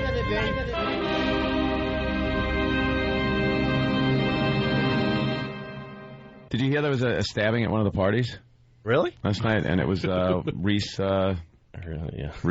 Reese's husband? No, Reese. Ex-husband? No, right there. Reese Witherspoon? No, with a knife.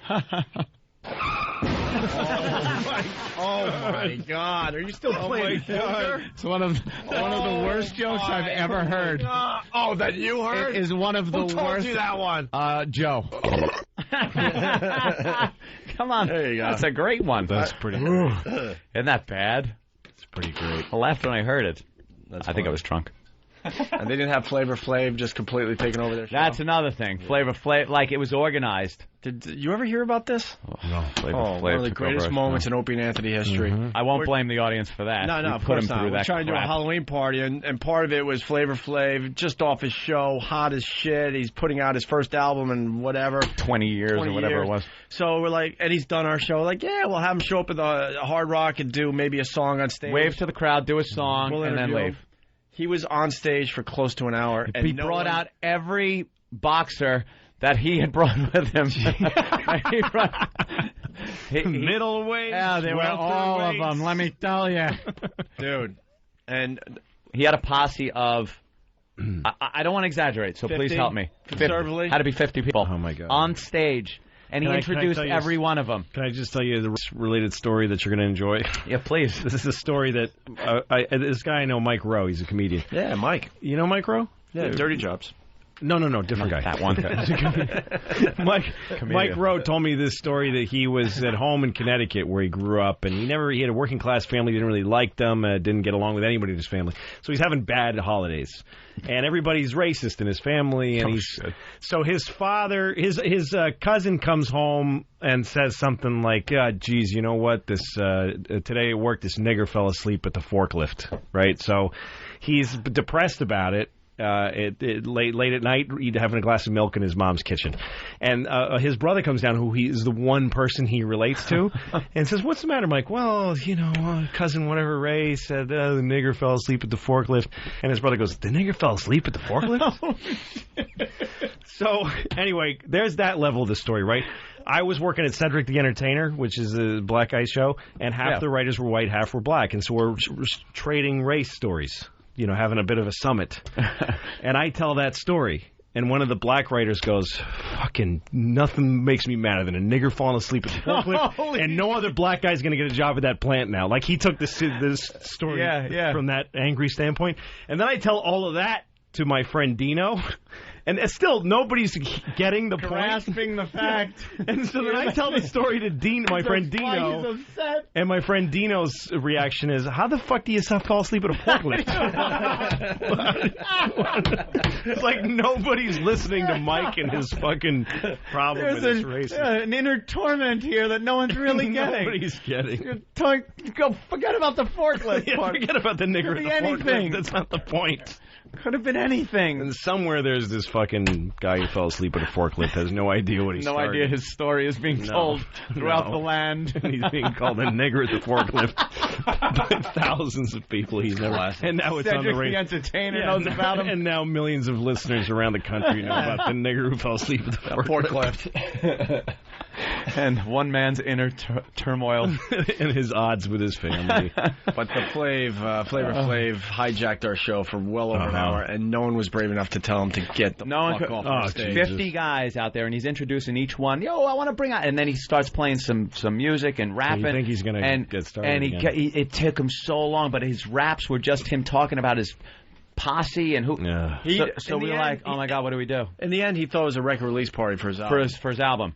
He didn't realize he was just doing a guest spot on our show. I think someone told him that to get him there. Oh, Jesus. Louis, So the we're whole sitting out in the audience was cold. white. Like, do you notice anything? Would this be the crowd you'd be playing in front of at a record release party? Yeah. Like Michael Jackson when he picked up that non-trophy. Yeah. That was pretty much it. I want to accept this award.